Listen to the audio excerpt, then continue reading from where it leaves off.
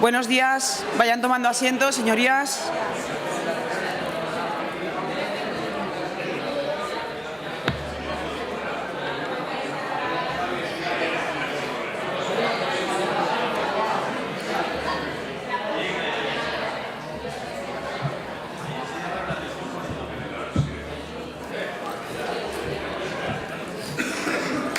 Reanudamos la sesión plenaria hoy, viernes, día 2 de febrero, con el primer punto del orden del día, interpelación número 3423, relativa a la política general en materia de deporte, formulada a la consejera de Presidencia, Interior y Cultura por el diputado del Grupo Parlamentario Socialista, señor Burrell. Señor Burrell.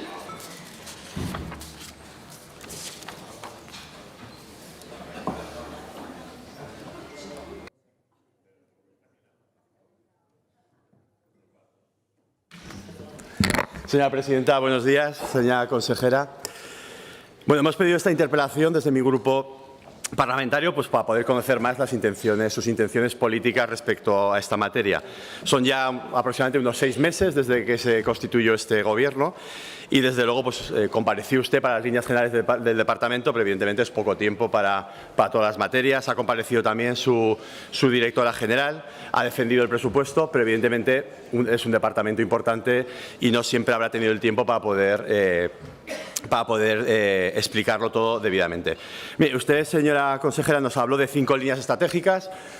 Su directora nos habló de 5 también. No eran las mismas, había una pequeña sintonía ahí. Vamos a hablar que ustedes han hablado de 6 líneas estratégicas: deporte y salud, mujer y deporte, deporte escolar, alto rendimiento, eventos e instalaciones deportivas. Esto suena muy bien, pero hay que bajar a la realidad, hay que bajar a poner esto en marcha, en ejecución, y esa realidad la marcan los presupuestos. Si me permite, señora consejera, le voy a hacer un símil deportivo, ¿no? Entre lo que es la pretemporada, ¿no?, de un deportista, de un equipo, y lo que es el periodo de competición. La pretemporada, evidentemente, sirve para prepararse. Hay que crear esa estructura física, técnica, táctica, para tener una base óptima para luego poder desarrollar y tener éxito en las competiciones. Bueno, pues esto viene a ser un poco lo mismo, pero esa pretemporada ya en este ejercicio ya ha pasado. Es decir, la pretemporada aquí son los presupuestos, es la herramienta que le va a permitir luego desarrollar esa temporada, en este caso, que es el curso. Y si lo permite, porque a mí me va persiguiendo en mi vida personal, me va persiguiendo lo de los ciclos de 4 años, pues un ciclo deportivo lo marcan los Juegos Olímpicos, lo marcan las Olimpiadas, son 4 años, una legislatura son 4 años, y dentro de esos 4 años pues también tiene que haber un periodo al principio de hacer una estructura que luego le permita desarrollar el resto de la legislatura. Usted ha iniciado ya un ciclo de 4 años, entiendo que entra en un campo probablemente nuevo para usted, lo desconozco, pero probablemente sea un campo nuevo, es un campo apasionante, pero es complicado. Y permita que diga, yo creo que ha desaprovechado una primera oportunidad de hacer esa buena temporada que serían estos primeros presupuestos. 4 años pasan muy rápidos, le quedan todavía 3 por delante, pero el tiempo pasa muy rápido, y yo creo que ha desperdiciado este primer presupuesto en una época, en un clima económico que yo creo que era muy favorable y propicio. Los siguientes ya veremos. Quiero decir, si en este clima no hemos conseguido aprovechar esta bondad para hacer un presupuesto fuerte, que luego se pueda modificar, que luego se pueda ir orientando a sus políticas, pues bueno, creo que hemos dejado pasar una primera oportunidad. Y mire, se lo voy a explicar. En primer lugar, le voy a plantear una serie de cosas que me gustaría que me explicara y algunas dudas que me surgen de la explicación que usted y su directora han hecho de lo que quieren que sea su política deportiva. En primer lugar, han hablado públicamente en sede parlamentaria y en medios de un aumento del presupuesto del 43-46%. Se lo dije un poco así por lo bajini en la gala del deporte. Digo, pues me lo tendrás que explicar porque a mí no me salen las cuentas. Mire, yo era de ciencias, acabé siendo de letras mixtas, que se decían antes, pero bueno, para calcular un porcentaje tampoco hace falta ser matemático. El presupuesto en el 2023 eran 11,5 millones, redondeando, un 43% de aumento nos daría 16,4 millones. Yo no los encuentro en ningún sitio. Es posible que usted me lo explique y yo le aceptaré y le agradeceré sus explicaciones. Pero vamos con esas líneas estratégicas. Deporte y salud. pues qué decir, lo hemos defendido todos los que hemos estado en esta tribuna hablando de deporte y los que hemos tenido algún tipo de responsabilidad. Ojalá el deporte y la actividad física, por hablarlo de una forma más general, se convierta en esa piedra angular que permita que nuestros ciudadanos tengan una mejor calidad de vida basada en la actividad física. Eso suena muy bien escrito, pero luego, claro, luego te vas a la práctica, te vas a los presupuestos, te vas a la memoria económica de los presupuestos y muy poquitas o ninguna palabra sobre deporte y salud. Sí es cierto que la señora García, su directora general, dijo que se quería hacer en colaboración, como no se tiene la competencia directa, que se quería hacer en colaboración con federaciones, entidades, comarcas y tal, pero yo le pregunto con qué presupuesto se va a hacer esto. Es cierto que la partida para federaciones y para proyectos deportivos y federaciones ha aumentado un 10%, entonces quería saber si ese aumento van a decir que sea para fomentar el deporte de salud o de dónde va a salir ese dinero. Y también pues, decirle que en el año 2023 había una partida para generar una aplicación informática que ayudara a la atención primaria, a los médicos, a prescribir deporte, que yo creo que es algo que va a ser fundamental. Eso se ha caído, probablemente porque era algún fondo. En el presupuesto no lo veo. Si usted me dice que está en el presupuesto, lo veremos. Pero claro, es que el presupuesto es la herramienta que tenemos para poder hacer políticas. Si no está en el presupuesto, habrá que meterlo, habrá que buscarlo. Vamos a ver. Inversiones. Bueno, es pronto, simplemente me gustaría que me adelantara un poco su intención respecto a hacer un plan de instalaciones deportivas para nuestros ayuntamientos. La directora general habló de más de 3 millones de euros para acompañar a todos los ayuntamientos de Aragón. Hombre, esos 3 millones de euros estarían bien para hacer plurianuales y empezar a hacer un plan de instalaciones, pero es cierto que al final no son 3, son 2 y para 6 municipios. Entonces, bueno, yo entiendo que era el primer presupuesto, que ustedes entran en agosto, pero por eso le pregunto a futuro cuáles son sus intenciones. Sobre deporte y mujer me voy a extender poco. Igual que con el deporte y salud, había 285.000, casi 300.000 euros en presupuesto en el 2023 y han desaparecido. Estoy seguro que quieren hacer cosas, pero si se quieren hacer hay que presupuestarlo. Si es con dinero de fuera del Ministerio, pues genial. Y si tienen que destinar recursos propios, pero ya estará en el presupuesto. No habrá que hacer luego modificaciones ni ajustes. Respecto al alto rendimiento, pues yo estoy francamente contento y encantado de que ustedes hayan presupuestado en el 2024 más del doble de ayudas para nuestros deportistas. Entiendo que es para eso, son casi 400.000 euros, es más del doble. Pero, señora consejera, y con todo el cariño le digo, repartir dinero en general es difícil, repartir dinero en deporte es muy complicado, es muy difícil. Es muy difícil repartirlo objetivamente en base a la ley de subvenciones y hacerlo de una forma que no genere ampollas es un poquito complicado. El señor Suso dice que no, que es muy fácil. Estoy seguro que ahí tiene un gran apoyo para hacerlo. Mire, le voy a poner un ejemplo muy fácil. Para empezar, yo veo la lista de beneficiarios de las ayudas económicas y, por ejemplo, pues yo creo que los deportes colectivos están de alguna forma, deben estar penalizados porque veo muy pocos deportistas de deportes colectivos.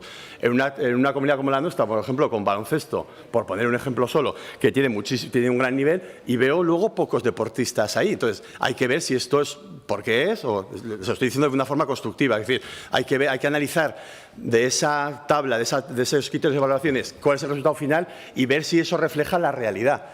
Porque a veces nos ponemos a hacer Excel, los técnicos aplican la ley, criterios objetivos, es complicado. Le voy a poner un ejemplo de fuera del deporte, porque así no pisaremos ningún callo. ¿Se imagina usted tener que repartir premios para 3 campeones de España aragoneses? Pero imagínese que es el campeón de España de guiñote, el de cinquillo y el de póker. ¿Todos tienen que recibir la misma cantidad porque los 3 son campeones de España? Yo ahí se lo dejo. Quiero trasladarle solo la dificultad de comparar modalidades deportivas tan complejas, tan amplias y con tantos niveles diferentes de exigencia.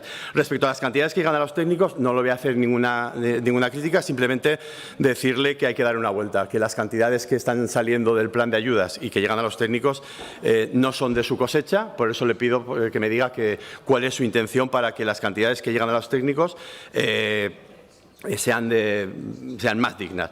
El deporte escolar, hay que hacer algún comentario. Ustedes han elevado sustancialmente los recursos que llegan a las selecciones autonómicas. Genial. Nuestros deportistas de las selecciones autonómicas, los que representan a Aragón en los campeonatos de España, van a tener muchos más medios. Habrá que ver en qué se destina. Pero sí que es cierto que de cara a llegar al deporte base, los juegos escolares que se hacen con convenios directos con las federaciones deportivas, se han congelado todos los convenios. Con lo cual, congelación de los convenios que llegan al deporte base, que llegan a todo el territorio y es en el que pueden generar actitudes positivas en nuestros escolares, pero han subido las de las selecciones. Me parece bien que se suba de las selecciones, pero dígame cómo vamos a conseguir que el deporte prenda en nuestros jóvenes, congelando el presupuesto de juegos escolares. Y respecto a eventos, que sería el quinto o la sexta línea estratégica, bueno, pues me parece muy bien que se invierta en eventos, los que salen en el presupuesto u otros que puedan salir de concurrencia. Señor Burrell, perdone, le recuerdo que tiene… Sí, lo sé. Gracias. No le voy a pedir estos 3 segundos que me ha quitado. Respecto a los eventos… Me refería que tiene turno de réplica por si se quiere reservar algún minuto. Sí, que lo sé. Que lo sé.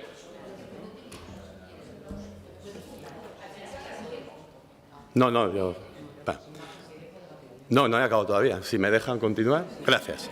Respecto a los eventos, que sería el quinto o sexto pilar estratégico, decirle que me parece muy bien que se invierta en eventos, los que salen en el presupuesto y los que no salen irán por concurrencia competitiva, pero sí que me preocupa la visión mercantilista que la directora general hizo en la comisión, en la que solo hablaba de retorno económico, de eficiencia económica y de que vuelva a venir. Eso me parece muy bien para el director general de Turismo, me parece muy bien para la directora general de Economía y me parece muy bien que se trabaje con ellos, pero yo creo que un evento desde la Dirección General del Deporte tiene que tener otros objetivos, como fomentar determinadas modalidades deportivas, dar cariño a nuestros deportistas, en definitiva, generar una mayor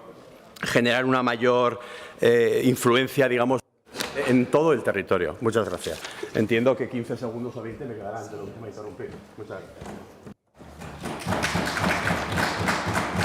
Gracias, señor Burrell. Turno ahora de la consejera.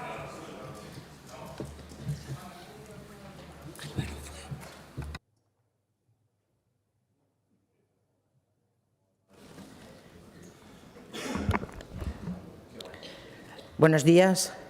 Gracias, señor Burrell, por darme la oportunidad de hablar del deporte.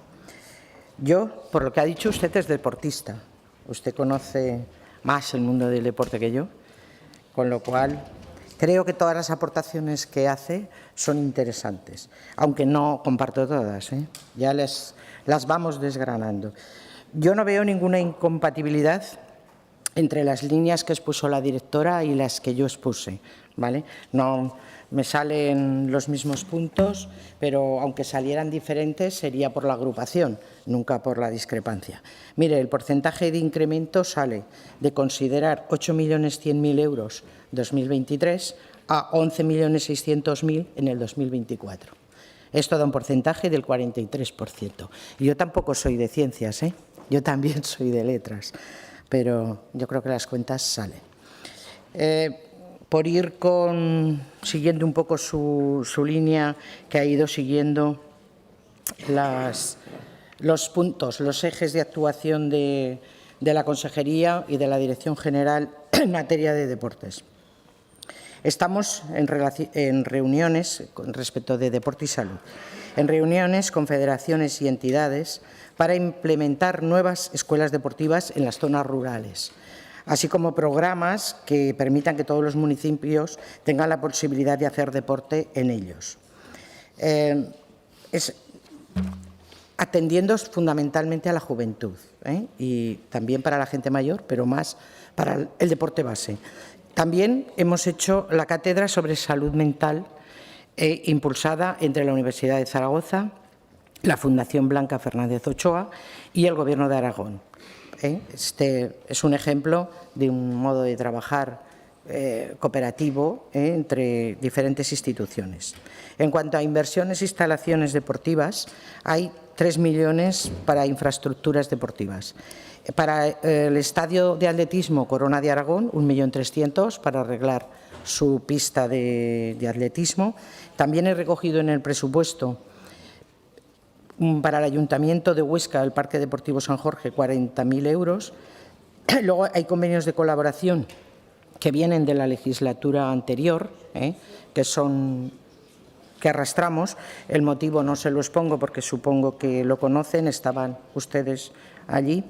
Que viene uno de colaboración con instalaciones deportivas con el Ayuntamiento de Teruel por valor de 750.000 euros, otro para instalaciones deportivas del Ayuntamiento de Binéfar por importe de 300.000 euros, otro con el Ayuntamiento de Alcañiz por el importe de 300.000 euros y luego con los ayuntamientos de Barbastro 150.000 y con el de Tarazona hay presupuestado 300.000 debido a exigencias que por la categoría que sus clubes han alcanzado se decide ayudar y colaborar al mantenimiento de sus estadios para que mantengan la categoría que en competición están ostentando.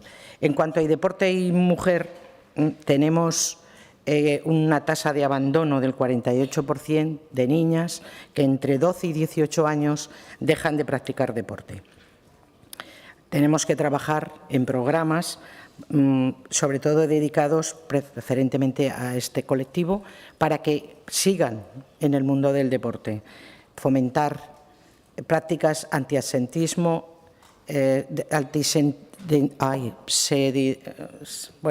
sedentarismo, ¿vale?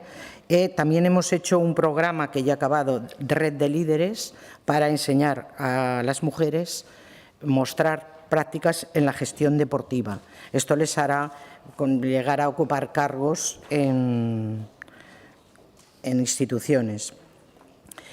¿Cómo vamos a conseguir, por ejemplo, lo de en los programas deportivos enfocados a colectivos de estas niñas de entre 12 y 18 años? Pues hemos anunciado una colaboración con la Sociedad Deportiva Huesca para impulsar el fútbol femenino en las escuelas, en el ámbito escolar. Con lo cual implantaremos programas de formación a lo largo de esta legislatura. En cuanto al alto rendimiento, se han incrementado las ayudas. Efectivamente, hemos pasado de 170.000 euros a 400.000. Yo discrepo de que haya dificultad en el reparto. A ver, ya simplemente para ser deportista de alto rendimiento hay unos criterios objetivos de parámetros para tener en cuenta si se es o no. Si se alcanza la consideración de deportista de alto rendimiento, tampoco viene bien que se discrimine por disciplinas. No lo entendería justo. Yo creo que no es difícil, no es difícil y están en ello. De hecho, no han acabado todavía de hacer este baremo. Las aulas de tecnificación, no las ha citado, pero también se las ha dotado para prestar un mejor servicio. Hemos pasado de 213.000 euros a 247. En eventos deportivos, ya les anuncio que hemos conseguido que el próximo partido de la selección absoluta masculina de baloncesto, que se celebrará en Zaragoza el próximo día 22, o el Campeonato de España de voleibol, que se celebrará en mayo en Teruel. Como ha sido deportista, sabe bien que los eventos deportivos tienen un plazo de programación que no es inmediato, hay que negociarlo, hay que hablar, hay que conseguir. Hemos conseguido 15 eventos que nos los han confirmado entre ámbito nacional e internacional. Les citaré alguno de ellos, no todos, porque hay acuerdos de difusión con los organizadores que no se pueden anticipar. Entre estos está el Campeonato de España de marcha, atletismo, un partido España-Letonia de baloncesto, la selección masculina, nacional masculina, al que ya he hecho referencia, un torneo internacional sub-17 con la selección española masculina de baloncesto en Huesca, el Mundial Master Trail, carrera de montaña en Canfrán, la prueba al Radical Free Riding, competición de esquí fuera de pista en Benasque, Campeonato de España y prueba internacional de cross en Tarazona, Jamón Cut, el torneo fútbol base en Calamocha con 400 participantes y sus familias, Vuelta a España ciclista femenina en 2024 en varias etapas. Aparte de ello, vamos a seguir apoyando la candidatura de fútbol para ser sede, no subsede, sede del Mundial de Fútbol en el 2030 y también apoyaremos el proyecto de la ciudad inteligente del deporte.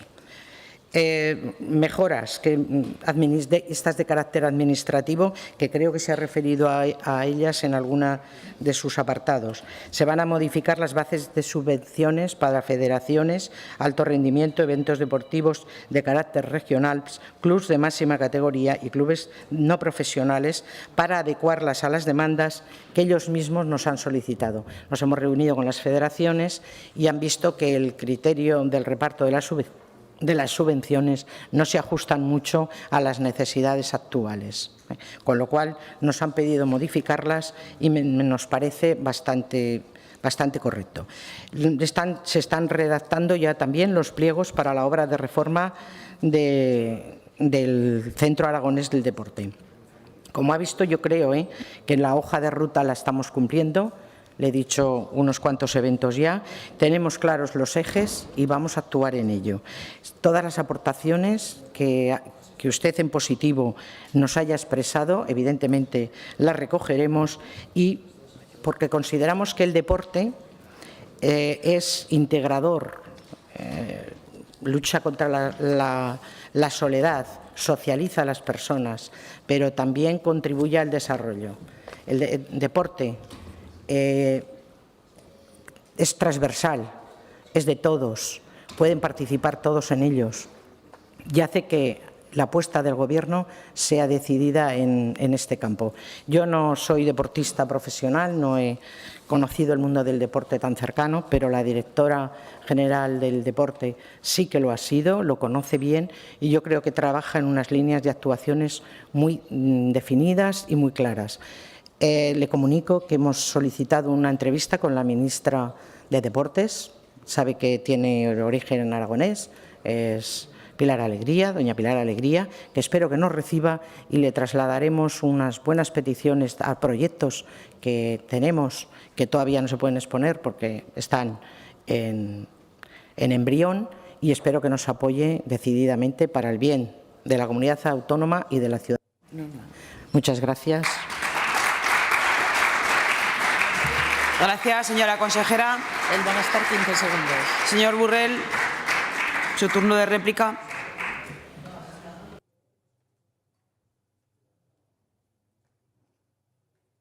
Bueno, simplemente, señora consejera, para desearle mucha suerte en el desarrollo de estas 6 líneas estratégicas y decirle que sí, que me parecen bien. Simplemente le quería decir un poco que en el presupuesto más expansivo de la historia se han quedado lejos de los presupuestos más expansivos que ha habido en deportes. Quiero decir, entonces ha habido un poquito de digo históricamente. Entonces, mucha suerte para desarrollar todas esas líneas. De luego va a contar con mi apoyo personal y, por supuesto, el de mi grupo parlamentario, porque entendemos que el deporte es una actividad positiva, como dice usted, transversal, desde los más pequeños hasta los más mayores, y más, como yo he dicho en alguna ocasión, en esta sociedad que nos lanza a una longevidad, yo diría casi extrema, y en la que cuanto mejor condición física se llegue, y ahí la actividad física tiene que ser fundamental, pues va a ser mucho mejor para todos, para el gasto sanitario y, por supuesto, para la calidad de vida. Le insisto, muchísima suerte, y yo lo que intento hacerle ver que está muy bien los ejes, está muy bien la estrategia, pero que veía alguna asintonía o alguna asincronización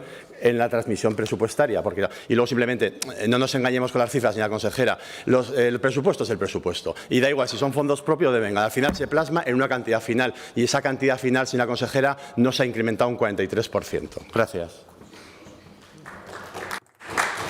Gracias, señor Burrell. Señora consejera, ha agotado el tiempo para la dúplica. Si quiere 30 segundos.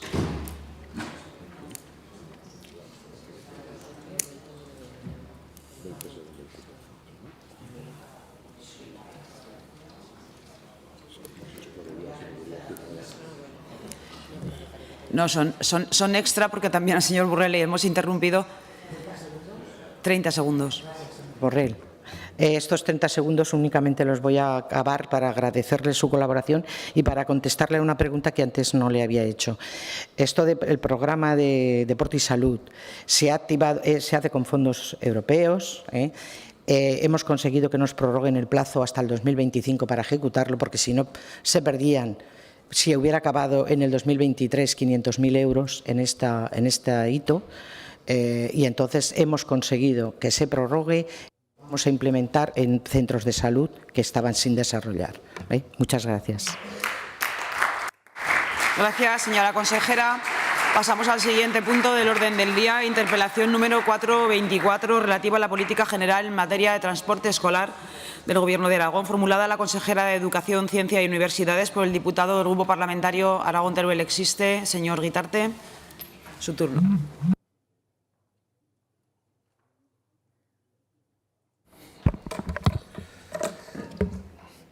Buenos días, señora presidenta, señora consejera.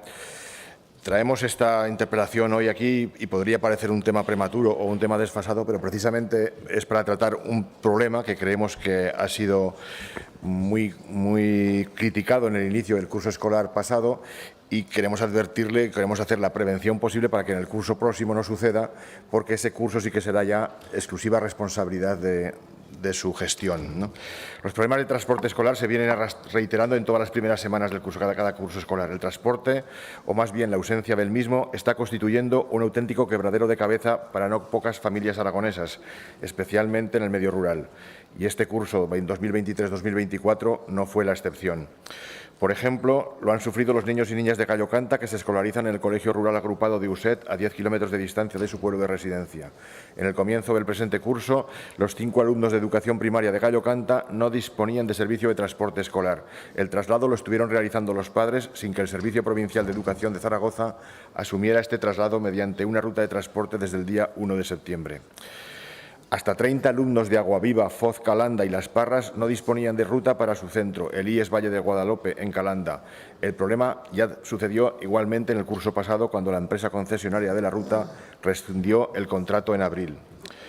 111 alumnos del IES Gúdar-Jabalambre de Mora de Rubielos han perdido varios días de clase en septiembre al estar afectados por la inexistencia de autobús en 3 de las 5 rutas escolares que llegan a este centro los primeros días de curso. El 2 de octubre, por ejemplo, los problemas de transporte escolar continuaban para 58 alumnos de las localidades de Olva y Fuentes de Rubielos que van a ese mismo instituto. Los problemas han afectado también a Alfamén, a Llueva, a los alumnos de formación profesional de Alcañiz y Caspe, y además estos problemas afectan también a los niños y niñas que están escolarizados en centros de educación especial. Y respecto a esto, hablando de educación especial, ayer mismo aún estaban sin resolver los problemas de Alcalá de la Selva, Rubielos y Camarena, que obligaron a los padres a manifestarse. Pero no solo es durante el periodo de comienzo de curso cuando se ven afectadas las deficiencias de este servicio. Hay otros casos a lo largo del curso, como los vehículos que no siempre cuentan con las condiciones y equipamientos necesarios para transitar por carreteras en invierno. Las rutas se interrumpen con demasiada frecuencia. Hay que activar las alertas, no cabe duda, pero también es necesario prevenir las situaciones y afrontar con seguridad situaciones cotidianas. Hay que disponer de un parque de vehículos que pueda hacer frente a estas accidentalidades. No me refiero a los episodios meteorológicos de riesgo, sino a las heladas diarias que, por ejemplo, hay que saber que suceden y que suceden con cierta frecuencia. Hemos recogido muchos datos a través de personas que se han dirigido a nosotros y también de la prensa. Hay un informe completo. Imagino que no todo lo exhaustivo que puede ser, imagino que ustedes también lo conocen. Solo queremos, con estos ejemplos, dar un toque de una pincelada sobre la situación en el inicio del curso pasado. El servicio de transporte escolar es imprescindible para garantizar la escolarización de calidad en el medio rural y la escolarización de calidad en las pequeñas poblaciones. De manera que necesitamos precisamente un diagnóstico previo, completo y más detallado que ofrezca una perspectiva general en su funcionamiento. Necesitamos que ustedes elaboren un informe sobre el transporte escolar en Aragón, que recoja todas las rutas con sus características y que analice los problemas estructurales y coyunturales que tiene este servicio. ¿Puede publicar su departamento esa estadística con los alumnos que tienen necesidades de transporte escolar? ¿Podemos conocer la evolución por centros educativos y transporte escolar y rutas de transporte en los últimos 5 años? ¿Tiene elaborado, por ejemplo, un inventario de las rutas de transporte que en este curso 2023-24 han tenido problemas y referidos todos ellos, problemas de planificación, así como la resolución que se ha aportado a cada una de estas incidencias? ¿Dispone de un análisis y de un diagnóstico de cuáles son los problemas del transporte escolar en Aragón? Como sabe, hay una normativa a nivel estatal para regular esta cuestión, pero que nosotros sepamos no existe una normativa específica en Aragón para abordar la planificación del transporte escolar y para gestionar las rutas de este servicio, y es necesario que se elabore al menos a nivel reglamentario.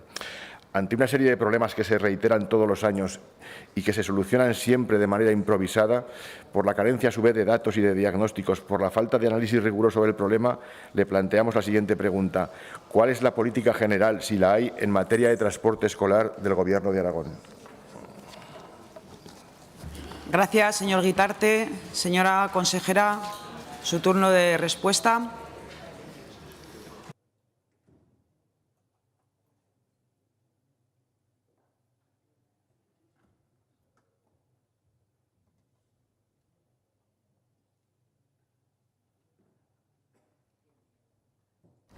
Gracias, señora presidenta. Señor Guitarte, voy a contestarle claramente a la última pregunta que me acaba de hacer en relación a la política general en materia de transporte. Estamos trabajando en ella. Yo cuando he llegado no había nada de política general en materia de transporte. Luego ahondo en los ejemplos que usted me ha puesto encima de la mesa, que yo también los tengo puestos aquí. Porque cuando ustedes en los pasillos me dicen, y hacen muy bien, mira a ver, Claudia, qué pasa con el transporte en no sé dónde, yo inmediatamente intento solucionarlo. Pero ahora le contaré cuántas rutas tenemos y cuáles son nuestros problemas. Pero sí que quería comenzar diciendo que la equidad educativa es un objetivo fundamental de cualquier sistema educativo que aspire a ser justo e inclusivo y que una de nuestras preocupaciones, como ustedes saben, es el ámbito rural. Porque, al fin de cuentas, trabajar en esa equidad significa trabajar para que todos los niños y niñas de Aragón tengan las mismas oportunidades de acceder, participar y tener éxito en la educación, independientemente del contexto social, económico o, sobre todo, el lugar donde hayan nacido o donde vivan. Y uno de esos factores fundamentales para conseguirlo es el transporte escolar. El transporte escolar, que, como les digo, es un servicio esencial que garantiza que todos los estudiantes tengan acceso a una educación de calidad. Ese transporte escolar puede ayudar a promover esa inclusión educativa que llevamos en el ADN y en nuestro programa, porque necesitamos que los alumnos vivan esas experiencias personales y educativas, y así el enriquecimiento personal y académico de nuestros alumnos será el triunfo de la comunidad autónoma. Sabemos dónde vivimos, sabemos cómo es la comunidad autónoma de Aragón, sabemos la gran dispersión geográfica, sabemos su baja densidad de población, lo que hace del transporte en el mundo rural un transporte complejo y complicado, aunque por eso no debe ser excusa para que intentemos salvar todas las dificultades. De ahí que yo le reitero cómo esas rutas escolares deben ser un servicio esencial para la educación en el mundo rural, y los Gobiernos plasman sus compromisos en los presupuestos. Y lo que yo le puedo decir es que nosotros hemos aumentado la partida de gastos de transporte de 18 millones de euros, que estaba en el año 23, a 21 millones de euros. Es decir, el Gobierno del presidente Azcón ha aumentado los gastos de transporte para el año 24 en un 20%.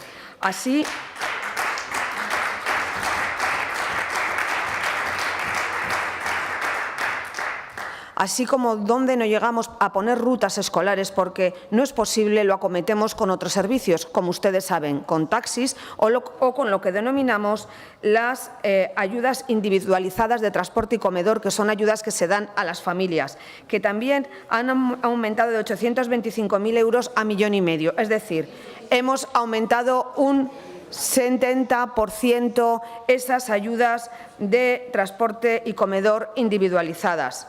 Esas son las primeras medidas que el Gobierno del presidente Azcón ha llevado a cabo. También le digo que los objetivos dentro de esa política general que usted me insta a que tengamos y que, por supuesto, es lo que vamos a hacer, se basan en 4 puntos fundamentales. El primero, en dialogar con la comunidad educativa, con cada centro en particular, con los horarios, con el comedor, con el transporte. Pero valorar también, y usted sabe por dónde voy, que tenemos que dialogar mucho también con otros niveles institucionales, con los ayuntamientos, con las comarcas, porque nos ayudan mucho, señor Guitarte. También tenemos que revisar y valorar la actual orden del transporte de mayo del 2013, porque tenemos que mejorar y adaptar esos aspectos que se recogen en la última orden de 2013 y en ello llevamos meses ya trabajando en las 3 provincias, tanto en Zaragoza, Huesca como en Teruel. Y también a lo largo de la legislatura queremos extender la gratuidad de comedor y de transporte escolar para todos los alumnos de educación especial escolarizados en centros sostenidos con fondos públicos. Eso también lo queremos hacer. Además, vamos a aumentar el sistema de becas y ayudas de comedor, de material escolar, para dispositivos digitales y para residencia y transporte, y hablaremos en la segunda parte de esto en las enseñanzas posobligatorias. Ahí aparecen los alumnos de formación profesional. Y con esto yo creo que le he dado unas pocas pinceladas acerca de en qué estamos centrando esa política general, que tiene que ser una política a largo plazo, que nosotros nos hemos encontrado sin política general de transportes y que sí que deseamos hacer. Muchas gracias. Gracias, señora consejera. Señor Guitarte, su turno de réplica.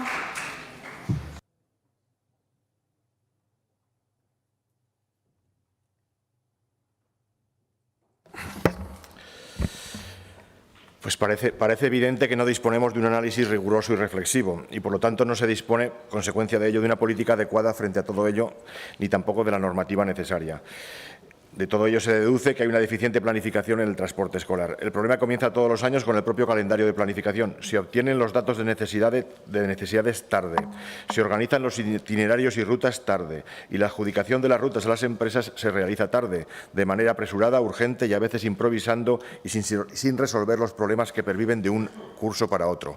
Este problema de planificación que se viene arrastrando afecta a los alumnos que lo necesitan y a sus familias, pero sobre todo afecta a la calidad del servicio educativo y desincentiva la vida en el medio rural. Pero esta falta de previsión, unida a la condición de que las adjudicaciones tienen carácter anual, tiene también efectos sobre las propias empresas que prestan el servicio. Al ser adjudicaciones de plazo corto, un año, a veces improvisadas, las empresas no disponen de seguridad para planificar su material móvil o los vehículos, no pueden realizar inversiones y, por lo tanto, no modernizan su parque de vehículos y no los adaptan al número de personas que irán realmente en la ruta. De manera que por estos procedimientos el servicio pierde calidad. Hay pocos alumnos para vehículos muy grandes, hay vehículos que no pueden funcionar cuando hay un poco de hielo, hay vehículos muy pequeños para un número elevado de alumnos. El transporte escolar es un servicio imprescindible para garantizar el acceso a los centros educativos desde los lugares de residencia en el medio rural de los niños y de las niñas. Para que funcione es imprescindible el diálogo y la colaboración entre todas las administraciones, como usted también ha dicho. Tanto los departamentos de Gobierno como el suyo, en educación, también el de Fomento, Movilidad y Logística, y también, en su caso, los ayuntamientos y las comarcas deben lograr que el servicio funcione bien todos los días lectivos. Y, por otro lado, y es un tema importante, hay un problema en la concepción del transporte escolar por parte del Departamento. No estamos solo ante un servicio de movilidad, sino que estamos ante un propio servicio educativo. ¿Cómo se puede hacer? En primer lugar, debe existir la figura del profesor coordinador de transporte escolar en todos los centros que tengan rutas. Una figura con funciones concretas, todos los días de la ruta, en la llegada y en la salida de la misma, y que organiza actividades educativas específicas para los alumnos que la utilizan. Una figura, obviamente, con reconocimiento salarial por este incremento de trabajo y de disponibilidad al profesor que asuma esta función.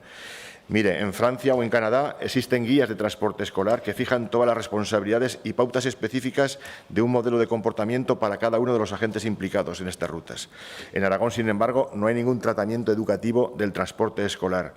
El transporte escolar debe ser, por contra, un espacio educativo más en los centros escolares y, por lo tanto, debe responder a una finalidad educativa, debe tener una gestión y una visión educativa. Es decir, debe tener un tratamiento de formación que eduque en la convivencia, en el uso de los espacios y de los transportes públicos. Es un ámbito idóneo para trabajar la convivencia y el respeto entre los alumnos y las personas, dentro de los vehículos y en cada una de las rutas. El problema de convivencia, que puede estar presente en muchas rutas, exige un tratamiento educativo. No puede darse por sentado que las cosas funcionan. Por el contrario, se debe ofrecer esta mirada educativa y formar en el desempeño a las alumnas y a los alumnos sobre el conocimiento del tráfico, de la movilidad, de la seguridad y de la convivencia en actividades públicas. La ruta, por ejemplo, no puede ser un refugio, como muchas veces pasa, para el bullying, ni para el acoso a alumnos o alumnas. El bus escolar debe ser un espacio educativo en el respeto, en la convivencia y en el orden, aprendiendo a respetar a los conductores, a los acompañantes y a todas las personas que están en la ruta. Entonces, consecuencia, seamos capaces de generar de lo que actualmente solo es un problema de movilidad, también un espacio educativo en el que salgamos probablemente todos mucho mejor formados. Muchas gracias. Gracias, señor Guitarte. Señora consejera, su turno de dúplica.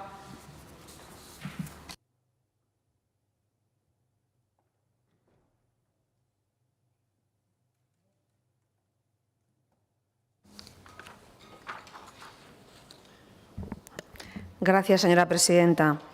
Señor Guitarte, estoy de acuerdo con usted en que la política general de transportes no solamente tiene que contemplar lo que son los traslados, sino que debemos hacer espacios educativos y de convivencia en esos transportes y en esos traslados. Yo cuando observo y miro las rutas en muchas partes de Teruel y en otras de Huesca, donde a lo mejor tengo jóvenes o niños que tienen que estar en el autobús 45 minutos, también observo alguna ruta en Zaragoza donde también los niños pasan 45 minutos o una hora y dices, es demasiado tiempo para, como usted dice, se puedan producir algunos de los problemas más importantes que tenemos de convivencia, como puede ser el bullying.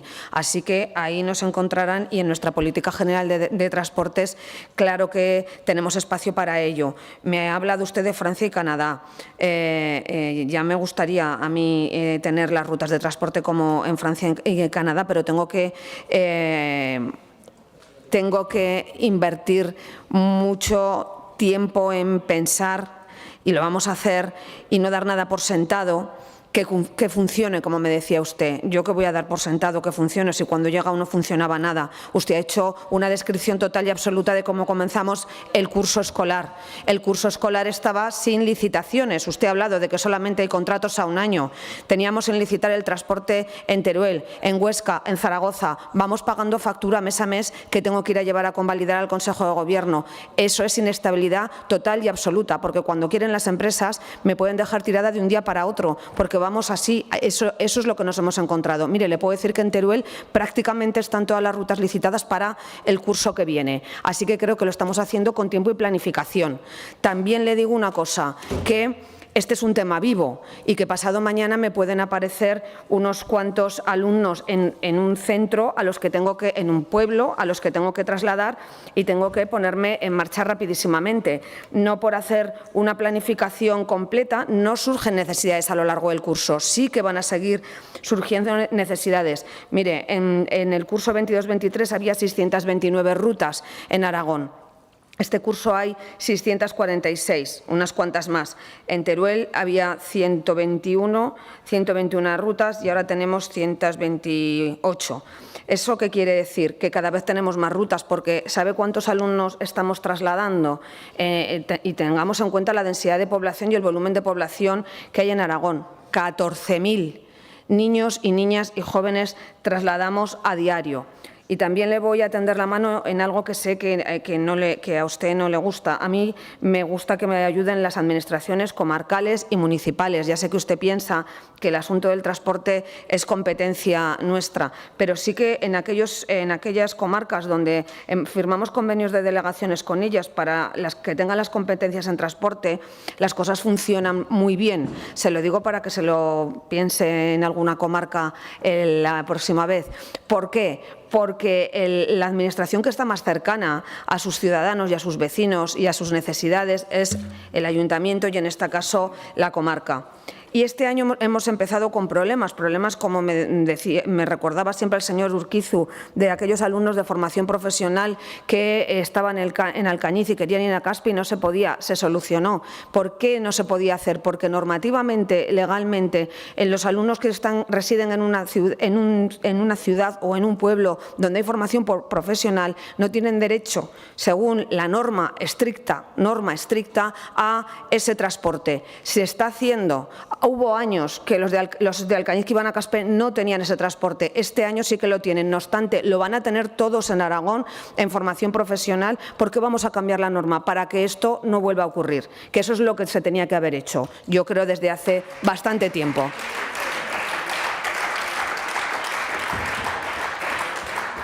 Y también el otro día, como yo les digo, a mí me encanta que me cuenten las cosas pequeñas de los pueblos, porque yo a todos los pueblos de Aragón es imposible que me entere. Se enteran ustedes antes. El señor Izquierdo me decía, Claudia, que tenemos 2 alumnos de primaria en Abejuela que tienen que ir a estudiar a Valencia y que necesitan un taxi. Bueno, pues ya está solucionado. Los alumnos de Abejuela, 2 alumnos que viven en Abejuela y que van a la Comunidad Valenciana, ya tienen un taxi para poder ir a estudiar al colegio que sus familias desean, que ni siquiera está en la Comunidad Autónoma de Aragón, sino que está en la Comunidad Autónoma de Valencia. Simplemente mi compromiso a planificar, a llevar a cabo una política de transporte que incorpore un espacio de convivencia, como así el señor Guitarte me ha indicado que me parece una de las mejores propuestas que se me han podido hacer en materia de transporte. Muchas gracias. Gracias, señora consejera. Pasamos al siguiente punto del orden del día, interpelación 224, relativa a su política en materia de empleo, formulada a la consejera de Economía, Empleo e Industria por la diputada del Grupo Parlamentario Socialista, señora Gastón. Su turno.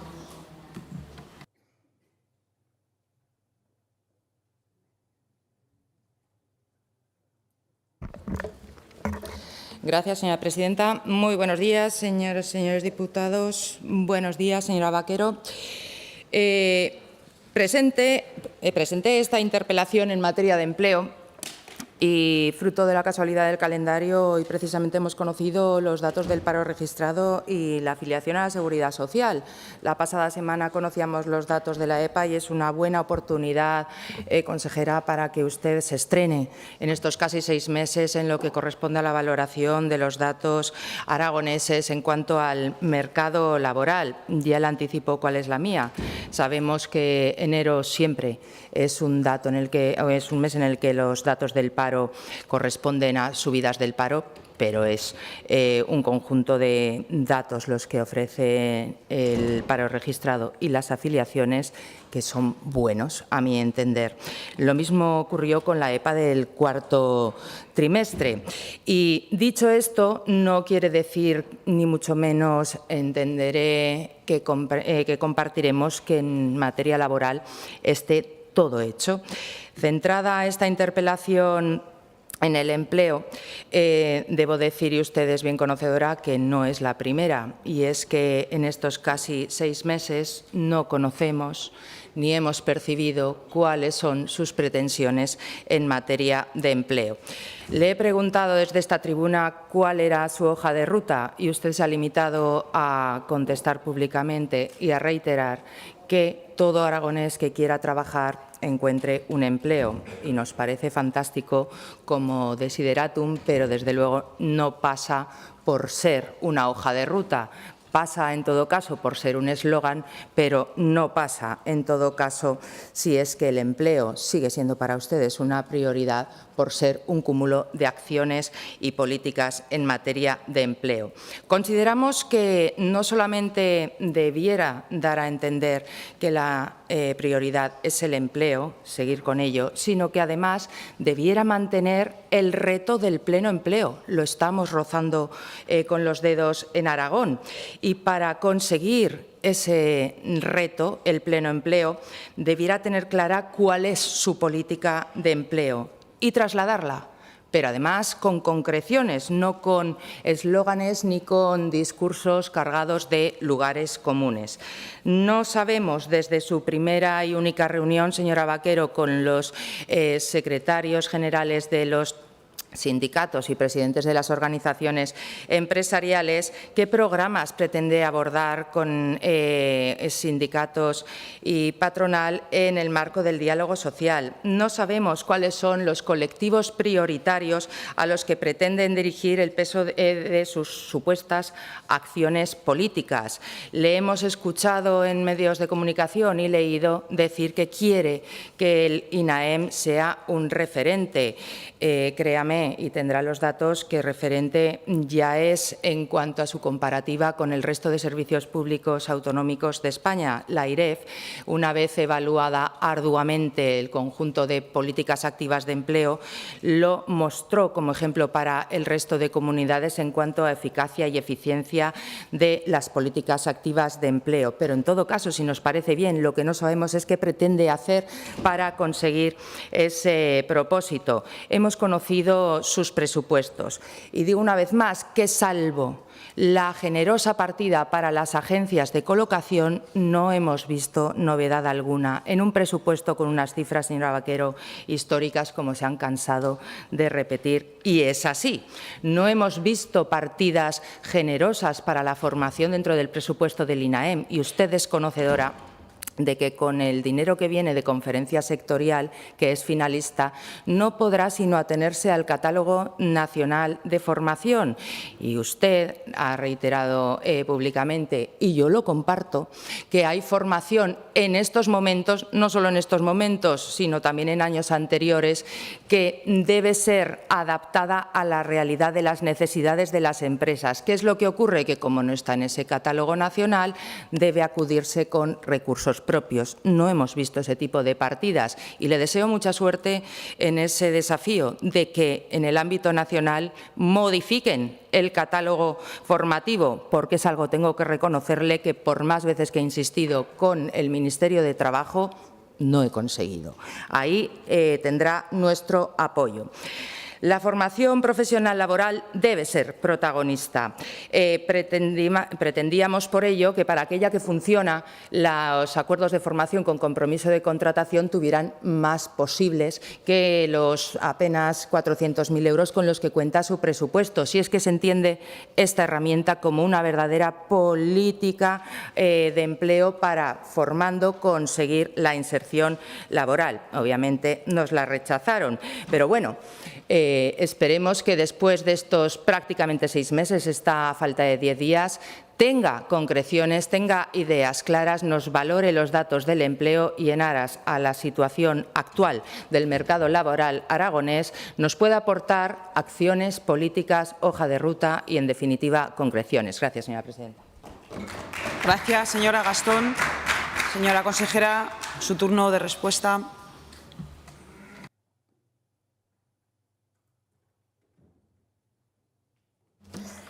Gracias, señora presidenta. Señora Gastón, vuelve usted hoy a activar y presentar la misma interpelación que presentó ya en el mes de noviembre.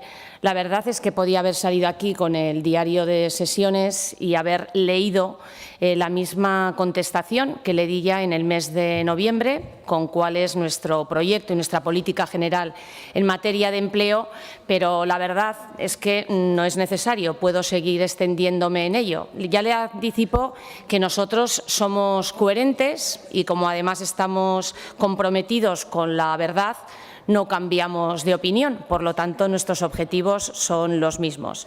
En cuanto a los datos que hemos conocido, pues evidentemente no son fruto de la casualidad. Me imagino que si fueran malos datos, ustedes los hubiera imputado a la política de empleo de este Gobierno, aunque luego diga que no la hay, y como son positivos, pues bueno, se reconforta con ellos, pero no son fruto de la casualidad. Que el mes de enero efectivamente sea tradicionalmente un buen mes, pero que este haya sido el mejor en los últimos 16 años, no es fruto de la casualidad. Que en estos momentos seamos la tercera comunidad autónoma con mejores datos en materia de empleo no es fruto de la casualidad. Que se hayan incorporado 17.000 mujeres al mercado de trabajo no es fruto de la casualidad, y que con ello se haya estrechado esa lacerante brecha laboral entre el empleo femenino y el empleo masculino que tantas veces denunciamos. Que en estos momentos también sea la mejor cifra de empleados desde el año 2008 y que se haya superado los 600.000 ocupados, tampoco es fruto de la casualidad. Evidentemente, eso es fruto de un trabajo, de una política que está aplicando ya el Ejecutivo, el Gobierno de Aragón, y que, lógicamente, más que tener que estar en esa retahíla de anuncios permanentes, esto lo demuestran los hechos. Se lo voy a volver a decir. se lo voy a volver a decir, porque hay una serie de deseos, de aspiraciones que entiende todo el mundo y que identifican cuál es la política de empleo del Gobierno de Aragón. Y es que, efectivamente, que todo aragonés que quiera trabajar encuentre un empleo y que toda empresa que necesite un perfil, tanto en los sectores tradicionales como en los nuevos sectores que está impulsando el Gobierno de Aragón, encuentre esa persona con la debida cualificación y formación. Nuestra política de empleo es esa que se corresponde además con el mandato constitucional, que es orientar las políticas de empleo, la política económica y social, al pleno empleo, a la formación y a la recualificación profesional. Ese es nuestro principal objetivo. Y ya con estos presupuestos de 2024 nos hemos marcado 7 objetivos fundamentales, que se los voy a concretar y que luego en la segunda intervención seguro que me puedo extender en ellos. Lo más importante es que los protagonistas en nuestras políticas de empleo no es el Gobierno, no es el autobombo del Gobierno, porque incluso con estos buenos datos que estamos conociendo, se lo sigo diciendo, no somos un Gobierno conformista. Y hasta que no encontremos ese equilibrio entre lo que quieren los trabajadores y lo que necesitan las empresas, nosotros no nos vamos a conformar. Nuestros objetivos, fundamentalmente en materia de empleo, es seguir trabajando en la formación para el empleo, pero con mayor éxito, con mayor adecuación, trabajando tanto con personas empleadas como desempleadas y para conseguir que con una mayor cualificación, con una mejor preparación, con una más acertada formación, pueda incidir también en la productividad y la competitividad de las empresas. Los trabajadores son los protagonistas de las políticas de empleo, pero también las empresas. Nosotros pensamos que la Administración está para prestar servicios públicos, no para crear riqueza. Por eso, cuanto más preparados estén esos trabajadores, mayor será también la aportación de las empresas a la prestación de los servicios públicos de calidad y al desarrollo y a la prosperidad de nuestra comunidad autónoma. Además, también otro de los objetivos es la formación con alternancia en el empleo, fundamental también que se pueda desarrollar para seguir insistiendo en esa recualificación. La mejora de la empleabilidad con la inserción laboral, dirigida también a los colectivos que más necesitan ese apoyo de inserción. La integración laboral de personas con discapacidad y de otros colectivos con riesgo de exclusión es nuestro cuarto objetivo. Porque dentro de esos protagonistas que son los trabajadores tenemos muy claro que hay una serie de colectivos que requieren especial atención y que han sido desatendidos en las 2 anteriores legislaturas, como son las mujeres, como son los jóvenes, como son los mayores de 45 años y como son los parados de larga duración. También forman parte de estos objetivos. El quinto objetivo son las medidas de inserción sociolaboral. El sexto objetivo es el apoyo a emprendedores y promoción de su actividad. Para nosotros no solamente va a ser importante fomentar la empleabilidad de todos esos trabajadores, insisto, con la cualificación y la formación como herramientas permanentes, sino además fomentar también el emprendimiento. Esos emprendedores, esos autónomos que sufrieron el abandono en las 2 anteriores legislaturas y que de hecho provocó que más de 3.500 autónomos solamente en 4 años desaparecieran en Aragón. A ellos también van a ir dirigidas nuestras políticas de empleo. Y, en séptimo lugar, el fomento de la contratación, fundamental. Disculpe, señora vicepresidenta. Sí. Está en su primer turno, simplemente por advertirle que lleva 3 minutos 50 de restante. Muchas gracias, presidente. Esos son nuestros 7 objetivos. En torno a ellos va a girar nuestra política, teniendo como protagonista, repito, a los trabajadores, a las empresas y, sobre todo, también a la intervención de los agentes sociales bajo el marco del diálogo social que ya formalizamos con esa declaración institucional y que nos hemos reunido ya en muchas ocasiones con todos ellos, pero como nosotros no recurrimos a la política del autobombo y del anuncio, se lleva con discreción para ser efectivos y seguir teniendo estos datos. Sigo en mi segunda intervención. Gracias, señora vicepresidenta. Señora Gastón, es su turno.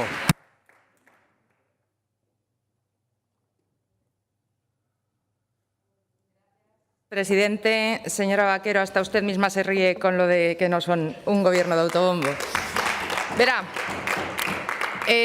quizás quien debiera repasar el diario de sesiones, señora Vaquero, y se lo digo con todo cariño, es usted, porque he empezado esta interpelación en mi primera intervención resumiendo cuanto usted dijo y reiteró como única política en materia de empleo, que todo aragonés que quiera trabajar encuentre un empleo, si nos parece fantástico. Hasta mi sobrino podría decir eso en cuanto se le preguntara por políticas en materia de empleo. Señora Vaquero, le he pedido concreciones. Enero, tradicionalmente, supongo que habrá sido un lapsus, no es un buen mes en materia de empleo. Enero, tradicionalmente, es un mal mes en materia de empleo. Otra cosa es que este haya sido el mejor enero desde 2008. Pero verá, no nos ha dicho ninguna concreción. Yo he tomado nota y más allá de eso que tanto le gusta y goza ahí como estando en líquido amniótico, que es criticar, cuanto nos ha dado es una lista de deseos. Los ha ampliado. 7 objetivos. Nos parece muy bien. No creo que se distancien apenas en los que hemos tenido en los 8 años anteriores, que yo no he nombrado el pasado, lo ha nombrado usted. Pero lo que no nos ha dicho es ni una concreción, ni una acción.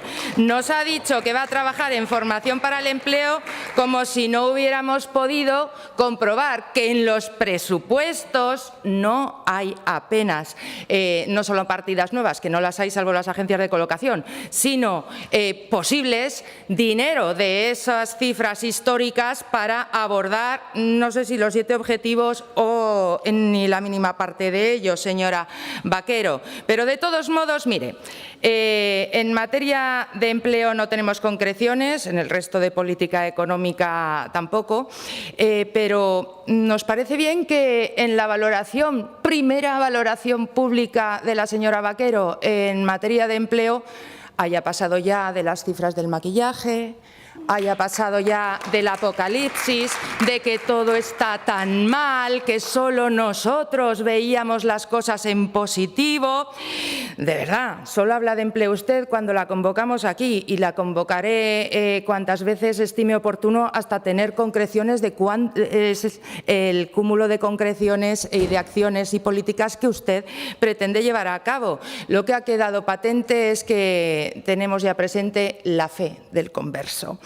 Y verá, esto me da pie a redundar en la gran visión estratégica y política de alguien que durante 8 años ha sido presidente, presente, no ausente, y que creo que Aragón ha tenido una gran suerte de que tuviera un presidente como el señor Lambán, que después de las elecciones del 28 de mayo y durante ese largo periplo de 73 días que se tomaron para cerrar el gobierno, pasando por encima del progreso y bienestar de la comunidad, teniendo una comunidad prácticamente en parálisis, porque bien saben que en periodo de funciones no se puede sino tramitar lo justo y necesario.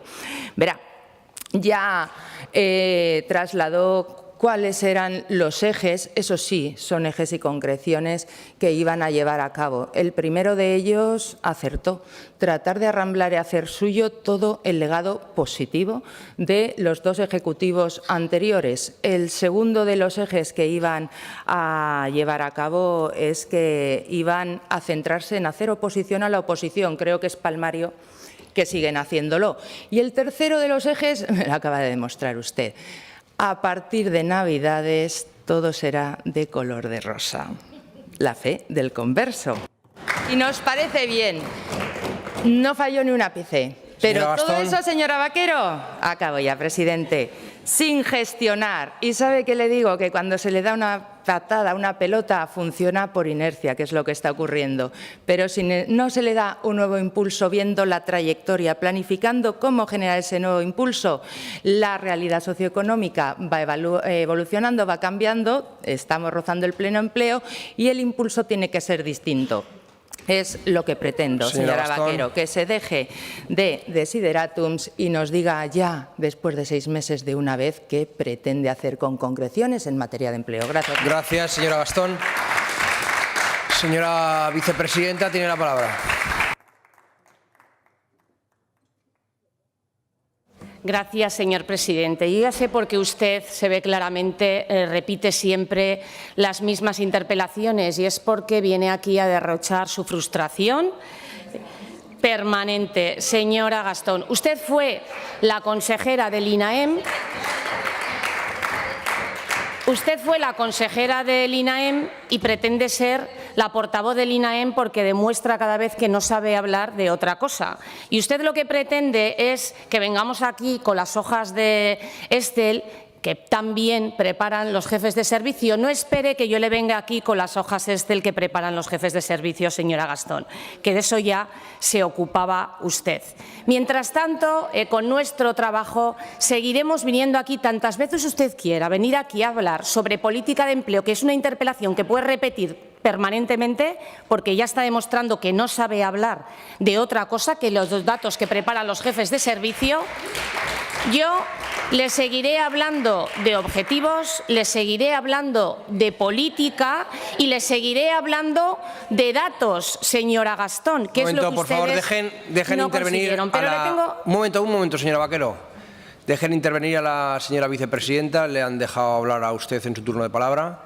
Continuamos. Pero mientras usted sigue derrochando su frustración, los aragoneses encontrarán cada vez medidas más efectivas. Yo le he hablado de los objetivos, le he hablado de quiénes van a ser los protagonistas de nuestras políticas. Y además luego tenemos también las herramientas que van a ir destinadas sobre todo a las diferentes líneas y convocatorias que vamos a desarrollar. Que, por cierto, estaba revisando las que se van a llevar a cabo en estos momentos, las bases reguladoras, y fíjese, muchas de ellas, estas les van a sonar.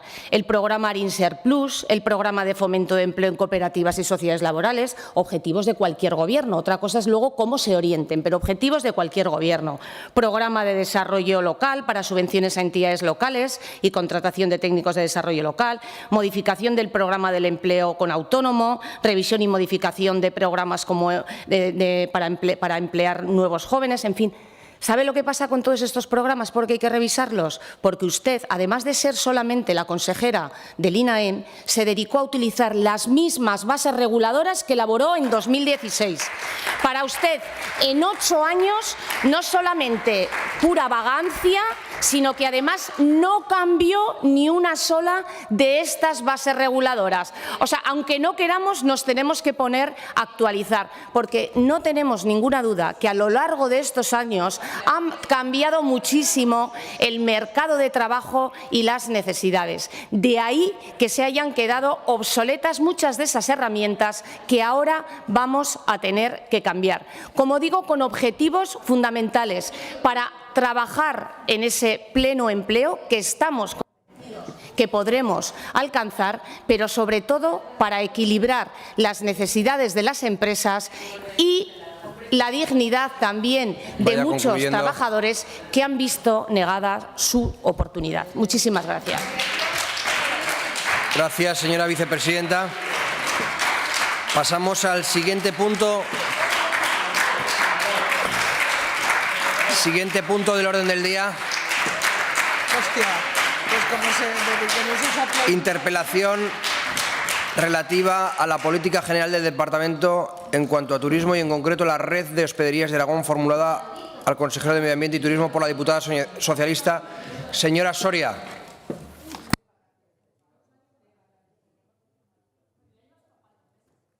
Gracias, señor presidente. Desde luego que los tiene bien aleccionados, señora Vaquero, porque el día que concrete y haga algo, creo que acabarán haciéndole la ola. Señor consejero. Por favor, un momento, señora Soria. Por favor, señores diputados, cálmense. Es el turno de la señora Soria. Interpelación sobre las hospederías. Gracias, presidente. Buenos días, señor consejero. Empezamos este nuevo periodo de sesiones, primer pleno, primer viernes de sesión de control al Gobierno, y en este caso esta portavoz ha decidido interpelarle sobre uno de los sectores fundamentales en nuestra comunidad autónoma, como es el sector turístico, y en concreto sobre la red de hospederías. Su consejería anunció una medida en donde se hablaba de unos bonos especiales del 50% que iban a beneficiar a los los aragoneses en esas estancias, en esa red, hospederías pertenecientes a esa red. Como no sabemos absolutamente nada más que este anuncio, le dejo el turno de palabra para que explique qué y cómo y posteriormente poder debatir. Gracias. Gracias, señora Soria. Es el turno del señor consejero. Señor Blasco, tiene la palabra.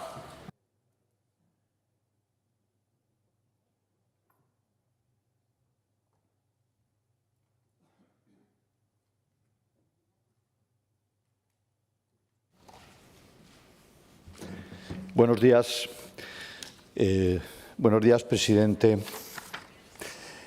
Y buenos días a todos. En primer lugar, quería agradecer la deferencia que han tenido en aplazar, en hacer el cambio de la interpelación de la segunda a la cuarta, porque así he podido estar en otra reunión importante con el presidente de la Confederación Hidrográfica del Ebro. Dicho eso, señora Soria, decirle que, bueno, en media hora, en 10 minutos tendremos tiempo de hablar, pero permítame que primero sitúe lo que en opinión del Gobierno es la situación actual de las hospederías. Las hospederías, si me permiten, en su conjunto no están funcionando bien. Luego me extenderé un poquito más. En su conjunto quiere decir que llevamos 32 años con las hospederías y el cambio en la gestión ha sido continuo en casi todas y con todos los gobiernos. Luego hablaremos que se pueden gestionar directamente o indirectamente, pero nace la red de hospederías en el año 91 y con la puesta en valor de la hospedería de Argís, que fue el primer establecimiento, y todas buscan cumplir con el objetivo de vertebración territorial y de lucha contra la despoblación. Y esto estamos hablando del año 91. El decreto que regula la red de hospederías es de 2005 y fija los criterios necesarios, que son el asentamiento del hotel en cuestión en un edificio de interés patrimonial o en un entorno paisajístico o monumental. En segundo lugar, la ubicación también en una zona que precise de una dinamización económica y social especial y que el análisis de viabilidad económica sea favorable. Cuando se elabora el decreto, se concretan 7 hospederías: Argís, Roda de Isábena, Loarre, el Mesón de la Dolores, la Iglesuela del Cid, Sádava y Monasterio de Rueda. Luego se añaden el Castillo del Papaluna en Illueca y el Monasterio Nuevo de San Juan de la Peña y el Palacio de Ayepuz. En la actualidad son 9, porque Argís se cierra, 10 menos 1, 9. En definitiva, son edificios emblemáticos, inmuebles de carácter histórico-artístico, inmuebles de relevancia, y algunos funcionan mejor. Yo creo que el que mejor funciona es el Mesón de la Dolores, que está dentro del casco histórico de Calatayud, y hay otras que tienen más dificultades. Dice el decreto que podrán ser gestionados directamente por la Administración o indirectamente. Hasta ahora, en 32 años, se ha utilizado más la externalización de la gestión y ha habido problemas. Hay hospederías que, como digo, no han dado problemas, se han gestionado relativamente bien. La de Roda de Isábena, que por su tamaño, que es muy pequeña, no ha generado grandes problemas, y el Mesón de la Dolores. Pero el resto de las hospederías sí que ha presentado problemas desde un principio. No siempre han estado bien ubicadas en un destino turístico, sí que estarán en un edificio emblemático, pero no en un destino turístico. La restauración de los edificios ha sido lo que ha primado en la red de hospederías en todas las ocasiones, pero no se ha hecho un planteamiento especial desde el punto de vista hostelero u hotelero. Sí patrimonial de restauración, pero probablemente no. La ausencia de espacios lúdicos en las hostelerías. Esto es muy importante. El turista de hoy no es solo contemplativo, no va solo a ver la hospedería de Iglesuela o la de San Juan de la Peña, que llaman la atención por sí mismas. requiere experiencias y en algunas hospederías no las hay. La capacidad hotelera es otro de los problemas. Si no cabe ni siquiera un autobús en una hospedería, pues es un problema, porque tienes que ir a un mercado de viajes más individuales. La gestión de personal es otro gran problema. Si personal en hostelería es un problema en las grandes ciudades o en las capitales de provincia, llevar personal a una hospedería que quiera trabajar si no tiene vivienda es otro problema. Y la gestión comercial, porque no hay una gestión comercial uniforme de toda la red de hospederías. Y las relaciones institucionales con los ayuntamientos o con las comarcas tampoco ha sido siempre ejemplar, ha habido problemas. Luego le detallaré un poquito más todo esto y le detallaré lo del bono.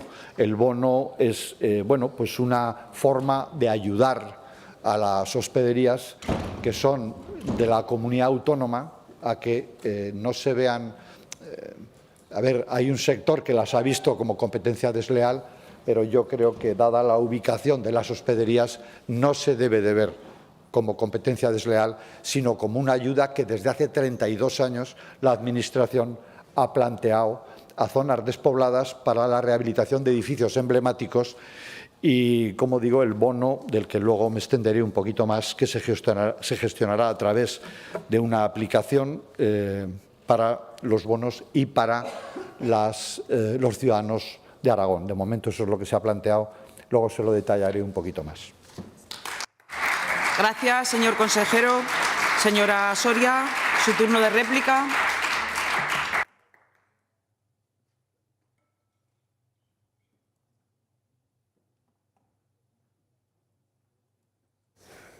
Gracias, presidenta. Pues fíjese, señor consejero, que me resulta súper frustrante tener que interpelarle, porque incluso le diría que lo que usted acaba de hacer en tribuna me parece una falta de respeto al trabajo de esta parlamentaria, porque le he preguntado en concreto sobre qué y cómo se va a poner en marcha ese bono y me viene a contar los antecedentes, la normativa, la historia, que esto no es una clase de turismo. Que es que ya veníamos con eso aprendido de casa. Quiero saber exactamente qué y cómo se va a poner en marcha esos bonos. Claro, usted dice, se lo contaré luego cuando esta parlamentaria ya no pueda debatirle. Es que esto no va de eso. Esto va de interpelar, de responder, de debatir y de un diálogo activo, creo yo. Más que nada porque si esta va a ser la tónica, quizás el trabajo previo que esta diputada hace se lo tiene que ahorrar. Me parece muy frustrante, señor consejero. Estamos hablando de uno de los sectores con más perspectiva de crecimiento de futuro y para ello solo tenemos que ver los datos. Es verdad que se han levantado después de ese gran golpe que supuso la COVID y que vuelve a tener ese motor de crecimiento. Y considero que Silencio, es importante. por favor. Considero que es importante y que debemos de cuidar y mimar a nuestro turismo porque si el turismo se mueve la economía. Compartirá conmigo, entiendo por lo poco que he podido comprender de lo que usted ha expuesto, que compartimos que hay un nuevo paradigma de turismo, que hay un nuevo modelo de turismo de futuro, que tiene que ser hacia un modelo sostenible, pero hay un extremo en el que quizás no compartamos, que sí es verdad que fija población y que además es un modelo que vertebra este sector, pero quizás no coincidimos en cómo ustedes han dicho, porque tenemos que únicamente basarnos en lo que aparece en la prensa, que se supone que ustedes están relanzando ese plan de la red de hospederías. ¿Y por qué digo esto? Porque la medida estrella que ustedes han planteado, insisto, por prensa, todo lo que sé, son unos bonos especiales que, si no he entendido mal, se van a bonificar el 50% de las hospederías de la red de hospederías de Aragón para los aragoneses que adquieran estancias y que en ellas podrían disfrutar de esta bonificación. Primera pregunta, señor consejero, a ver si me contesta. ¿A cuánto asciende el presupuesto que van a destinar? ¿Cuándo van a poder adquirirse?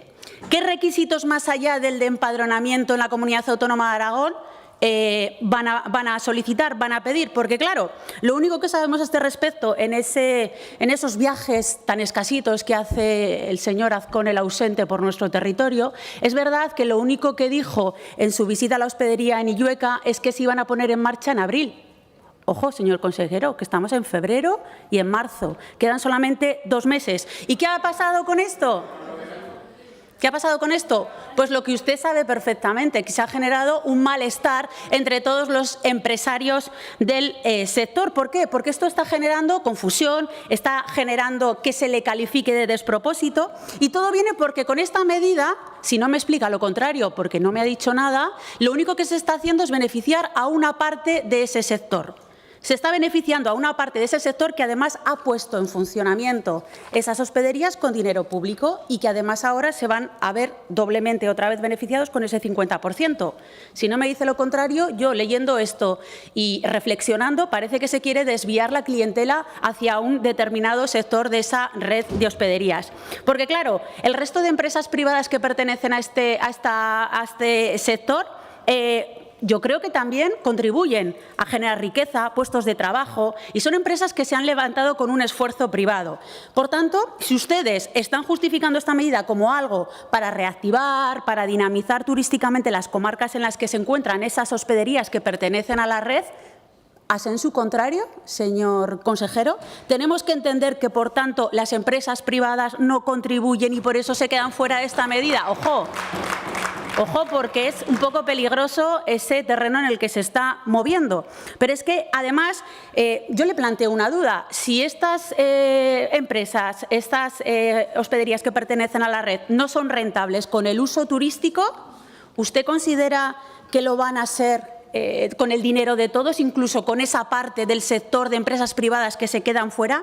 La verdad es que yo entiendo el malestar de esa parte de los empresarios, entiendo que se sientan en desventaja y además que a día de hoy no sepan cómo van a aplicar esos descuentos, porque, como le decía, estamos en febrero y si no es por esta interpelación no sabríamos nada de estos bonos. Señor consejero, ha tenido que ser el Grupo Socialista el que marque y el que intente traerle aquí para que explique, dé cuentas y tranquilice de alguna manera a los empresarios. Bueno, sí, disculpe, que hay una pequeñita alusión en la web en donde se habla que el tope van a ser de hasta 5 bonos. Pero claro, imagínense cómo está el sector, cómo estas empresas que son las gestoras van a hacer efectivo ese descuento. ¿Quién va a hacerse cargo de la diferencia? Es que es normal que se tengan dudas por parte de los propios dueños de las hospederías. Yo termino ya, señor consejero, y le pido que se replanteen esta medida. Insisto, hay malestar comprensible, hay frustración. Y le pregunto nuevamente, voy a hacer una recapitulación, a ver si tengo más suerte, ¿qué presupuesto van a destinar a esta medida? ¿Cuándo van a poder adquirirse? ¿Cómo se van a poner en marcha? Si es a partir del mes de abril, ¿qué requisitos? ¿Cómo van a hacer efectivo ese descuento? ¿Quién se va a hacer cargo de la diferencia? Por tanto, solicitamos que dé explicaciones, que cuente, que explique, que describa esa medida y, sobre todo, que lo haga en uno de los sectores que para nosotros es fundamental. Es un sector estratégico que vertebra, que fija población, es un motor de crecimiento económico, un nuevo modelo de turismo, un nuevo paradigma de modelo de turismo hacia el que tenemos que caminar, esa calidad, esa diversificación, esa desestacionalización, esa calidad en el empleo que creo que podemos compartir y que además se transite hacia un modelo de turismo sostenible en las 3 vertientes económica, social y medioambiental. Yo creo, señor consejero, que tiene tiempo suficiente. Creo que la medida, a cómo lo han planteado ustedes, está claro que los beneficios están un poco sin concretar, un poco en el aire, y a mí me gustaría que por lo menos a través de esta interpelación fuera capaz de explicar el qué, el cómo, y que de esa manera aquellos empresarios que en estos momentos usted sabe, porque le consta, que tienen frustración, que tienen malestar y que tienen enfado, pues puedan ver cómo se concreta esta medida. Desde luego que esta portavoz poco más puede preguntarle, porque con lo poco que le ha dicho en la primera interpelación, o sea, en la primera parte de la interpelación, me podría quedar aquí hablando de lugares comunes, pero nada de lo que usted y yo le había solicitado para debatir, que es el cómo y cuándo se van a desarrollar esos bonos. Gracias, señora Soria. Señor consejero, su turno de dúplica.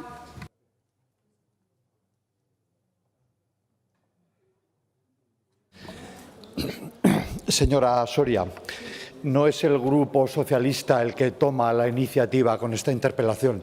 Fue el presidente de Aragón el otro día al dar la rueda de prensa en Illueca.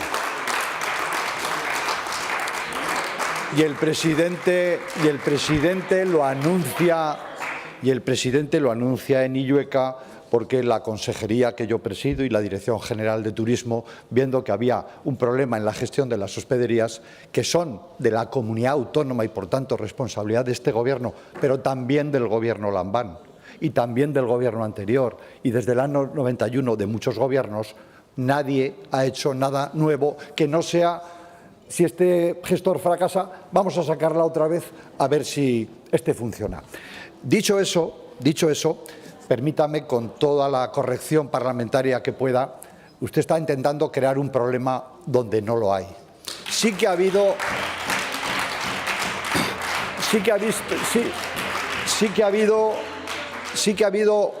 una protesta en la provincia de Teruel.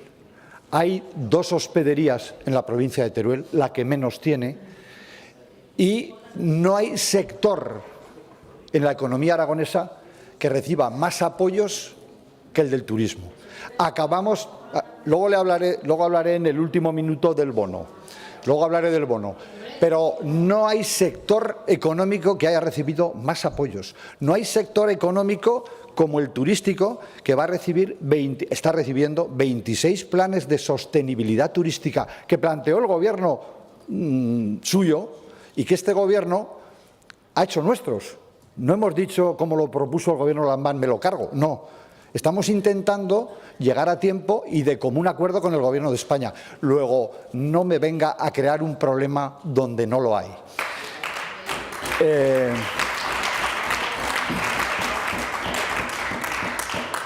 Incluso aquellas zonas hoteleras o comarcas que se han visto de momento fuera de los planes de sostenibilidad están en conversaciones con el Gobierno para extender esos planes en lo que queda de legislatura. Para que no se preocupe ni se rasgue las vestiduras, le voy a decir, en el minuto y medio que me queda, el bono que hemos planteado se está trabajando. El planteamiento es el siguiente: se va a crear una APP a través de la cual se gestionará la adquisición de los bonos. Cada bono tendrá el valor del 50% del importe del precio del alojamiento y desayuno en cualquiera de las hospederías que estén abiertas, porque ahora hay 2 que están cerradas y que estaban cerradas por el anterior Gobierno o ya con el anterior Gobierno. La aplicación diseñada tendrá varios perfiles: el del administrador, el del usuario, el de la agencia de viajes, de forma que el ciudadano podrá acceder y descargar directamente su bono y hacerlo a través de cualquier agencia de viajes. Una vez se descargue el bono, materializado en un código, el ciudadano lo podrá aplicar en la reserva de la hospedería seleccionada previamente. Todo ello a través de la APP en la agencia de viajes, según prefiera el ciudadano. Además, esto nos permitirá, cuando el usuario acceda a la APP, dar a conocer también la oferta turística que pueda encontrar en el entorno de la hospedería para hacer sinergias. Los bonos van dirigidos a los aragoneses. Por tanto, en el momento de la descarga del bono, a través de la aplicación, se deberá de acreditar el origen del usuario a través del DNI y están previstos 150.000 euros destinados por la Consejería para esta ayuda. Los bonos van a ser una parte de una estrategia que traeremos aquí para relanzar el modelo de gestión de las hospederías. Concluya, señor consejero. Concluyo. Tienen que ser conscientes que después de 8 años de gobierno del Partido Socialista con los coaligados que tuvieron de gobierno, no hincaron el diente al asunto de las hospederías. Nosotros lo vamos a intentar, pero le repito, señor consejero. Termino, no me genere un problema entre los hosteleros, que la relación del sector con el Gobierno es buena y está generando un problema donde no lo hay. Gracias, señor consejero.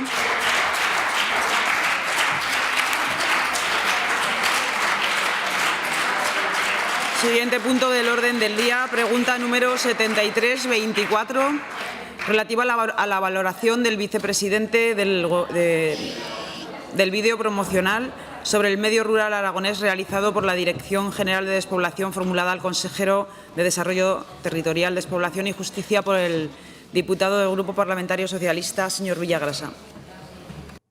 Gracias, señora presidenta. Buenos días, señor Nolasco, señor vicepresidente. Pudimos ver en la televisión autonómica y conocer un vídeo promocional sobre el medio rural aragonés de la Dirección General de Despoblación y, por tanto, ¿cómo valora ese vídeo promocional del medio rural aragonés de su Dirección General? Muchas gracias.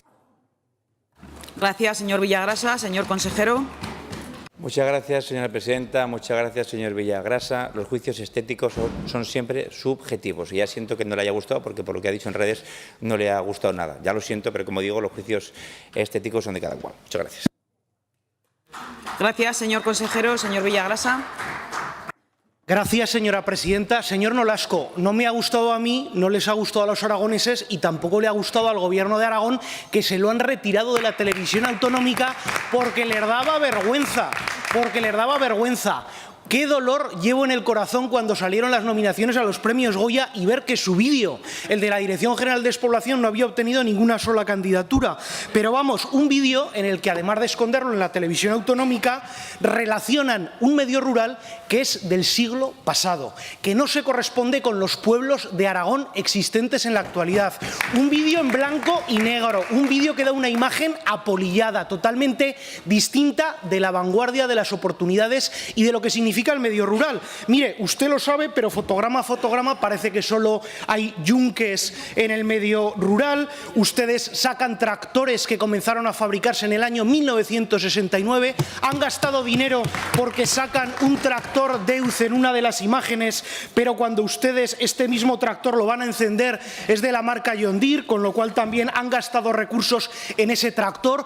Creo que usted debería de saber que ahora llevan GPS, aire acondicionado, pueden trabajar muchas hectáreas, pero bueno, si faltaba algo, señor Nolasco, es esa escuela, ese lugar de oportunidades en el que, lejos de poder ir a cualquier pueblo de Aragón a ver las aulas impecables y magníficas que tenemos en nuestra comunidad autónoma, ustedes van y graban en el Museo Pedagógico de Aragón un aula del Museo Pedagógico de Aragón, un aula cuyo título es Aula del Nacional Catolicismo.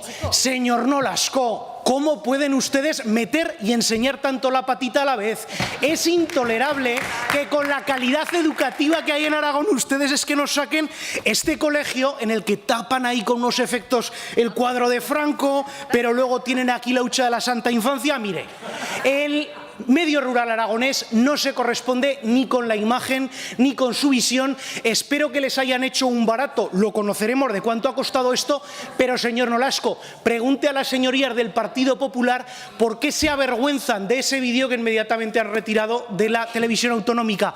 No es un juicio subjetivo ni estético, si es que usted nos ha llevado a una época en la que ni usted ni yo habíamos nacido. Gracias. Gracias, señor Villagrasa. Señor consejero. A mí me resulta llamativo, señor diputado, que usted, que es aficionado, al cine, no haya entendido lo que quiere decir el spot. Precisamente ese aula, lo que representa es el pasado, evidentemente, que está vacía porque la gente se ha ido. Ese aula, por cierto, que inauguró Eva Almunia en el año 2006 bajo el gobierno de Marcelino Iglesias. Museo Pedagógico de Aragón, claro, que inauguraron ustedes. Oiga, pido que se pare el tiempo. Nunca les interrumpo cuando hablan ustedes, nunca pongo malas caras, nunca hago gestos. Pido, por favor, la misma diplomacia por la otra parte. Bien. Después hay una referencia a los oficios que se están perdiendo, porque no hay relevo. Y a mí me encantaría, y ojalá se haga, un Aragón de drones y de fin. Pero hay oficios que se están perdiendo, por ejemplo, como que no hay relevo, por ejemplo, de panaderos, herreros, que no hay. En muchos pueblos ya no hay ni panaderías ni herreros, y eso sale. Y al final del vídeo lo que sale es un símil de que ese tractor abandonado que ya nadie usa se pone en marcha y vuelve a esa vida. Ya sé que igual es muy sutil para ustedes, igual ustedes no lo han entendido, pero tranquilos, porque haremos más vídeos. Claro, porque como el referente del señor Villagrasa son los Simpson, cuando siempre que los cita siempre, pues hombre, yo creo, aunque sé que usted tiene una cultura cinematográfica más amplia, hablaremos de cine y le tiendo la mano para que usted sea el que dirija el próximo anuncio que hagamos, porque habrá más. Pero me parece, perdonen, acabo ya, un segundito. Me parece que estemos dándole la importancia a un vídeo cuando ustedes en 8 años no han hecho nada en contra de la despoblación, me parece increíble. Por ejemplo, en su propio pueblo donde usted gobierna, donde se han perdido 50 personas desde que usted entró a gobernar, una cuenta. Pero en Bujaraloz, bueno, no sé si son 50, pero se han perdido. No, lo estuve mirando ayer, que no digo que sea culpa suya. Vamos a ayudarle para que haya más gente en Bujaraloz y en todos los pueblos. Pero vamos a hablar de cosas importantes. ¿No le ha gustado el vídeo? Vale, de acuerdo, haremos otro. Haremos otro que va a dirigir usted. ¿Le parece bien? ¿Le gusta? Perfecto, un aplauso, por favor. Muy bien, perfecto, genial. Pues, bueno, vamos a trabajar y esto me ha parecido una cosa divertida. No le ha gustado, ya lo siento, pero bien. Gracias por su pregunta. Gracias, señor consejero. Siguiente pregunta, 7824, relativa a la elaboración de la Ley del Paisaje de Aragón, formulada al consejero de Desarrollo Territorial, Despoblación y Justicia por el diputado de la agrupación parlamentaria mixta Izquierda Unida, señor Sanz. Gracias, presidenta. Buenos días, señor Nolasco. Hoy espero que usted salga de la retórica, salga de la agitación reaccionaria y concrete cuándo va a hacer su trabajo, más allá de esos intentos bastante frustrados como cineasta que nos acaba de demostrar. Le pregunto por una cuestión fundamental, que es su deber de planificar y legislar para proteger el paisaje y ordenar el uso del suelo en base a unos valores como son los naturales, los patrimoniales, los científicos, los sociales, los económicos y en base también a su consideración como elemento diferencial, seña de identidad y factor de desarrollo de nuestra tierra. Nuestro paisaje, señorías, bien lo saben, es un activo de singular valor para esta comunidad y en la legislatura pasada tuvimos infinidad de debates al albur del desarrollo, del cómo se estaban implantando las renovables, pero no solo, sobre la necesidad precisamente de planificar, de legislar para garantizar esa ordenación. Hubo un dictamen del Consejo de Protección de la Naturaleza de Aragón que aconsejaba además la parálisis cautelar. Nosotros, a propuesta de la plataforma de los paisajes, en defensa de los paisajes de Teruel, instamos a la moratoria. No salió, sí salió la planificación y ya recriminábamos al anterior gobierno que cuando haya esa planificación no habrá nada que planificar porque el daño ya estará hecho. Ustedes han empezado esta legislatura con mucho ímpetu, con una comisión de investigación que al final se está descafeinando cada día que pasa. Pero eso no les tiene que hacer ustedes servir de coartada para no cumplir con sus obligaciones, que es la de legislar. La LOTA determina que los mapas del paisaje son instrumentos importantes, pero tenemos muchos mapas del paisaje que al final no protegen nada. ¿Por qué? Pues porque no hay capacidad real para imponer esa protección. Por lo tanto, la EOTA también nos dice, como usted bien sabe, que hay una regulación mínima en materia de paisaje y, por lo tanto, yo le pregunto cuándo va a cumplir con la elaboración de esa ley que debería de estar ya encima de la mesa para garantizar que no vamos al final a hacer de una solución un problema como es las renovables y al final tener una planificación cuando no haya nada ya que planificar. Gracias, señor Sanz. Señor consejero. Gracias, señora presidenta. Gracias, señor Sanz. Comparto al 100% todo lo que ha dicho. Escuche bien, todo lo que ha dicho. De hecho, cuando yo hablé de mi primera rueda de prensa, me parece que fue un canutazo en Teruel, me parece que fue en enero, en los primeros días, dije la prioridad va a ser la reordenación de las renovables y la protección del paisaje. Fue lo primero que dije. De hecho, dije vamos a dar la matraca con las renovables, así lo dije. Así que estamos totalmente alineados con lo que usted dice y entendemos que es un tema urgente y vamos a hacerlo a la mayor brevedad posible. Gracias, señor consejero. Mire, señor Nolasco, menos ruedas de prensa y más hacer. ¿Hacer qué van a hacer? Ha hablado de una directriz. Usted es jurista, no le voy a explicar la diferencia entre una ley y una directriz, ¿verdad? ¿Para cuándo una ley que obligue a todas las partes del Gobierno, a todas las políticas sectoriales a cumplir con ese marco de protección de nuestro paisaje? ¿Qué es eso de la mayor brevedad posible? ¿Para qué la comisión de investigación? ¿Para dar patada para adelante? Al final están haciendo lo mismo que sus socios. Lo mismo. Al final han venido aquí a no hacer nada, más allá, como decía al principio, de soflamas, de datos. Tiene la oportunidad hoy de poner fechas, de poner ambición y de poner concreción. Y si no lo hace, pues evidentemente después de estos meses lo que estará haciendo es nada, que es lo que a nosotros nos preocupa. Señor Sanz. Señor consejero. Que usted me diga que concrete una fecha cuando ustedes, y cuando digo ustedes digo la izquierda, han sido incapaces en 8 años de ordenar esto, me parece que es de juzgado de guardia. Miren, iba a decir una cosa. Déjeme terminar. La izquierda, entre la que usted forma parte, es la culpable del desorden de las renovables y la no planificación. Y esto lo dijo el señor Soro. No, es que lo reconoció el señor Soro. Dijo, reconocemos que evidentemente hemos tenido un fallo y que no hemos hecho nada para reordenar las renovables. Eso lo reconoció bueno, de acuerdo, pero hablo de la izquierda. Muy pronto va a saber la fecha. Muy pronto va a saber la fecha, porque créame que, como usted sabe, desde el desarrollo del territorio hay una serie de mapas de paisaje que ya están hechos y créame que la elaboración de esa ley va a estar pronto. Pero hay una cosa que me preocupa y es el cinismo, señor Sanz, porque al final lo que la izquierda ha hecho con esto de dejar que se hicieran parques en todos los sitios y no fiscalizar dónde y cuándo, es algo que a usted le molesta mucho, que es beneficiar a los ricos, a las grandes empresas y a los que más tienen, que es lo que ustedes y lo que la izquierda han hecho, beneficiar a los que más tienen y a las grandes empresas. Gracias, señor consejero. Pasamos al siguiente punto del orden del día, pregunta 120-24, relativa a las actuaciones en los tramos del Camino Santiago Camino Francés por Aragón, afectados por las crecidas del río Aragón, formulada al consejero de Desarrollo Territorial, Despoblación y Justicia por el diputado del Grupo Parlamentario Chunta Aragonesista, señor Palacín. Gracias, señora presidenta. Buenos días, señor vicepresidente. ¿Qué actuaciones ha realizado o va a realizar el Gobierno de Aragón en los tramos del Camino de Santiago Camino Francés por Aragón, afectados por las crecidas del río Aragón? Muchas gracias. Gracias, señor Palacín. Señor consejero. Gracias, señora presidenta.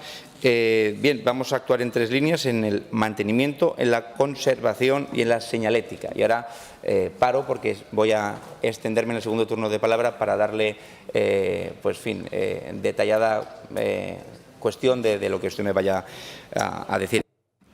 Gracias, señor consejero. Señor Palacín.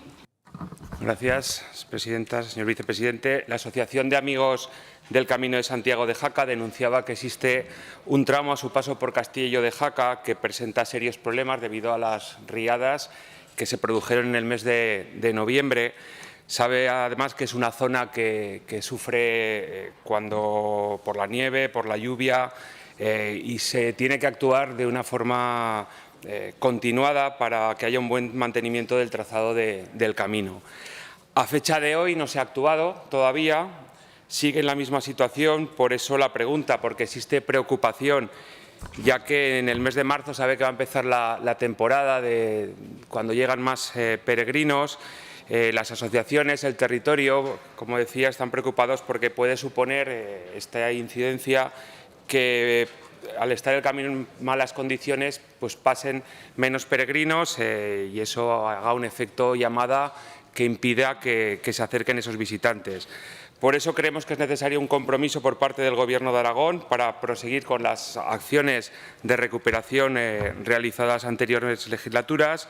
Se debe conseguir que el tramo aragonés del Camino de Santiago, el Camino Francés, se pueda potenciar por el turismo cultural, por todos los beneficios que tiene para el territorio. Como sabe, el Camino de Santiago del Camino Francés transcurre por 15 términos municipales, necesita de diversas actuaciones de limpieza, de mantenimiento de infraestructuras dañadas. De la zona que estoy hablando es una zona que en este momento ha quedado apenas 1 metro de paso debido a la riada. Por lo tanto, creemos que tiene que ser una de las primeras actuaciones que tienen que desarrollar precisamente por eso, porque en el mes de marzo empieza la temporada en la que vienen ya más peregrinos y sería un problema para el territorio que siguiera la infraestructura tal como está. Al final, el Camino de Santiago es una oportunidad de desarrollo en el que Aragón tiene muchas posibilidades, tenemos muchas posibilidades de crecer porque no estamos bien, estamos mal, con lo cual se pueden hacer muchas cosas para hacer que esta ruta histórica, cultural, artística y turística sea una potencia para el territorio. Hay asociaciones que trabajan en positivo, los propios ayuntamientos tienen ganas, por lo tanto, aprovéchenlo y empujen y solucionen este problema que podría ser muy grave para el futuro de este trazado. Muchas gracias. Gracias, señor Palacín. Señor consejero. Muy bien, pues señor Palacín, recojo el guante de lo que usted me dice porque lo veo completamente lógico y voy a leerle, para ser técnico en la respuesta, que estas actuaciones de mantenimiento pues bueno, van a consistir, entre otras muchas cosas, en el repaso y mantenimiento de la senda mediante el corte, poda y desbroce, así como acordonado de los residuos forestales y las reparaciones puntuales de escaleras, barandillas de madera y la eliminación de señalética obsoleta o vieja o en mal estado. Bien, sobre todo las zonas en las que se va a actuar por importe de 90.000 euros para este trayecto discurre por los municipios de Aínsa, Canfranc, Villanúa, Castillo de Jaca, Jaca, Santa Cruz de la Serós, Santa Cilia, Puente de la Reina de Jaca, Bailo, Canal de Verdún, Mianos, Artieda y Sigüés, que pertenecen a esta comarca. Y la comarca de las 5 villas por importe de 30.000 euros para el trayecto del camino que discurre por los municipios de Los Pintanos, Urries y Undués de Lerda.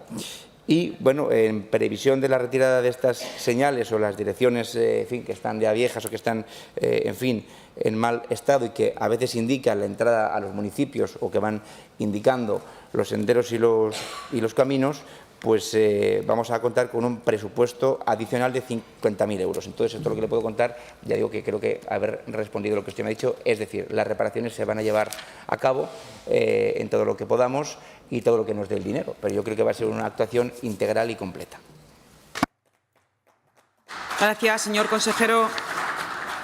Siguiente punto, pregunta 7924, relativa a los medios personales del ISLA para luchar contra la siniestralidad laboral, formulada a la consejera de Economía, Empleo e Industria por el diputado de la agrupación parlamentaria Izquierda Unida, señor Sanz. Gracias, presidenta. Buenos días, señora Vaquero. Compartimos una preocupación muy importante, así me consta, por una sangría que no podemos seguir permitiéndonos, que es todo aquello que tiene que ver con la siniestralidad laboral. El año pasado se saldó con unas cifras absolutamente intolerables y, bueno, hay que tomar medidas. Izquierda Unida le ha propuesto recurrentemente alguna de ellas. Nosotros sabemos que ustedes están trabajando, se fueron a visitar otras comunidades autónomas para valorar cómo estaban haciendo el tema formativo. A nosotros nos gustaría que fueran también a visitar otras comunidades autónomas, por ejemplo, aquellas las que tienen instalada la figura del delegado territorial de prevención para copiar, ¿no?, para tomar medidas. Yo creo que eso es importante. Izquierda Unida le propuso en los pasados presupuestos que incrementase la dotación del ISLA para cumplir con lo que determina la estrategia aragonesa de seguridad y salud laboral. Lo negaron, yo lo puedo entender, dentro de su dinámica de rodillo. En cualquier caso, no acabamos de entenderlo porque es importante cumplir con esto. Los sindicatos, usted sabe que están muy quejosos por esas plazas sin cubrir y además esas que se han quedado vacantes. Vamos lejos de mejorar los recursos que necesitamos para esta cuestión, lejos de mejorar los recursos y las prestaciones para el ISLA, van empeorando poco a poco. Y por eso queremos saber cómo se resolvió, que creo que finalizaba, señora Vaquero, ayer, ese concurso de traslados al que ustedes se encomendaban precisamente para garantizar esta mejoría, ¿no? Y en ese sentido, bueno, según los datos que tenemos, 6 plazas de los 18 técnicos estaban sin cubrir y 4 de los 7 jefaturas también estaban sin cubrir, algo preocupante, ¿no?, en Aragón. Por lo tanto, la pregunta que yo le hago es sencilla: ¿cómo se ha resuelto esto? ¿Cómo y cuándo se va a reforzar el Instituto de Seguridad y Salud Laboral de Aragón? Gracias, señor Sanz. Señora consejera. Gracias, señor Sanz. Efectivamente, compartimos, insisto, compartimos la preocupación que en estos momentos existe por la prevención, por la cultura preventiva y por atajar la siniestralidad laboral, con unos datos que en el año pasado fueron inadmisibles. Inadmisibles como gobierno, para cualquier gobierno, inadmisibles para la sociedad. Y efectivamente, tengo que reconocerle que si la siniestralidad laboral, si la seguridad de los trabajadores hubiera dependido solo de los recursos materiales y personales del ISLA, los resultados hubieran sido mucho peores, porque lo que nos encontramos fue un servicio totalmente infradotado de recursos materiales y personales, que le detallaré a continuación, y totalmente abandonado. Muchísimas gracias. Gracias, señora consejera. Un segundo, señor Sanz. Advertir a los señores diputados que mientras están interviniendo no pasen por delante de las cámaras. Gracias, señor Sanz. Adelante. No me ha contestado a nada, señora Vaquero. Yo quiero saber cómo se ha resuelto ese concurso de traslados. Quiero saber cuántas de estas plazas se han cubierto y quiero saber cómo se van a cubrir y reforzar estos servicios más allá de lo que hay. Porque lo que hay se ha demostrado que no sirve. no es suficiente. Y espero que no tenga la tentación de hablarme de Madrid, porque Madrid poco a poco está cumpliendo. Y usted lo sabe, se ha incrementado desde el 2021 un 20% precisamente los efectivos en subinspección e inspección, con 20 y 5 plazas más de las últimas incrementadas. Entonces, de 69 a 84 no está nada mal. Se ha bajado la temporalidad, que también es un factor de riesgo importantísimo. 49,6% de incidencia a cada 1.000 trabajadores, casi la mitad aquellos trabajadores que son fijos. Quiero decir, ¿qué va a hacer? ¿Cuándo va a reforzar sus competencias? Y, por favor, contésteme sobre sus competencias, que a mí es lo que me preocupa. No me cuente lo que ha hecho el Gobierno anterior, que discutí mucho y usted lo sabe con la anterior consejera.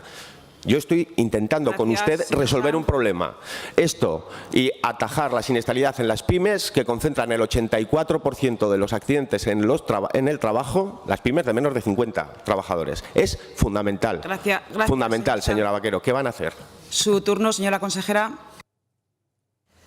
Gracias, señora presidenta. Claro que le voy a contestar, que tengo 2 turnos, señor Sanz. Pero mire, no partimos de cero. Yo es normal que me refiera a la situación que nos hemos encontrado, porque el legado marca la acción política de este Gobierno. Por eso es bueno que sepamos qué es lo que nos encontramos en el Isla. Mire, de 2 jefaturas de unidad, una estaba vacante. De las 3 jefaturas de sección de Zaragoza, 2 de ellas estaban vacantes. Las jefaturas de sección de Huesca y Teruel estaban vacantes. En Zaragoza había 5 plazas de técnicos vacantes y en Huesca y Teruel había 1 plaza de técnico vacantes. Esta es la situación de desidia que nos encontramos en el Isla. ¿Qué es lo que hemos hecho? Pues lo primero es reunirnos para ver cuáles son esas necesidades. Ya se ha cambiado al director, en este caso directora del Isla. Y hasta la fecha lo que se ha hecho ha sido cubrir por comisión de servicio las plazas de la jefatura de sección de Huesca y Teruel. Ya está repuesta. Se ha solicitado también el cubrimiento de las 2 jefaturas de sección de Zaragoza, adelantándonos a los plazos para poder poner la solución lo antes posible. ¿Qué es lo que vamos a hacer a continuación? Efectivamente, usted ha hecho referencia a ese macroconcurso que ha llevado a cabo pues, el traslado de miles de personas. Tras el traslado de personal de todos los departamentos, que se produjo el día 1 de febrero, se han sacado ya en comisión de servicios las 2 jefaturas de sección de Zaragoza, las plazas de personal técnico y de administrativo. Para ello, se va a hacer uso de la bolsa de interinos y, en caso de que no fuera suficiente, se va a recurrir al INAEM. Nos hubiera gustado hacerlo antes, pero teníamos que estar pendientes de este traslado. Pero además no solamente va a ser nuestro compromiso con la prevención, la cultura preventiva a través del Isla. Usted sabe que desde el primer momento y precisamente teniendo en cuenta esa estrategia de seguridad y salud laboral, asistí personalmente al Consejo de Seguridad y Salud Laboral para comprometer 400.000 euros con los agentes sociales. Gracias, señora consejera. Voy a terminar ya y llevar a cabo esas acciones. Vamos a firmar un convenio con la Fiscalía. Vamos a llevar a cabo también a través de la Consejería de Educación el impulso de la...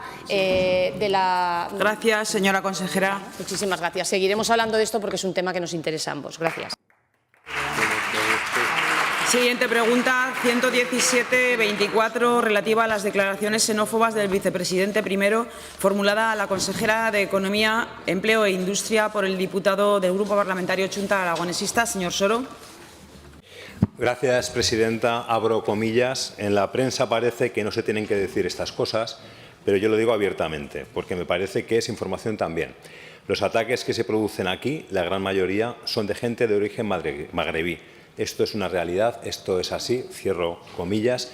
Estas declaraciones abiertamente xenófobas en las que se vincula inmigración, sobre todo de ciudadanos magrebíes y delincuencia, las hizo el 17 de enero el vicepresidente primero, el señor Nolasco, que lo tiene sentado a su lado. Y no las hizo en un acto de Vox. La ultraderecha nos tiene muy acostumbrado a este tipo de barbaridades, es marca de la casa.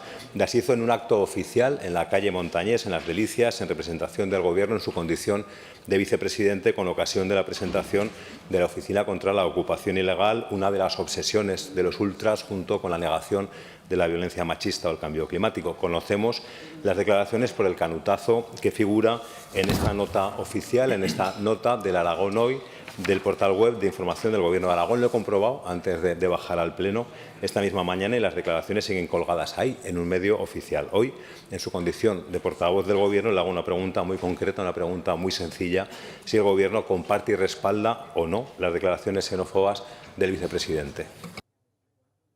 Gracias, señor Soro. Señora consejera. Gracias, señora presidenta. Y, señor Soro, como portavoz del Gobierno ni hice esas declaraciones ni las he refrendado públicamente. El señor Nolasco hace uso del artículo 20 de la Constitución, que es la libertad de expresión. Es una postura que ratifica, que defiende. Por eso sienten, porque desde luego lo que sí que tenemos claro que hasta ahora ni mienten ni han cambiado de opinión. Forma parte de su programa con el que se han presentado a estas elecciones autonómicas, con los que fueron la tercera fuerza más votada, pero desde luego no forman parte, como digo, de las declaraciones que he hecho como portavoz del Ejecutivo del Gobierno de Aragón. De hecho, la gestión que ha hecho el Gobierno de Aragón para atender a toda la llegada de los inmigrantes que recientemente han llegado a nuestra comunidad autónoma no se corresponde con ningún comportamiento xenófobo. De hecho, lo que nos parece xenófobo es que estas personas mayores y menores de edad hayan sido tratadas como paquetes repartiéndose por todas las comunidades autónomas sin ningún tipo de información, sin ningún tipo de transparencia, con una irresponsabilidad y deslealtad supina por parte del Gobierno de España. Y ese tratamiento hacia estas personas, como digo, mayores y menores de edad, sí que nos parece xenófobo. Gracias, señora consejera. Señor Soro.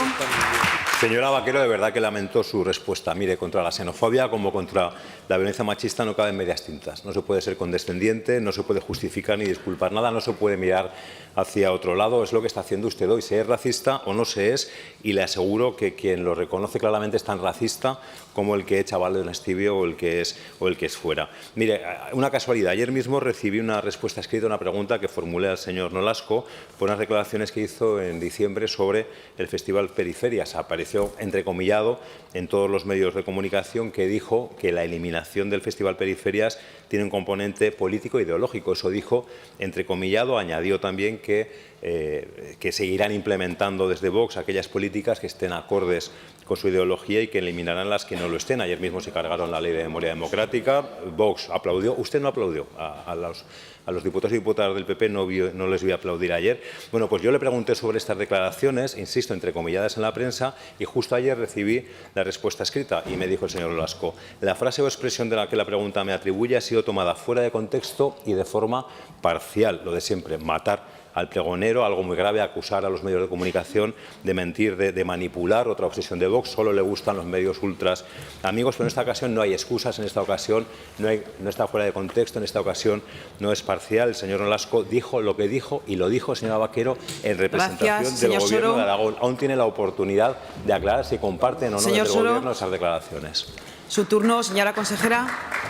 Lo he dicho en mi primera intervención y lo vuelvo a reiterar. No comparto esas palabras porque no las dije yo ni he salido, lógicamente, a refrendarlas. Lo que le estoy diciendo es que somos partidos diferentes, tenemos diferentes programas, tenemos diferentes ideologías, pero compartimos un proyecto común Aragón que estamos dispuestos a llevar adelante en beneficio de todos los aragoneses. Y lo importante son los hechos. Y este Gobierno lo que está demostrando es solidaridad, sensibilidad con todas aquellas personas que llegan a este país, a veces en condiciones lamentables, sin que ello suponga que tengamos, como hacen otras formaciones políticas y que aquí no les hemos oído criticar la postura que está manteniendo el Gobierno de España, sin que nos olvidemos de reivindicar lo que corresponde. No solamente atención, no solamente lealtad, no solamente colaboración, sino también financiación. Mientras tanto, el Gobierno de Aragón, en colaboración con las entidades sociales, en colaboración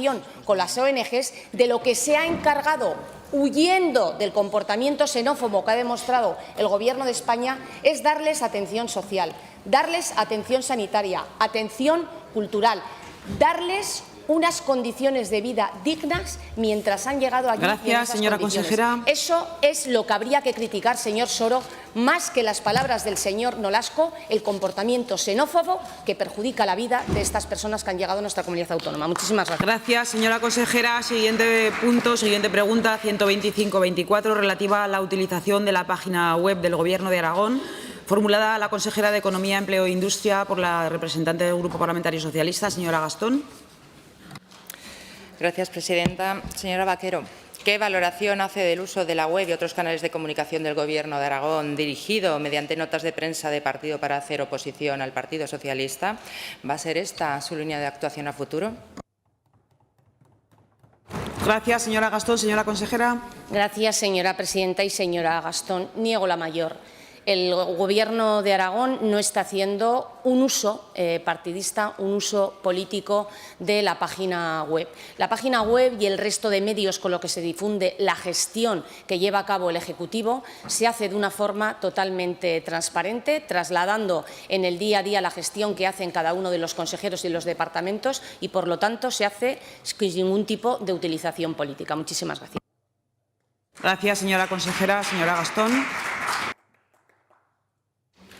Lo de transparencia, sin decirnos en ocasiones dónde está el presidente, tampoco nos parece que sea muy ajustado a la respuesta. Pero verá, si le hago esta pregunta es porque en su organigrama, el de su departamento, está incluida la materia de comunicación institucional. Y hablando de comunicación, permítame que en primer lugar aproveche esta intervención para mostrar la solidaridad del Grupo Parlamentario Socialista con Chema López Juderías, un gran profesional que ha sido víctima del primer acto del presidente Azcón tras sus plácidas vacaciones en Puerto Rico. En esa mini escala que hizo en Aragón, aprovechó el Partido Popular y cesó como director al señor López Juderías, pero es que además fue víctima de un despido improcedente. Por lo tanto, tras ese vergonzoso acuerdo entre PP y Teruel Existe, queremos mostrar nuestra solidaridad. Y en comunicación, usted dice negar la mayor, pero verá, vemos con cierta frecuencia ejemplos de publicaciones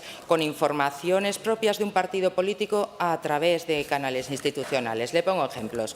21 de enero del 2024, bastante reciente. Respuesta de la consejera de Educación al PSOE hablando directa y explícitamente de la opinión del PP, que estaba escrito. Eso sí, lo corrigieron una vez se les afeó. 2 de diciembre de 2023. El titular era: el Gobierno de Aragón ratifica su compromiso con la Merced pese a las dudas infundadas del Grupo Socialista. Más ejemplos. 21 de diciembre de 2023. Este ya es tremendo. Canales oficiales para decir que la alcaldesa de Zaragoza hoy, en ese día, había visitado el Hospital Universitario Miguel Servet. Sumemos respuestas que podemos escuchar porque son públicas suyas en ruedas de prensa de Consejo de Gobierno, respondiendo como Partido Popular sin que los periodistas le pidan en todo caso su opinión como partido. Sumemos por parte de sus socios de Gobierno el uso en notas de prensa del término consejeros de Vox, en lugar de consejero, como por ejemplo puede ser el caso, ya que está presente, de Agricultura, o pronunciamientos que realizan como miembros de Vox y no como miembros del Gobierno de Aragón. Todo esto, señora Vaquero, creemos que no es comunicación oficial, sino que más bien es apropiación de los canales de comunicación pública e institucionales para hacer propaganda partidista. En una ocasión puede confundirse con un error, pero cuando van acumulándose todas estas ocasiones nos parece preocupante, insisto. Comparte usted estas prácticas. ¿Va a ser a futuro la línea, este cúmulo de ocasiones en que utilicen los canales institucionales para seguir comportándose en materia de comunicación de esta manera? Gastón. Gracias, señora presidenta. Señora consejera. Gracias, señora presidenta. Y la línea va a seguir siendo la misma. La transparencia va a ser un principio de actuación permanente de este Gobierno, donde va a seguir trasladando a través de los diferentes medios, de redes sociales, medios de comunicación, correos electrónicos, toda aquella información que compete a la gestión que está haciendo el Gobierno autonómico en beneficio de los aragoneses. De hecho, hasta ahora se han remitido a los medios de comunicación un total de 1.141 comunicaciones, todas ellas, de las cuales 941 corresponden a notas de prensa y 200 avisos meteorológicos. Todo eso es lo que vamos a seguir haciendo. Como digo, también sería bueno predicar con el ejemplo, porque ustedes tienen la tendencia que cuando están en Gobierno despliegan toda su fuerza comunicativa, pero cuando están en la oposición empiezan a mirar allí donde no había nada o donde es un error, tratan de elevarlo a categoría. Usted ha hecho referencia, efectivamente, en algunos casos ha habido un error. A veces al principio cuesta disociar la acción de cualquiera de los consejeros. A mí misma, en lugar de hablar en nombre del Gobierno de Aragón, hablar en nombre del Partido Popular. Han sido 8 años haciendo oposición y recordándoles aquello que estaba mal. Por lo tanto, como digo, no se puede elevar a categoría lo que ha sido un error y una excepción. Pero ustedes sí que convirtieron en categoría lo que era algo totalmente intencionado. Y debería de usted tener memoria porque la hemeroteca suele ponernos un espejo. Mire, estas son algunas de las noticias que aún se mantienen, es decir, no las han retirado, como hemos hecho nosotros y corregido. Estas son algunas de las noticias que aún permanecen en la página de Aragón Hoy del Gobierno de Aragón. Aprobado en el Parlamento Europeo el informe sobre despoblación de la socialista Iratxe García. Y toda una noticia hablando de Iratxe García y de las acciones que hacía el Gobierno socialista. Esto aún se mantiene. El Gobierno de Aragón ayudará al Ayuntamiento de Huesca a mejorar la red de saneamiento. Esto con su entonces portavoz, el señor Guillón. La noticia, y luego dice: la derogación de la Ley de Sostenibilidad y Racionalización será derogada por el PSOE si gana las próximas elecciones. Esto aún se mantiene publicado. Pero hay más. El consejero Guillén, hay que dar mayor protagonismo a los municipios. Y habla también de lo que hará el Partido Socialista si llega a ganar las elecciones. Señora Gastón, consejos doy que para mí no tengo. Se cree el ladrón que todos son de su condición. Muchísimas gracias. Siguiente pregunta, 130-24, relativa al cumplimiento de sus compromisos con el colectivo de los trabajadores autónomos, formulada a la consejera de Economía, Empleo e Industria por la diputada del Grupo Parlamentario Socialista, señora Gastón. Gracias, señora presidenta. No estaban, por lo visto, muy por la labor de hacer el trabajo de oposición. Veamos ahora el nuestro, si le parece bien, aparte de los anteriores calificativos que personalmente he recibido. Sería de agradecer, me agradaría que contestara cuánto le pregunto. ¿Cuáles son las convocatorias novedosas que va a implantar, señora Vaquero, para cumplir sus compromisos con los autónomos? Gracias, señora Gastón. Señora consejera. Nuestros objetivos van a ser incentivar y mejorar el emprendimiento, seguir ayudando a aquellos autónomos que mantienen una actividad y también facilitarles formación para seguir siendo cada vez más competitivos. Señora Gastón. Era una pregunta muy breve, no era por objetivos, era convocatorias novedosas que van a implantar. Verá, las ayudas directas a los autónomos, usted, esto sí, lo reconocerá, fueron el gran hit durante los pasados años por parte del Partido Popular. Tanto la solicitud de las mismas, pese a que, y lo podrá comprobar, existían ayudas. Existían, existen y seguramente existirán por pertenecer al RETA y de distintos colectivos. Unas convocatorias que se actualizan y modifican cuando es preciso, señora Vaquero. Le voy a decir una serie de posibles ayudas que pueden implantar para los autónomos. La creación de una Dirección General de Autónomos a medias cumplida, porque es de pymes y autónomos. Los autónomos, el hecho de que puedan beneficiarse de las políticas de contratación de trabajadores suena raro y a lo mejor me lo puede explicar. Una tercera, ayudas a la constitución de empresas. Genérica. Una cuarta, ayudas para subvencionar la cuota de nuevos autónomos. Quinta, tarifa plana de 50 € durante 24 meses para las mujeres autónomas que se reincorporen tras la maternidad. Sexta, impulsar actuaciones que fomenten la incorporación de autónomos en el nuevo entorno telemático. Séptima, ayudas para el territorio de nuevos autónomos a nuestro territorio. Octava, ayudas específicas para autónomos que deseen asentarse en el medio rural y apostar por el teletrabajo. Novena, programa de ayudas para facilitar el relevo generacional. Décima, iniciativas para los que hayan cesado su actividad. ¿Les suenan, señora Vaquero? Son suyas. Pertenecen al capítulo titulado Comprometidos con los autónomos de nuestra tierra de su programa electoral. No hemos encontrado ninguna en unos presupuestos tan históricos. Sume. Acuerdo de legislatura PP-Vox. Impulsar ayudas ante los grandes efectos de la inflación. ¿Dónde están todas estas ayudas prometidas y comprometidas? Deben estar con el Plan de Concordia o con las ayudas a la sequía. Ahí deben estar. Ni están ni se les esperan. Verán. No han convocado el Consejo Aragonés del Trabajo Autónomo. A lo mejor es un buen momento para plantearles todo este listado de promesas incumplidas hasta el momento. Y con promesas incumplidas quiero hablar de expectativas, porque son unos artistas en generar expectativas, pero cuando pasa el tiempo y hoy se les está empezando a ver al Gobierno ya las costuras de incumplimiento, no llevan a cabo acciones, no cumplen con estos compromisos y esas falsas expectativas irán acumulándose. Ausencia de proyecto, de ideas y de nuevas iniciativas en presupuestos. Sumo una más. Ausencia, señora Vaquero. Señora consejera. Habla el partido que más está mintiendo a todos los aragoneses y todos los españoles y que cada día cambia de opinión. Pero mire, la ausencia de proyecto y de credibilidad es lo que les ha llevado a ustedes durante estos 8 años a no hacer nada por los autónomos y a que les hayan mandado a casa. Porque tengo que recordarle que solamente durante los últimos 4 años ustedes con sus políticas produjeron y provocaron la sangría de 3.700 autónomos que se fueron a la calle. Además de una ausencia total de diálogo con este colectivo. Le tengo que decir que usted lo único que hizo fue aprobar una ley sin ningún consenso y que incluso ni siquiera los autónomos respaldaron esa ley ni nos invitaron a votarla a favor. O sea que lo primero que vamos a hacer, una de las primeras cosas va a ser modificar esa ley. Además de hacer un observatorio del trabajo autónomo para escucharles, que es lo que faltó en la anterior legislatura. La colaboración también interdepartamental para seguir adoptando estas medidas. Y usted además habla de autónomos en un día muy negro para ustedes, cuando su partido, cuando su Gobierno, el Gobierno de todos los españoles, pero liderado por el Partido Socialista, ha suprimido y recortado las ayudas a los autónomos en la provincia de Teruel. Una sangría más, una sangría más.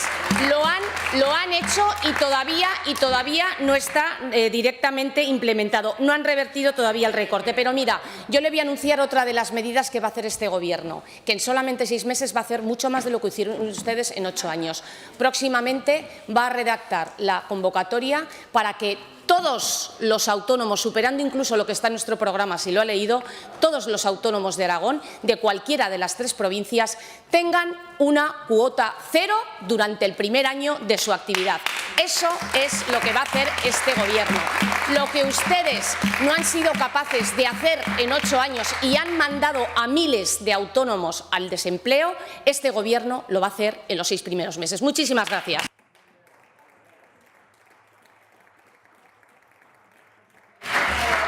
Gracias, señora consejera. Siguiente pregunta, 1424, relativa a la reconstrucción del puente del Barranco de Dos Torres en Castellote, formulada a la consejera de Presidencia, Interior y Cultura por la diputada del Grupo Parlamentario Aragón-Teruel. ¿Existe, señora Buch? Señorías, señora consejera, ¿va a recordar a la sociedad mercantil Aguas de las Cuencas de España su obligación de reconstruir el puente sobre el barranco de Dos Torres de Castellote? Gracias, señora Buch. Señora consejera. Buenos días. Gracias por mostrar el interés por el patrimonio, que en Aragón el patrimonio es mucho y potente. Pues por supuesto que sí, claro que le vamos a recordar a pues su obligación de reconstruir la torre.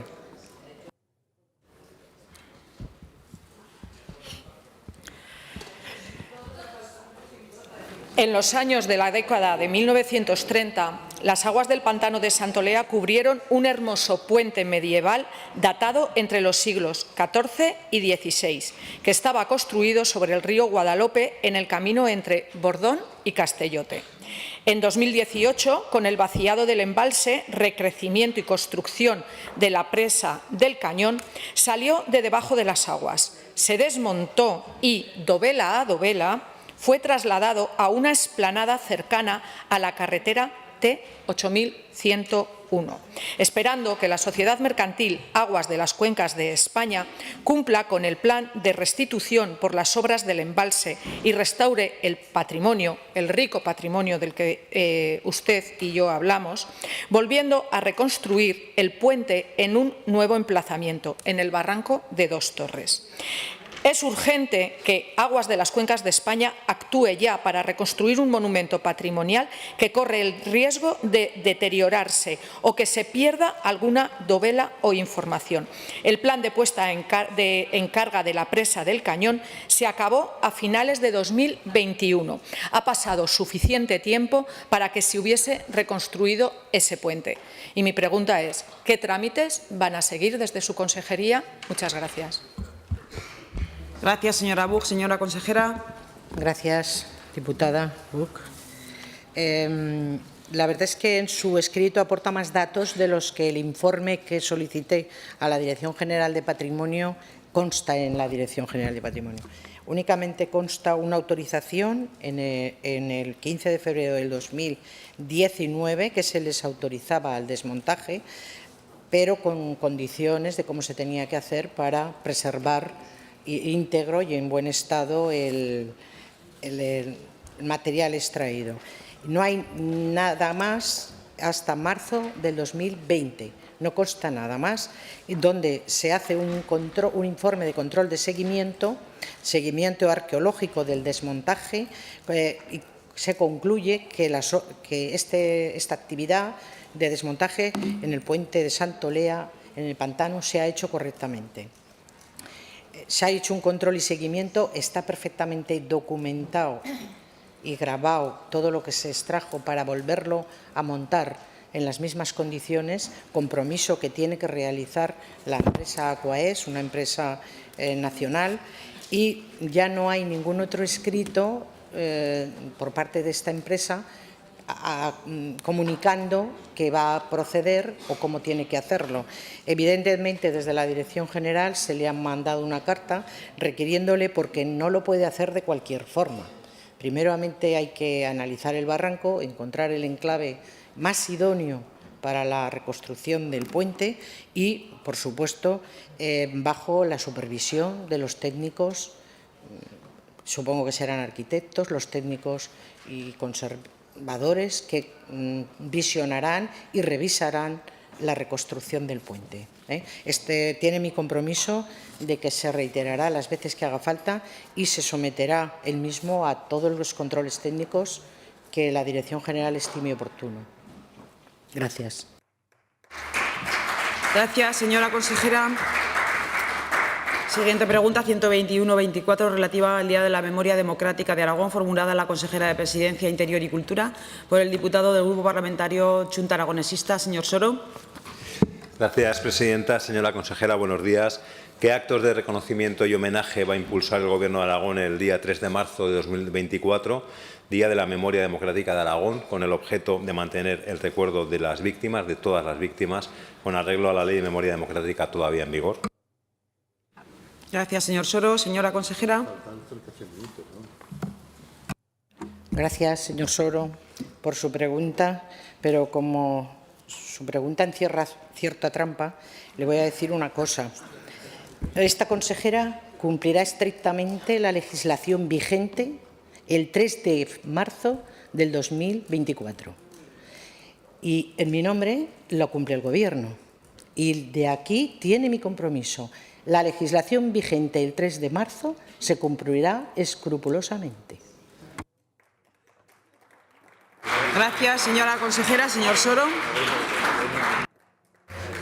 Gracias, señora consejera. La legislación vigente hoy no estará el 3 de marzo. Sabe que declara el 3 de marzo Día de Recuerdo y Homenaje a la Democracia. Fue un día muy triste, un día en el que en la ciudad de Alcañiz, en el año 38, la aviación sublevada bombardeó indiscriminadamente Alcañiz, hubo cientos de víctimas inocentes. Esta pregunta no es que tenga trampa, el problema es que yo soy muy ingenuo. Fíjese, soy ingenuo, que yo pensaba cuando registré la pregunta que quizá el 3 de marzo todavía estaría en vigor la Ley de Memoria Democrática. Por lo visto, no va a ser así. Cuando acabe este pleno, el PP y Vox, en la Junta de Portavoces, en la reunión de Junta y Mesa, nos van a imponer su mayoría para que esa indigna proposición de ley se apruebe cuanto antes y, sobre todo, sin que las asociaciones memorialistas, expertos, sin que los herederos de las víctimas puedan venir a dar su opinión en las audiencias legislativas, Mordaza sobre Mordaza. No le pregunto su opinión, me va a decir que eso es cosa de las Cortes, ya lo sé. Supongo que el calendario que nos nos vamos a enterar hoy es que podremos presentar enmiendas hasta el miércoles 14, presentaremos enmiendas, tendrán que volver a votarlo y lo aprobarán en el pleno del 15. Se va a salvar usted por los pelos. Efectivamente, para el 3 de marzo lo habrán conseguido ustedes, tendrán la excusa perfecta. Pero mire, me alegra mucho lo que dice, me alegra que vaya a aplicar la legislación vigente. No me esperaba menos de usted, por su formación y su experiencia profesional. Y ya se lo hemos recordado en alguna ocasión. Menos mal que está en vigor la Ley 20-2022 de 19 de octubre de memoria democrática, que le obliga a usted como responsable, la estatal, que le obliga a usted como responsable en la materia. Esta ley declara el 31 de octubre como Día de Recuerdo y Homenaje de todas las víctimas, tanto que les preocupa a ustedes todas las víctimas de la guerra y la dictadura, y el 8 de mayo, Día de Recuerdo y Homenaje a todos los exiliados. Cuando llegue el 8 de mayo, cuando llegue el 31 de octubre, incumplirá la ley. Entonces no aplicará la ley estatal. Por cierto, termino, ¿qué nos puede decir del plan de Concordia? Porque el día 8 de enero me respondió usted que existe un plan avanzado, un texto avanzado, pero no hay nada de nada. ¿Qué piensan hacer si no hay un euro en el presupuesto? ¿Qué piensan hacer si se van a cargar usted toda la estructura orgánica específica de memoria democrática en el departamento? En todo caso, no se preocupe, algunos, desde luego, el 3 de marzo seguiremos recordando a las víctimas y poniendo en valor esos valores que dice la ley que van a derogar, de valores democráticos, respeto, integración, convivencia señor y cultura Soro. de la paz. Señora consejera.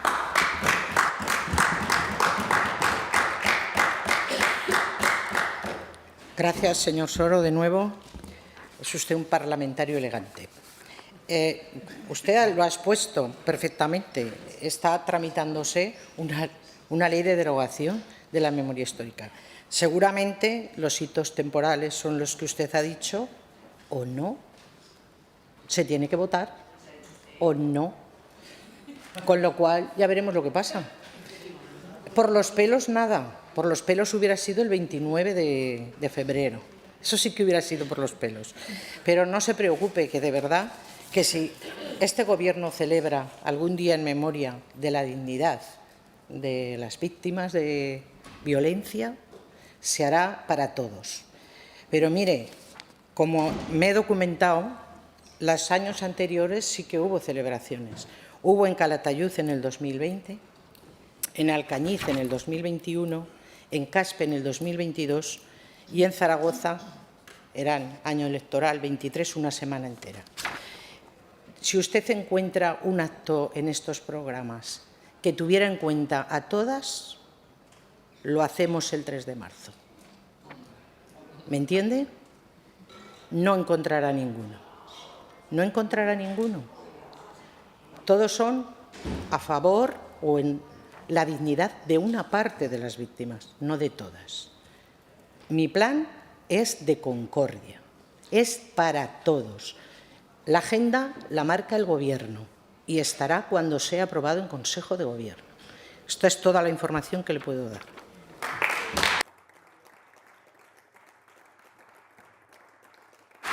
Gracias, señora consejera. Siguiente pregunta, 131-24, relativa a la publicación de las agendas de actividad institucional, formulada a la consejera de Presidencia, Interior y Cultura por el diputado del Grupo Parlamentario Socialista, señor Alastuey. Gracias, señora presidenta. Señora consejera, la pregunta era ¿por qué no se publica en el portal de transparencia del Gobierno de Aragón la agenda del director de la oficina en Bruselas? Se la voy a reformular. ¿Por qué no se publicó hasta ayer la agenda del director de la oficina en Bruselas? Para que me conteste por qué razón no se ha producido esa publicación. Gracias. Gracias, señora Alastuey. Señora consejera. Sí. Señor diputado, mi respuesta es tajante. No se ha publicado hasta ahora la agenda, seguramente por los mismos motivos legales que en las dos anteriores legislaturas no se publicó.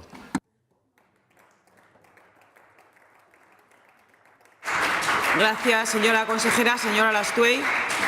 Señora consejera, las razones legales las ignoro en las anteriores legislaturas. Es obvio que ustedes nos recuerdan cada día que han ganado las elecciones y que gobiernan. Se supone que han ganado las elecciones criticando lo que hacíamos mal. Oiga, corríjanlo. El señor director de la oficina en Bruselas fue nombrado, publicado el nombramiento en el Boletín Oficial de Aragón el día 15 de septiembre, con efectos del día 7 de septiembre. Han pasado más de 4 meses, han pasado 4 meses y medio y no sabemos lo que ha hecho. La ley obliga a publicar las actividades de los miembros del Gobierno y de los altos cargos en el portal de transparencia, más que nada para que nos enteremos de qué hacen. Es cierto que tardaron ustedes en poner en marcha las agendas, tardaron un tiempo, no solamente en formar Gobierno, sino también en poner en marcha las agendas. Pero es que la del director en Bruselas no se había puesto en marcha. Y claro, hay un problema añadido con el director en Bruselas. Usted sabe que la ley de transparencia dice que se tendrán que publicar todas las actividades de los miembros del Gobierno y de los altos cargos con carácter previo a su realización y, si no pudiera ser, a posteriori. Pero, en cualquier caso, las reuniones con los lobbies tienen que ser publicadas con carácter previo. Y usted sabe que una gran parte de la actividad que se realiza en Bruselas es reuniones con ese tipo de lobbies. Lo que nosotros queremos preguntarle, ya que no hemos tenido ocasión de preguntárselo al director de la oficina, porque no ha comparecido y pedimos su comparecencia el 15 de septiembre, pero por estas cosas del funcionamiento parlamentario que lleva este Gobierno no ha comparecido todavía ante la Comisión Institucional, nosotros lo que queremos decirle es ¿qué instrucciones han dado? O lo que queremos preguntarles, ¿qué instrucciones han dado ustedes al responsable de la oficina de Aragón en Bruselas? ¿Qué información les ha transmitido sobre las instrucciones que le han dado? Y, sobre todo, ¿qué líneas de futuro piensan introducir en el decreto que desarrolle la figura de la futura oficina o de la delegación del Gobierno de Aragón ante la Unión Europea? Gracias. Gracias, señora Lastuey. Señora consejera. Sí, señora Lastuey, es que su pregunta parte de una premisa equivocada. Usted considera que el director de la oficina de Bruselas es un alto cargo. Pues los informes que tengo es que no es un alto cargo, es un personal eventual. Sí que la ley de transparencia no le obligaría, según el artículo 4, sin embargo, la ley 5/2017 de integridad y ética públicas, sí que le afecta. Esa sí que está. Hay un apartado donde sí habla expresamente del jefe de la delegación del Gobierno de Aragón en Bruselas, que es él. Básicamente es el director, aunque se refiera a él como delegado del Gobierno, es el director de esta oficina. Con lo cual, legalmente, y por eso seguramente el Gobierno anterior no lo publicó, no tiene esta obligación legal. Sin embargo, para que vea usted que a mí a transparente no me ganará, he dado las instrucciones para que le habiliten la agenda y pueda publicar su actividad, que no podía. Se le ha habilitado informáticamente la agenda y a partir, no sé si la semana pasada pues a partir de ayer usted va a tener cumplida información de la cantidad de lobbies que se entrevista.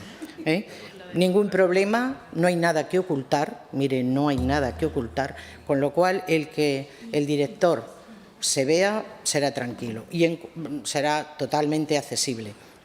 Y en cuanto a su comparecencia en comisión, pues no sé si lo ha pedido o de alguna forma que no ha llegado, pero desde luego que comparecerá en cuanto la mesa acuerde que tiene que comparecer.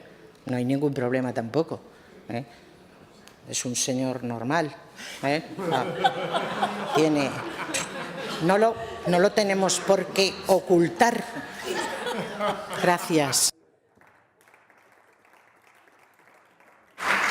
Gracias, señora consejera. Siguiente pregunta, 134-24, relativa al Festival Periferias de Huesca, formulada a la consejera de Presidencia, Interior y Cultura por el diputado del Grupo Parlamentario Socialista, señor Alastuey. Bueno, pues pasamos del mundo secreto al mundo de los festivales y del arte. ¿Cuál es la opinión de la consejera sobre la supresión del Festival Periferias en Huesca y la peregrina idea que han tenido algunos de subastar la marca?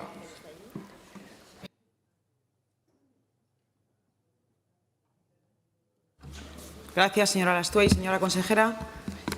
Gracias, señora Alastuey. Demuestra su ferviente preocupación por la cultura, cosa en la que yo estoy muy implicada por mis competencias, porque me era ajena antes. Yo creo que usted ya tiene una idea preconcebida. Entonces, permítame que, invocando la legislación local, entienda que opinar sobre lo que ha decidido un ayuntamiento o una corporación local supone que este Gobierno se inmiscuiría en la labor que tiene para decidir sobre su programación cultural. Institucionalmente no puedo ni debo hacerlo. Gracias, señora consejera. No tengo ideas preconcebidas. Pregunto para saber lo que piensa usted o lo que hace usted. Para eso venimos aquí. Yo no tengo otra manera de enterarme de lo que usted piensa o de lo que usted hace. Mire, yo entiendo lo que me acaba de decir usted, pero no es del todo cierto. A usted el artículo 28.1 del Estatuto de Autonomía de Aragón le da competencias en el fomento de la creatividad artística y, por tanto, nos preocupa que a usted no le preocupe que se esté creando un ambiente un poco sofocante para esa creación artística.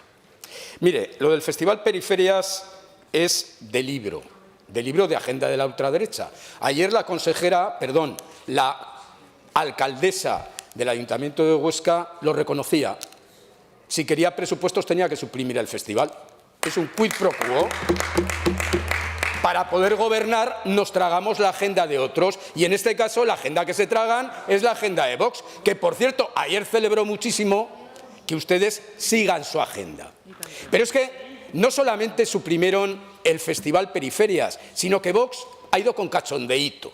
Vox se permitió, y por eso la segunda parte de la pregunta, decir que ya que a los progresistas les gustaba tanto el Festival Periferias, que por qué no se subastaba la marca. Por eso le pregunto que qué piensa de esa ocurrencia peregrina de un partido político que se supone serio y que comparte con ustedes gobierno.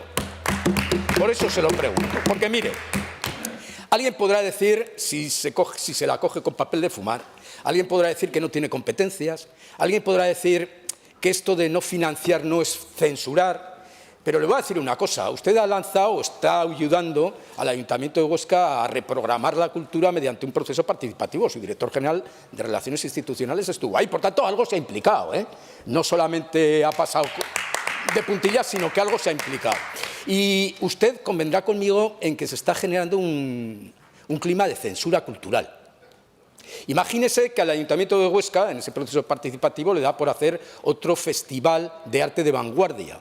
¿Quién va a ser el programador guapo que se va a poner a programar actos culturales sin el peligro de que lo califiquen de cultureta progre? Porque claro, cuando a alguien no le financian, esa es una forma de censura. Y usted es la consejera de Cultura de esta comunidad autónoma y tiene la responsabilidad de crear un clima de libertad para la creación artística en esta comunidad autónoma. Gracias, señora Lastuey. Señora consejera. Señora consejera.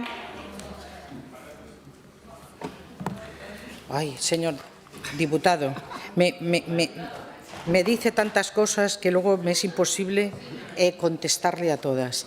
A ver, mire, tengo datos objetivos. El Gobierno de Aragón en el 2016 le dio a este festival 2.000 euros.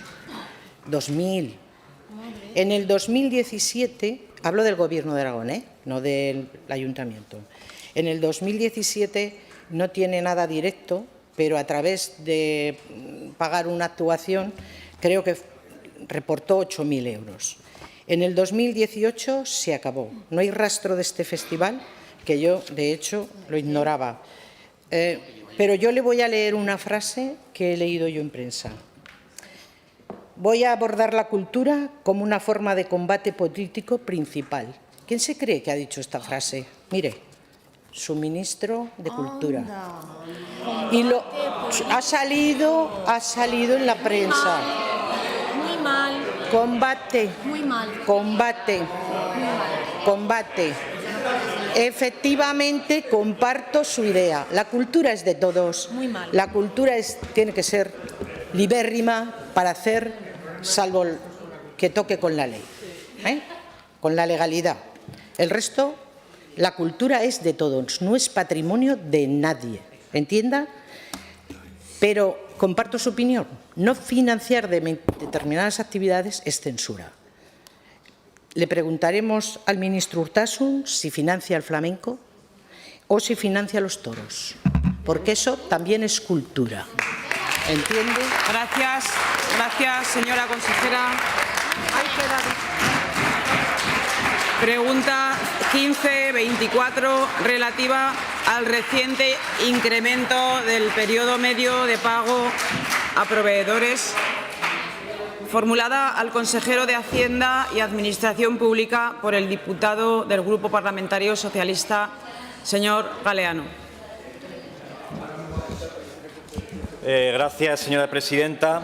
Señor consejero de Hacienda, ¿qué medidas piensa tomar el Gobierno de Aragón para reducir el periodo medio de pago a los proveedores, que no ha hecho sino aumentar desde que el señor Azcón es presidente del Gobierno de Aragón? Gracias, señor Galeano. Señor Gracias, consejero. señora presidenta. Señor Galeano, este tema es mucho más aburrido que el anterior. A ver, que nos escuchemos todos. Es un tema que nos preocupa, como le preocupaba al Gobierno anterior. Usted sabe que el pago a proveedores no es un proceso lineal, es un proceso que en función de la tesorería, en función del gasto presupuestario, va variando, como ha variado siempre, y lógicamente vamos a tomar medidas muy parecidas a las que tomó el señor Pérez Anadón la anterior legislatura, que dieron buen resultado, y yo espero que nosotros también nos den buen resultado. Gracias. Gracias, señor consejero. Señor Galeano.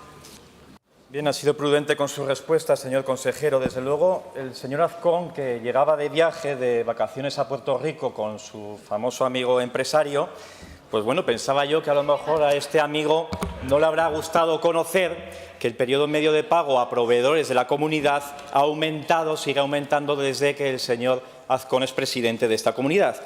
Y eso nos lleva a decir que mentía el señor Azcón cuando prometía que con él los proveedores de la Administración autonómica, entre quienes están los autónomos y pymes de esta comunidad, iba a ser su gran preocupación. Pero hemos llegado a la cruda realidad, esa que nos dice, señor consejero, que ustedes a nosotros lecciones de gestión más bien pocas. Porque miren, desde que Azcón es presidente, el periodo medio de pago a proveedores no ha hecho sino aumentar. Eso es así. Y sabemos las tendencias y demás, pero no ha hecho sino aumentar. El último dato conocido del mes de noviembre es casi un 25% superior al que dejamos nosotros en agosto del ejercicio pasado. Se ha pasado a pagar a casi 42 días y mucho nos tememos, como usted bien sabe, que el mes de diciembre confirmará esa tendencia negativa en la que nos vemos ahora inmersos.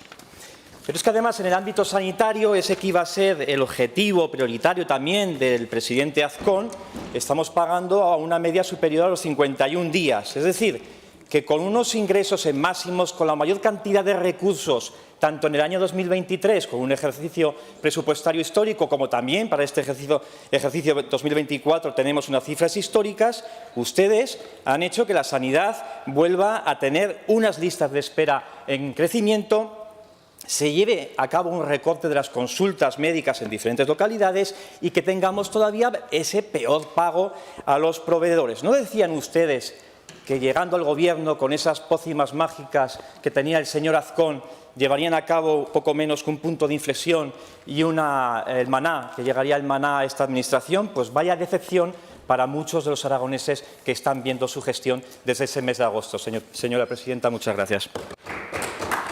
Gracias, señor Galeano. Señor consejero. Mire, gracias, señora presidenta. Mire, señor Galeano, yo entiendo que en oposición vale todo. Yo a usted considero una persona seria y que intenta hacer una política con el balón al suelo, con normalidad y con moderación.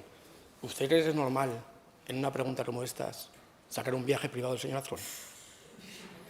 Déjame hablar, que yo le dejo hablar siempre muy educadamente, ¿vale? Entonces, le rogaría que me dejase hablar. ¿Usted cree que es normal, sinceramente, sacar el tema ese? ¿Usted cree que es normal? Usted es una persona seria. ¿Que es normal lanzar insidias de este tema? ¿O dudas? De verdad, usted no, las insidias las lanza otro. ¿Usted cree que es normal que en esta pregunta de pago medio de proveedores lance dudas?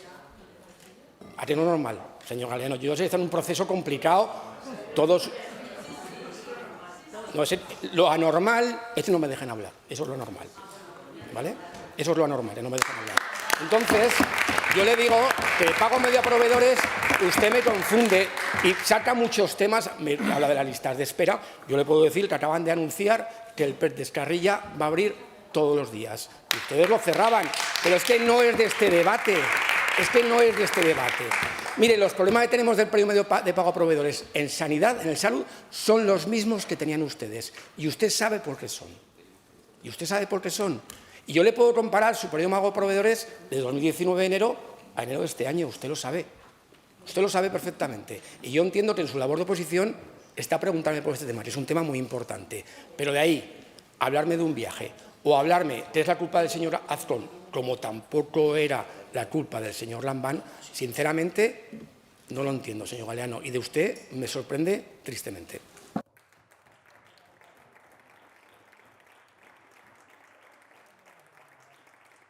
Gracias, señor consejero. Siguiente punto, pregunta 112-24, relativa a las acciones a emprender por el Gobierno de Aragón para consolidar la reducción de la deuda emprendida por el anterior Ejecutivo aragonés, formulada al consejero de Hacienda y Administración Pública por el diputado del Grupo Parlamentario Socialista, señor Galeano. Señor Galeano. Sí, gracias, señora presidenta. ¿Qué acciones tiene pensado hacer el Gobierno de Aragón para consolidar la reducción de la deuda emprendida por el anterior Ejecutivo aragonés y que pone en valor la Cámara de Cuentas precisamente ayer mismo en la comparecencia que tuvo el señor Peña en esta Cámara? Gracias, señor Galeano. Señor consejero, tiene la palabra. Nosotros vamos a seguir la senda de consolidación fiscal, una vez recuperadas las reglas fiscales para la Unión Europea, que nos obligan a este año a cumplir el 0,1 de déficit, y el año que viene el 0, el siguiente el 0 y el siguiente un superávit del 0,1. Con el cumplimiento de esas reglas de consolidación fiscal lograremos una estabilización de la deuda pública aragonesa. Gracias, señor consejero. Señor diputado, señor Galeano. Gracias, señor presidente. Señor Bermúdez de Castro, me parece un poquito más normal también la respuesta que me ha dado a esta pregunta que la respuesta anterior.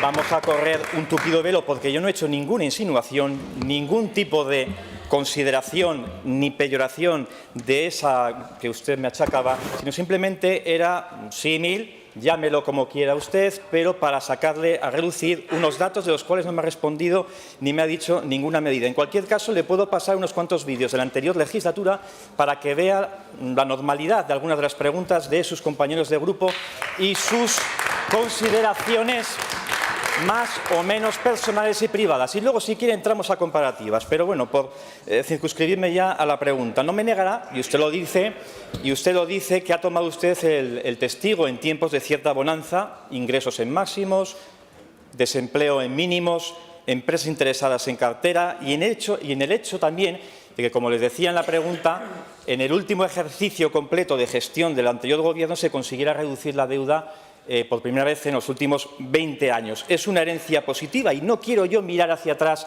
en estas preguntas, señor Bermúdez. Todos tenemos la obligación de mirar adelante.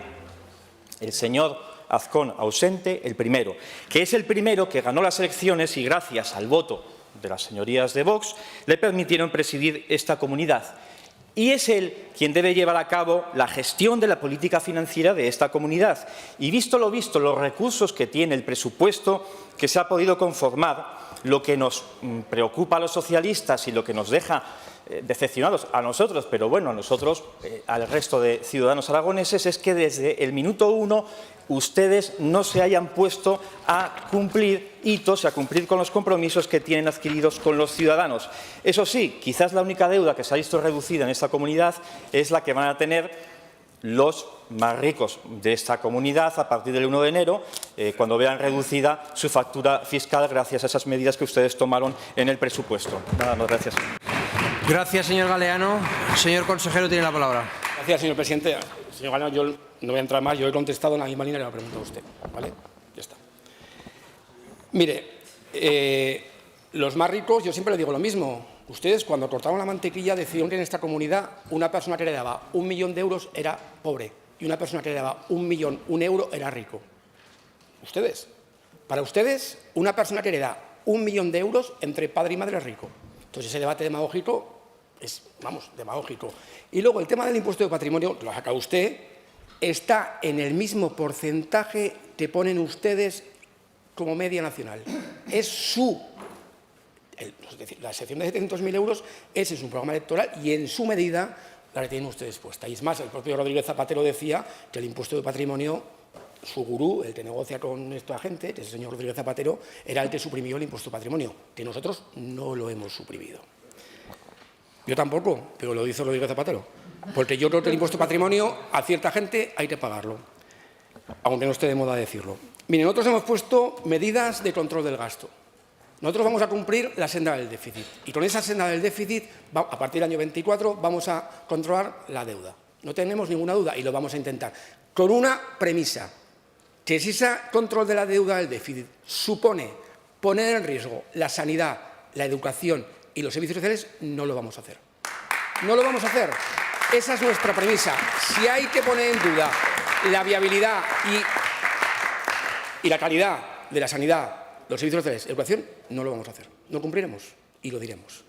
También le digo una cosa. En los presupuestos del año pasado, yo no voy a mirar atrás, había un déficit asumido de 140 millones de euros que iba a ir a deuda, señoría.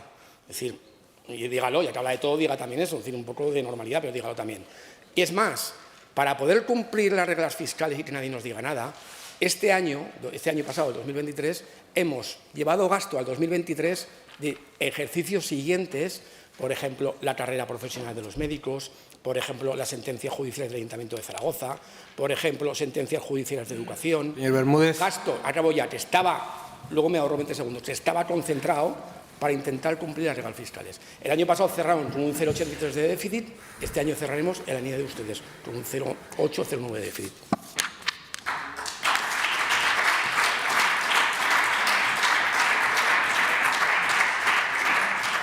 Pregunta relativa a la valoración que hace el Gobierno de Aragón del último Consejo de Política Fiscal y Financiera, formulada al consejero de Hacienda y Administración Pública por el señor Galeano. Tiene la palabra.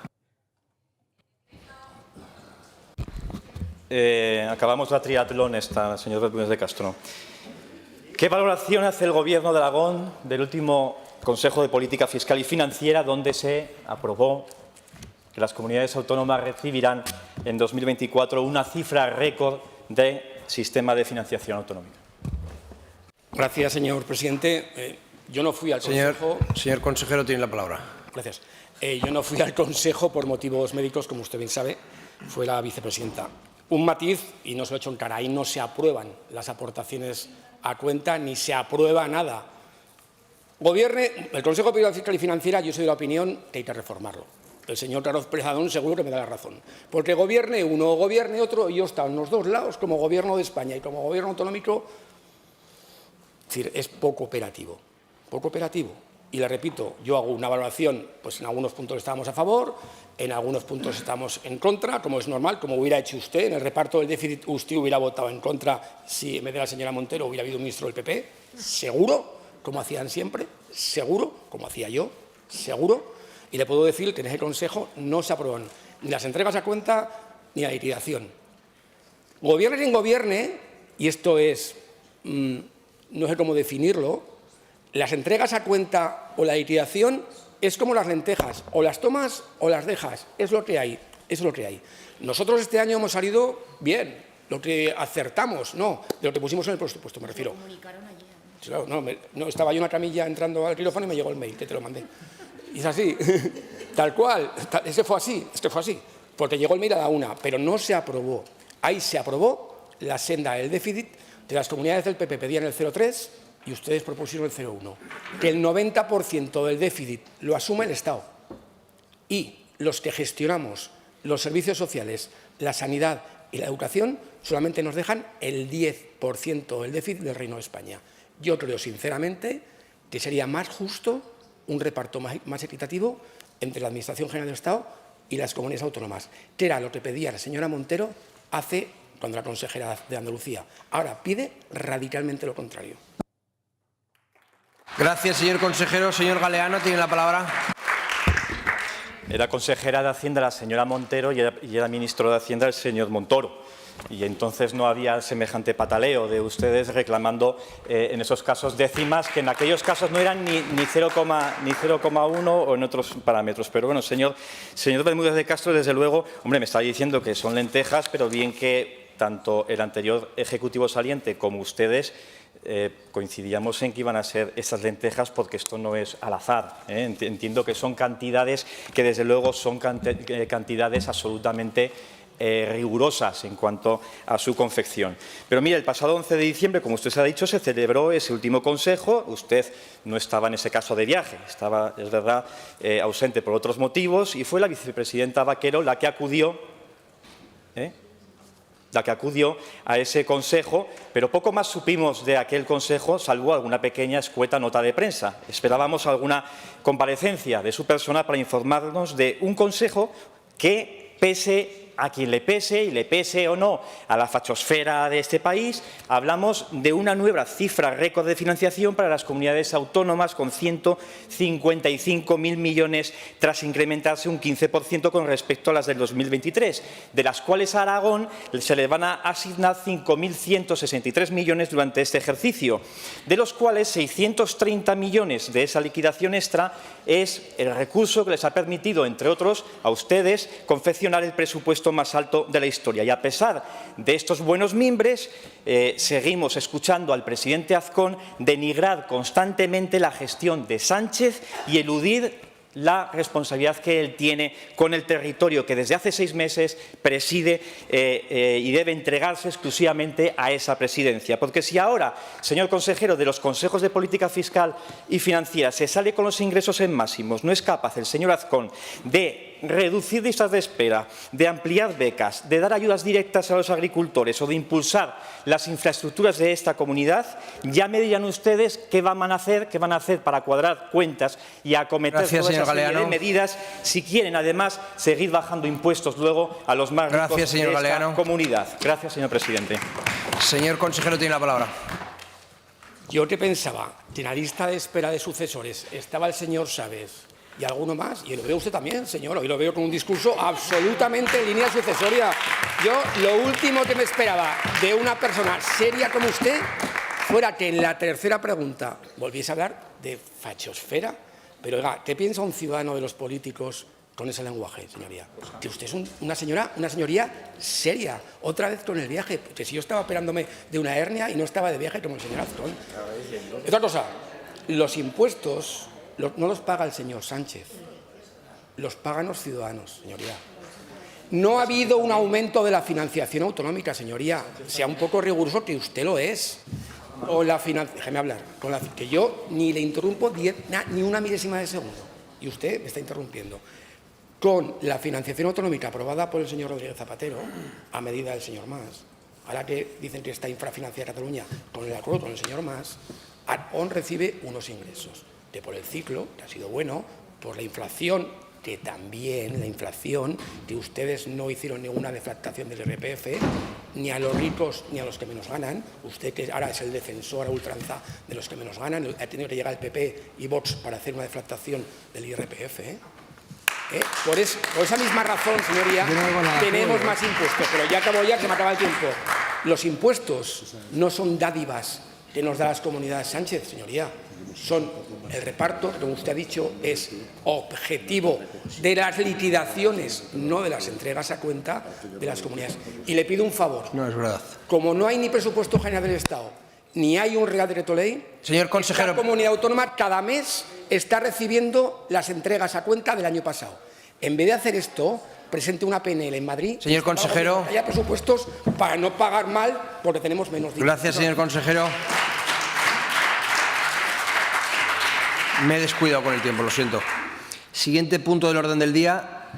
Pregunta relativa a la petición del AFE del CEIP Lucien Briet de Zaragoza, formulada a la consejera de Educación, Ciencia y Universidades por la diputada señora Las Obras. Tiene la palabra. Gracias, presidente. Buenos días, consejera. ¿Cuándo tiene previsto el Departamento de Educación, Ciencia y Universidades atender la petición de la Asociación de Familias Escolares del Colegio Público Lucien Briet de Zaragoza sobre la incorporación de un técnico auxiliar de educación infantil para primero? Gracias, señora Las Obras. Señor consejera, tiene la palabra. Gracias, señor presidente. Gracias, señora Las Obras.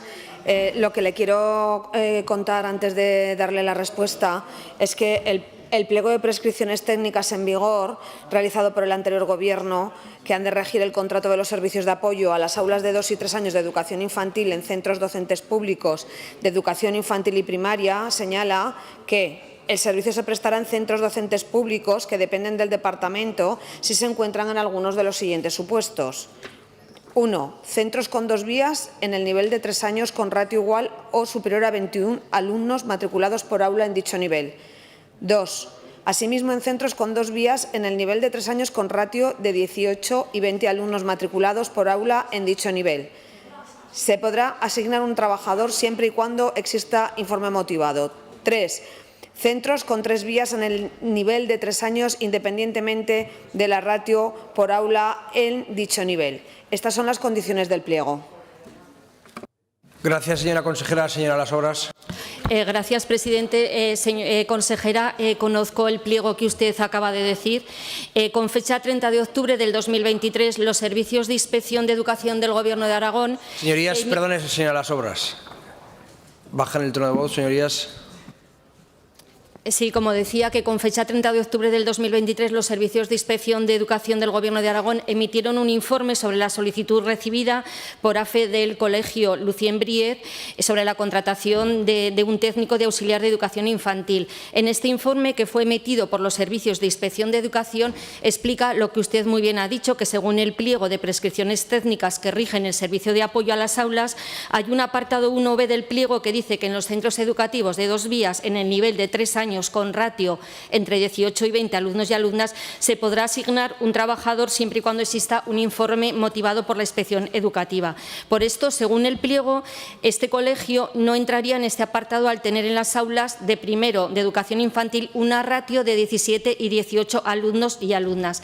Pero la verdad es que este alumnado tiene unas características especiales y estas características de estos 2 grupos de primero de educación infantil se las voy a relatar. 4 menores van con pañal, 3 nacieron prematuros y no han compensado las dificultades en la inmadurez. 6 tienen retraso de adquisición de lenguaje, 2 tienen un desconocimiento total del idioma, 2 tienen alergias alimentarias y hay que estar pendientes de los alimentos, 2 son agneaes con una gran discapacidad visual y retraso madurativo y 1 tiene dificultades de lenguaje y motricidad.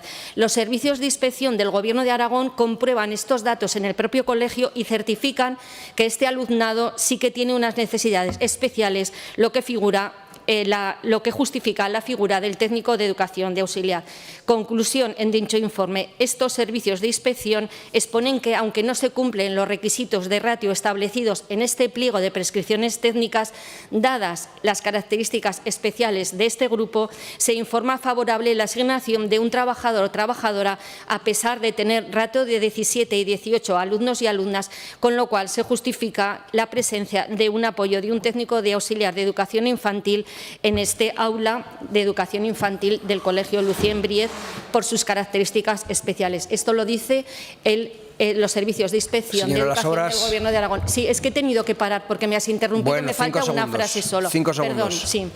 Y para concluir, como dicen las familias afectadas, nosotras vamos mucho más allá de los números y estamos formando personas. Gracias. Señora consejera, su tiempo de dúplica. Gracias, señor presidente. Gracias, señora Las Obras.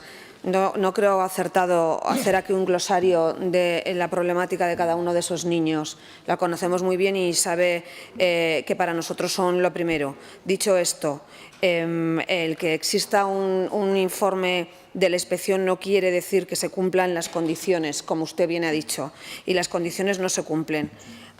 Y le voy a explicar por qué. Ante estas prescripciones técnicas, el Departamento no puede cumplir las condiciones del pliego con el que nos hemos encontrado del Gobierno anterior.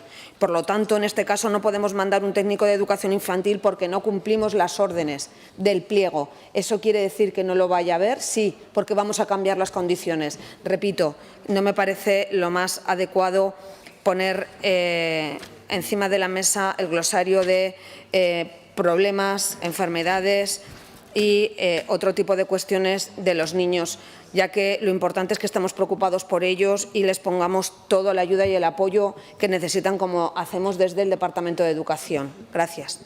Gracias, señora consejera. Pasamos al siguiente punto del orden del día. Pregunta relativa al auto del Tribunal Superior de Justicia de Aragón respecto al caneto formulada a la consejera de Educación por el señor Urquizu. Muchas gracias, señor presidente. ¿Cómo valora su departamento el auto del Tribunal Superior de Justicia de Aragón, que por un lado pues, les ha obligado a volver a abrir aquello que ustedes cerraron, que es la Escuela de Caneto? ¿Y cuál es la respuesta que va a dar su departamento a ese auto? Es decir, ¿qué informe van a presentar ustedes? Muchas gracias. Gracias, señor Urquizu. Señora consejera, tiene la palabra.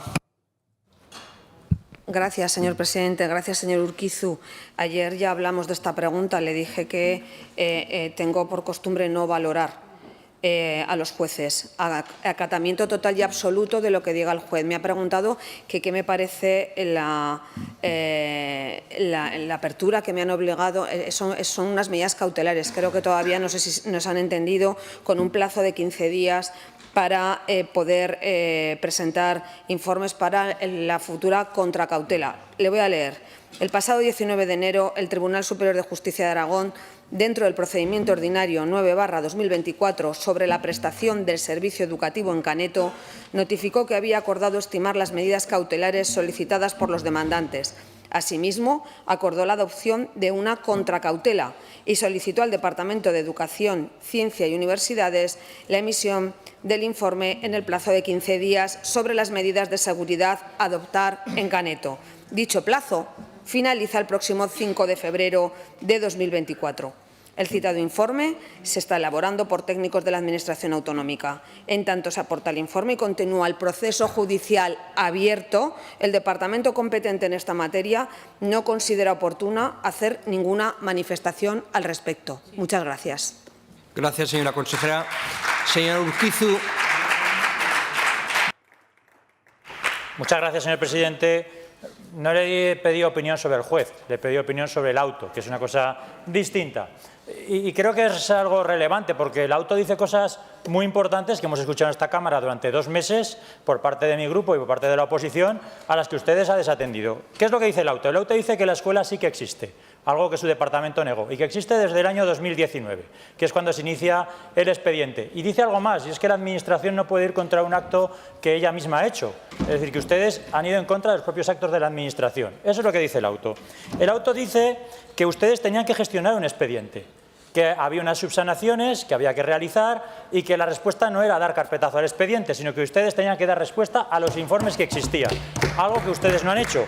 De tal forma que lo que le dice el auto es que no solo hay unos informes técnicos que hablan de unas deficiencias, también dice que hay otros informes que contradicen esos informes y que hay incluso fotografías que ponen de relieve que hay electricidad, que hay saneamientos, que existen unas casetas, es decir, que hay muchos informes, no solo los que ustedes están apoyando para cerrar la escuela. Dice algo más, dice que ustedes tienen que ser flexibles y dice que la normativa dice que en situaciones especiales, especialmente de despoblación, hay que aplicar la norma de forma flexible. ¿Van a ser ustedes flexibles a la hora de elaborar su informe o realmente van a seguir con la tesis de cerrar la escuela? Y finalmente, dice algo más, dice que en situaciones especiales, como es esta, 21 niños son muchos niños y que por lo tanto se precipitaron en la decisión. Por lo tanto, lo que a mi grupo le preocupa es qué es lo que están haciendo ahora ustedes. ¿Cuál es ese informe que están elaborando? Lo que le pedimos es, por un lado, que ayuden a las familias. Ahora tiene que tomar una decisión y es si subsanan las deficiencias o siguen con su empecinamiento de cerrar la escuela. Y lo que les pedimos es que sigan e intenten subsanar esas deficiencias, que las corrijan, porque los mismos arquitectos de las familias dicen lo siguiente textualmente. Dicen, los edificios, salvo vicios ocultos, cumplen con las condiciones necesarias de solidez y estabilidad, así como las condiciones de seguridad frente al fuego. De tal forma que los arquitectos de las familias constatan que no es cierto lo que están diciendo ustedes y que existen muchos informes técnicos que no dicen lo mismo que dicen ustedes. Así que usted, como responsable del departamento, puede hacer una cosa. Puede ayudar a las familias a que la escuela siga existiendo o puede seguir en su empecinamiento que tienen hasta ahora mismo, que es encerrar la escuela. Usted va a decidir. Gracias, señor Urquizu. Tiempo de dúplica, señora consejera. Gracias, señor presidente. Gracias, señor Urquizu. Yo no voy a entrar, ya se lo he dicho, hasta que no haya una contracautela, hasta que no haya una sentencia firme a hablar de este procedimiento. Y usted también tendría que tener cuidado cuando expone aquí algunas cosas del auto. El auto es público, lo tiene todo el mundo. Ya está, no pasa absolutamente nada. Yo me pide que le dé solución a las familias. No sé qué hicieron ustedes 5 años sin darle solución a las familias, pero ya está, que yo no voy a...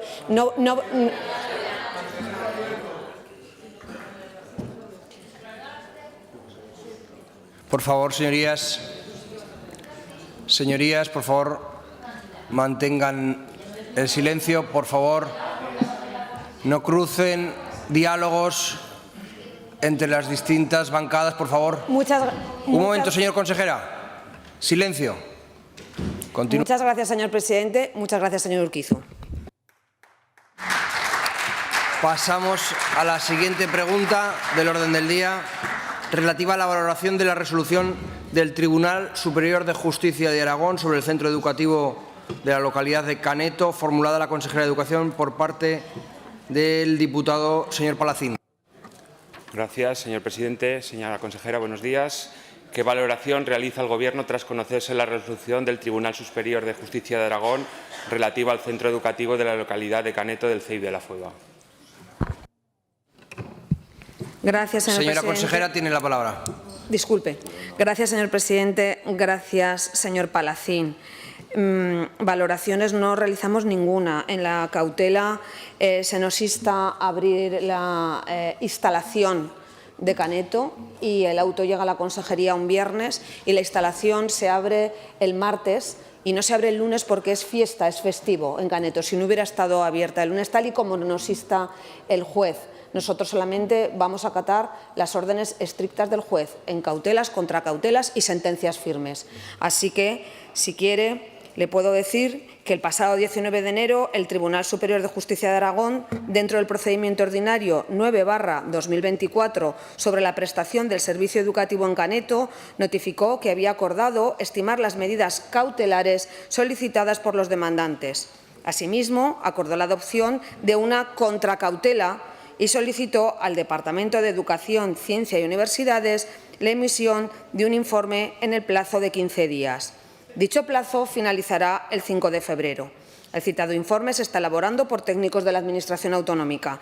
En tanto se aporta el informe y continúa abierto el procedimiento judicial, el departamento competente en materia de educación no considera oportuno hacer ninguna manifestación al respecto. Muchas gracias. Gracias, señora consejera. Señor Palacín. Gracias, señor presidente. Gracias, señora consejera. Traemos esta pregunta porque ya sabéis, lo hemos dicho, que fue una mala decisión cerrar este colegio de una forma unilateral, sin diálogo. Es muy difícil justificar el cierre de una escuela en un pueblo tan pequeño, en las circunstancias en las que se hizo.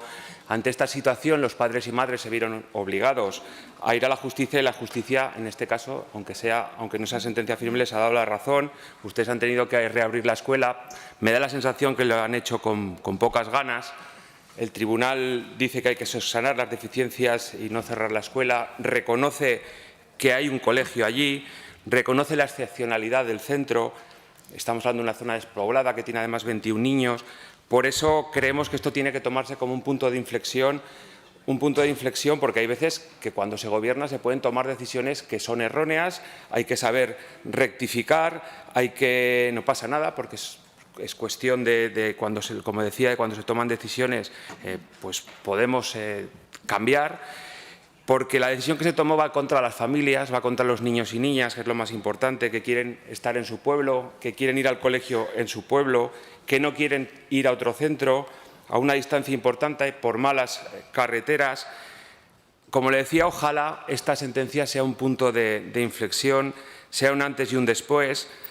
Que existan carencias en una escuela es algo habitual, usted lo sabe, hay muchos centros que tienen carencias.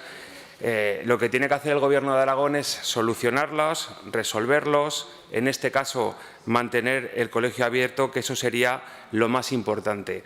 Por eso, señora consejera, trabajen para que este colegio esté abierto, trabajen para que continúe abierto, mejor dicho, para que al final estos niños y niñas puedan tener el mejor servicio educativo, que ese es el objetivo que tenemos, yo creo, todos en estas Cortes. Muchas gracias. Gracias, señor Palacín. Señora consejera, su tiempo de dúplica. Gracias, señor presidente. Gracias, señor Palacín. Mire, yo no sé si he tomado una buena o mala decisión, eso lo dirá el juez. Entonces, aquí no se trata de tomar ni buenas ni malas soluciones. Ya está en manos del juez.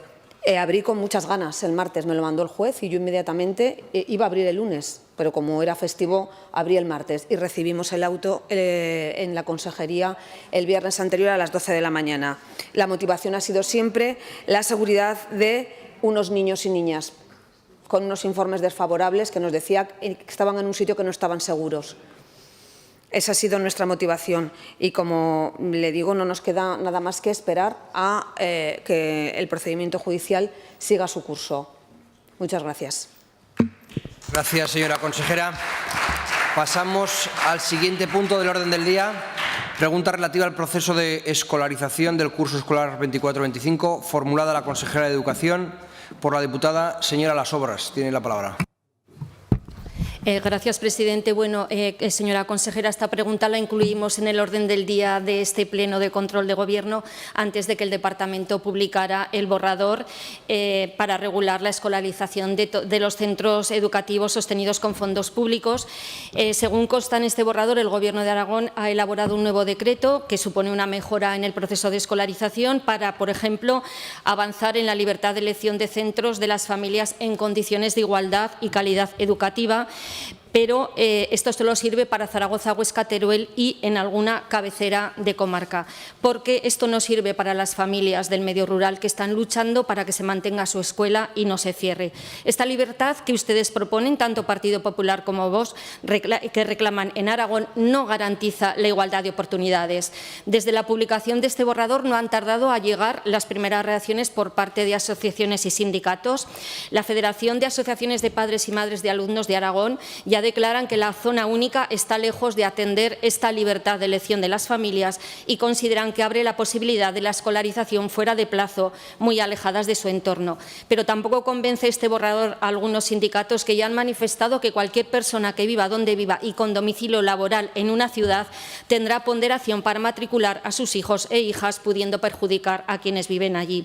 Otros sindicatos alegan que la zonificación solo busca favorecer a la concertada y que va a generar problemas de organización y puede provocar que unos centros estén sobredimensionados, como los centros concertados, y otros queden con vacantes sin cubrir, como los centros públicos. Desde Chunta Aragonesista compartimos la opinión de la mayoría de las organizaciones sindicales y colectivos de la enseñanza ante el temor de que el contenido del nuevo decreto de este Gobierno, Partido Popular y Vox sobre el proceso de escolarización con la zona única se favorezcan los intereses del sector privado de la enseñanza en deterioro de la escuela pública aragonesa y que pueda incrementar lamentablemente la indeseable segregación escolar. Y lo hablamos el deterioro de la enseñanza pública y lo decimos porque en los pactos de Gobierno que hicieron tanto con PAR como con Vox firmaron el bachillerato concertado, que es una pésima idea, que solo, porque forma parte de un contexto privatizador que solo puede aumentar la brecha educativa entre ricos y pobres. Estamos hablando de diferentes modelos educativos que no tienen nada que ver. Chunta Aragonesista somos grandes defensores de la enseñanza pública porque es la única que garantiza y fomenta la igualdad, la calidad de la participación y el éxito educativo de todo el alumnado. Señora Las Obras. Sí, voy terminando. Esperemos que se atiendan y estudien las alegaciones que se van a realizar y, desde luego, Chunta Aragonesista hará también lo propio. Gracias, señora Las Obras. Presidente. Señora consejera, su tiempo de dúplica. Gracias, señor presidente.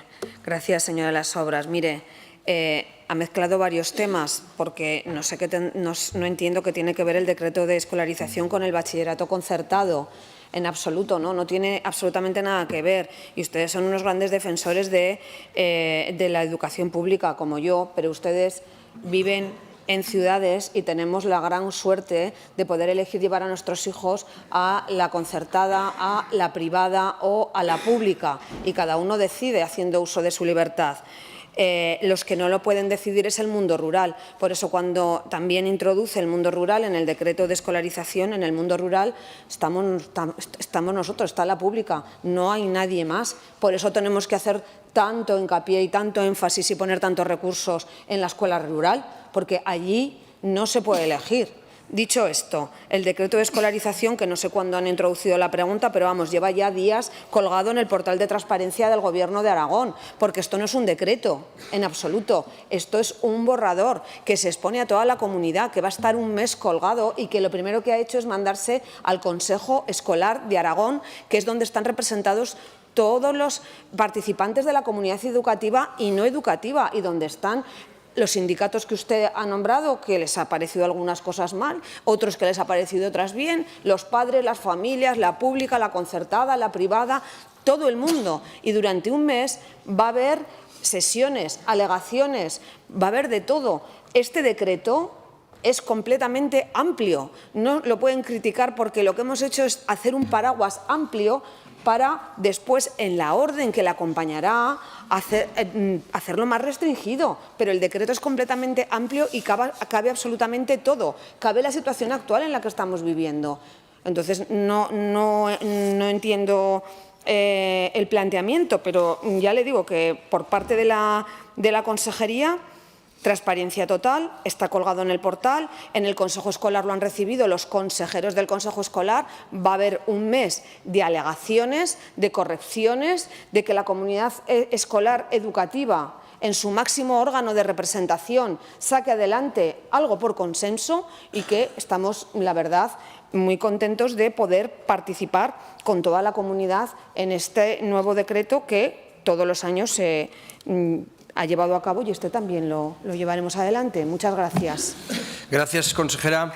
Pasamos a la siguiente pregunta, relativa a la solución de la situación administrativa de la Escuela Rural de Caneto, formulada a la consejera de Educación, Ciencia y Universidad por el diputado Sanz Ramón, de la Agrupación Parlamentaria de Izquierda Unida de Aragón. Gracias, presidente. Volvemos a hablar de Caneto, señora Pérez, con la intención de que nos diga desde qué actitud va a asumir la búsqueda de soluciones de una cuestión que es su responsabilidad. Mire, cuando el Tribunal Superior de Justicia de Aragón insta esas cautelares y le ordena abrir la escuela, lo que le está diciendo es que esa escuela es responsabilidad suya, que los servicios educativos se han venido prestando y que, por lo tanto, esa escuela entra dentro del perímetro público y es su responsabilidad dar solución a aquellas cuestiones que, entiendo, estarán introduciendo en ese informe que van a presentar, si no lo han presentado ya. Yo quiero que eso también nos lo aclare y, por lo tanto, le insta a resolverlas. Y ese es el debate de hoy. El debate de hoy no es técnico ni jurídico, el debate de hoy es político, es de actitud. ¿Con qué actitud va a afrontar lo que resta de este tremendo episodio que nunca tuvo que producirse para solucionar definitivamente los problemas que pudieran presentarse de corte a nuestro juicio administrativo y burocrático, como ya le hemos venido diciendo? Es su responsabilidad solucionar estas cuestiones, no trasladársela exclusivamente a la comunidad educativa y al ayuntamiento, que me consta que no tienen nada contra usted, pero que se están viendo también que usted sí parece tener algo en contra de ese centro educativo y, por lo tanto, de esa escuela. Y, por lo tanto, lo que nosotros consideramos es que hay que buscar soluciones para acabar ya con este bochornoso episodio. Y, por lo tanto, yo le pregunto por qué soluciones está enfrentando para dar solución desde su responsabilidad a esta cuestión. Gracias, señor Sanz. Señora consejera, es su turno. Gracias, señor presidente. Gracias, señor Sanz. Mi actitud siempre ha sido la de la mano tendida a las familias y al alcalde de La Fueva, a las familias con las que me he reunido, a mi equipo que ha subido a La Fueva, a Caneto, a hablar por teléfono varias ocasiones y en persona con el alcalde. Esa ha sido mi actitud. Mi actitud nunca ha sido desde la soberbia. Yo no he ido a los juzgados, se lo recuerdo, pero lo que voy a hacer es acatar lo que diga estrictamente la justicia. Y así le puedo decir que el pasado 19 de enero el Tribunal Superior de Justicia de Aragón, dentro del procedimiento ordinario 9/2024 sobre la prestación del servicio educativo en Caneto, notificó que había acordado estimar las medidas cautelares solicitadas por los demandantes. Asimismo, acordó la adopción de una contracautela y solicitó al Departamento de Educación, Ciencia y Universidades la emisión de un informe en el plazo de 15 días. Dicho plazo finalizará el próximo 5 de febrero. El citado informe se está elaborando por los técnicos de la Administración autonómica. En tanto se aporta el informe y continúa el procedimiento judicial, el Departamento competente en materia de educación no considera oportuno hacer ninguna manifestación al respecto. Muchas gracias. Gracias, señora consejera. Señor Sanz. Gracias. Mire, señora consejera, yo no quiero hoy levantar la voz con usted ni discutir. Yo quiero que usted aporte soluciones, no que se escude en algo que hemos leído todos. Yo quiero que usted nos diga hoy si realmente quiere o no quiere mantener abierta la escuela de 21 niños y niñas en una aldea como la de Caneto. La justicia le ha mandado reabrirla, por lo tanto es su responsabilidad. Por muchas deficiencias que ustedes apunten y aduzcan para justificar lo que han hecho, lo que tienen que hacer ahora es ponerse manos a la obra para garantizar estabilidad y certidumbre a esas familias. Es indecente someter a 21 niños y 21 niñas, a 21 familias a esta situación cuando es su responsabilidad, porque lo que ha quedado claro es que era su responsabilidad cuando la cerraron. Por lo tanto, yo lo que espero que usen los mecanismos que ya les habíamos advertido existen, esa disposición adicional, es que los propios técnicos, hemos pedido toda la información y nos la han mandado, los propios técnicos, en esos informes que ustedes aducen para justificar su cierre, dicen también dónde está la solución. Con una orden que flexibilice las exigencias sería suficiente, lo permite la disposición adicional. Júntanse con la comunidad educativa y con técnicos para dar respuesta a esta cuestión que se va a producir en más centros, Señor porque el Sanz. medio rural no es el medio urbano. 400 alumnos no son 21. Señora Gracias, consejera, señor solo le Sanz. pido soluciones, que nos las dé. Pasamos a la siguiente pregunta. Perdone, la dúplica de la señora consejera. Gracias, señor presidente. Gracias, señor Sanz. Las soluciones vendrán dadas de la mano de la justicia, no se preocupe. Gracias. Gracias, señora consejera. Siguiente pregunta del orden del día relativa al mapa concesional de transporte de viajeros por carretera, formulada al consejero de Fomento, Vivienda, Movilidad y Logística por parte de la diputada socialista Rodrigo. Adelante. Gracias, señor presidente. Señor consejero, buenos días. ¿Cuál es el estado actual del procedimiento tras la adjudicación definitiva del mapa concesional de transporte de viajeros por carretera? Tal y como usted anunció en esta sede parlamentaria, en los próximos meses vamos a ver realidad, que se hacía realidad este mapa concesional. ¿En qué momento estamos ahora mismo? Gracias. Gracias, señora Rodrigo. Señor consejero, tiene la palabra. Gracias, señor presidente. Señora Rodrigo, la previsión es que durante el primer semestre de 2024 se adjudiquen definitivamente los contratos y que durante el primer semestre se inicie la prestación del nuevo servicio. Gracias, señor consejero. Señora Rodrigo. Gracias, señor presidente. Gracias, señor consejero, pero no nos dice nada nuevo que nos dice exactamente lo mismo que hace 2 meses, pero bueno, en los próximos 6 meses entiendo que podría usted afinar un poquito más la respuesta y es lo que le pido. Este mapa concesional ha tenido una larga tramitación, no exenta de problemas, todos lo sabemos, hasta llegar a planificar una futura red de transporte público que incluso el señor Juste, que no lo tenemos hoy aquí, azote continuado del señor Soro durante bastantes años y parece ser que también de algún renombrado periodista, calificó como positivo. Los recursos judiciales no nos han permitido que el anterior Ejecutivo lo pusiera en marcha, pero nos alegramos de que pronto podamos verlo hecho realidad y por eso le preguntamos un poquito más de concreción. Le recordamos que este mapa concesional supondrá un 13% más de oferta en los servicios, con 20.000 personas más que podrán acceder a este sistema de transporte. Por lo tanto, entendemos que es un proyecto muy importante. Este, señor consejero, es uno de los ejemplos, de los tantos ejemplos de una buena gestión del anterior Ejecutivo. Creo que estará de acuerdo conmigo. Una buena gestión que merece la pena que perdure en el tiempo y que como aragoneses y aragonesas que conocemos el territorio y que vivimos en el territorio, entendemos la importancia de este mapa concesional. Este es un verdadero ejemplo de una política vertebradora y transversal.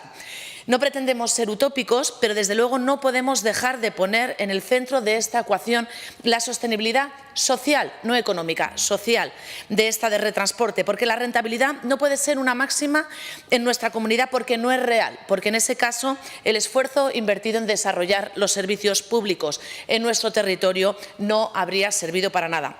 Le pedimos una vez más diligencia, sensibilidad, que sé que la tiene, y por supuesto que se ponga en marcha cuanto antes este servicio y por supuesto que nos dé un poquito más de concreción. Muchas gracias. Gracias, señora Rodrigo. Señor consejero, tiene la palabra. Muchas gracias, presidente. Señora Rodrigo, que el proyecto es muy importante, totalmente de acuerdo, que va a transformar la vida de los aragoneses, totalmente de acuerdo, que se ha gestionado bien, no puedo estar de acuerdo. Es un proyecto que se inició en el mandato del Gobierno de Luisa Fernanda Rudi, un proceso iniciado pues por un Gobierno del Partido Popular, y llevamos 6 años de retraso en la implementación del mapa concesional. Culpa, desde luego, no de este Gobierno.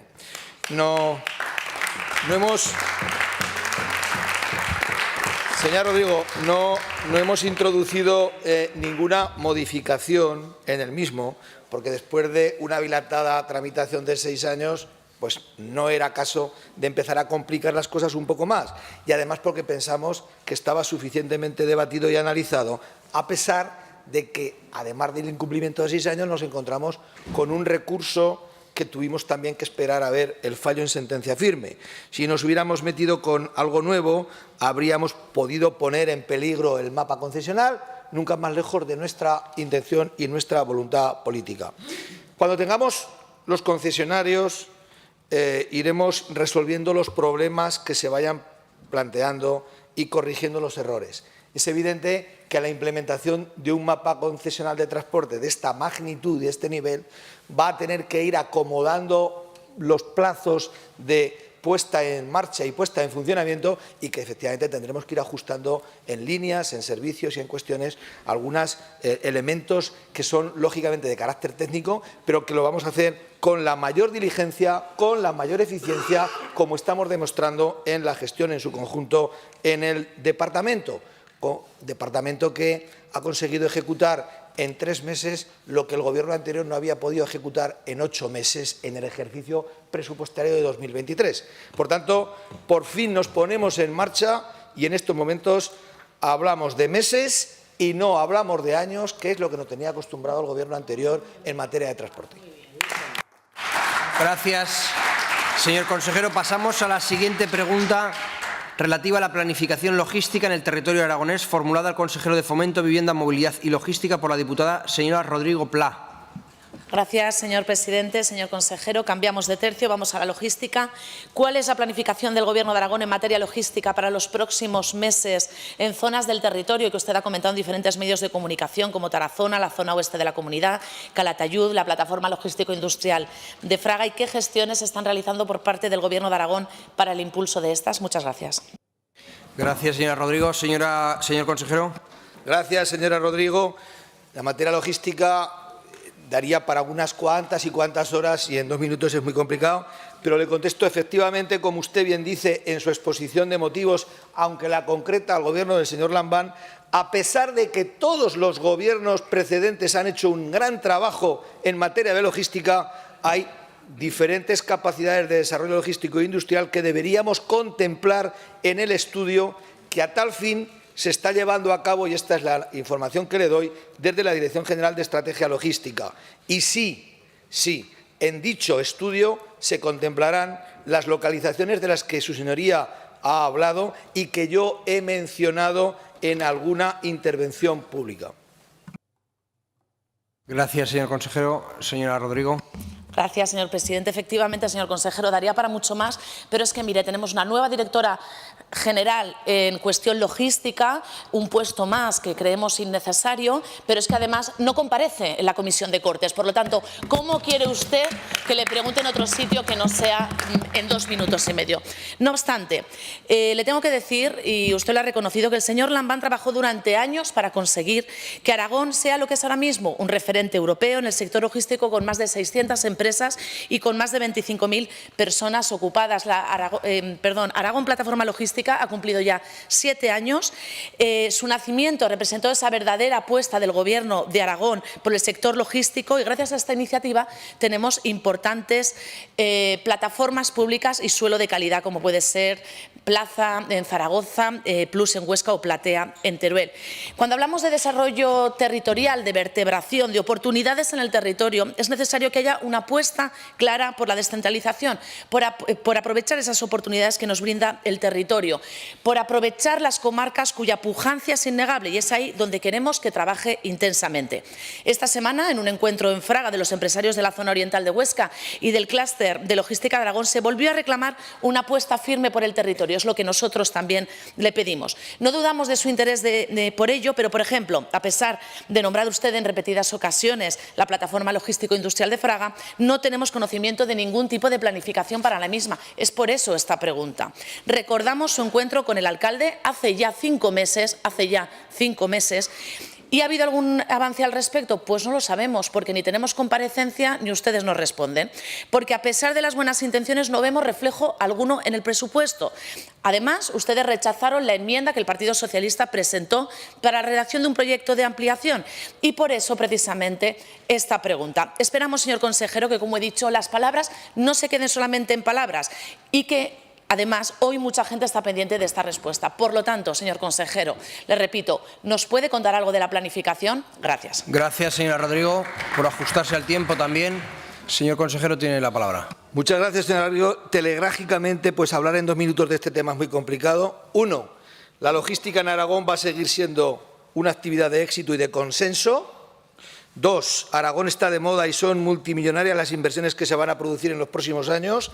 3. La logística pública ha estado muy localizada en las 3 capitales, Plaza, como dice usted, Plus, Plata y Platea y Fraga, con más de 23 millones de metros cuadrados, y al anticipo que se continuará con la segunda fase en la plataforma logística de Fraga.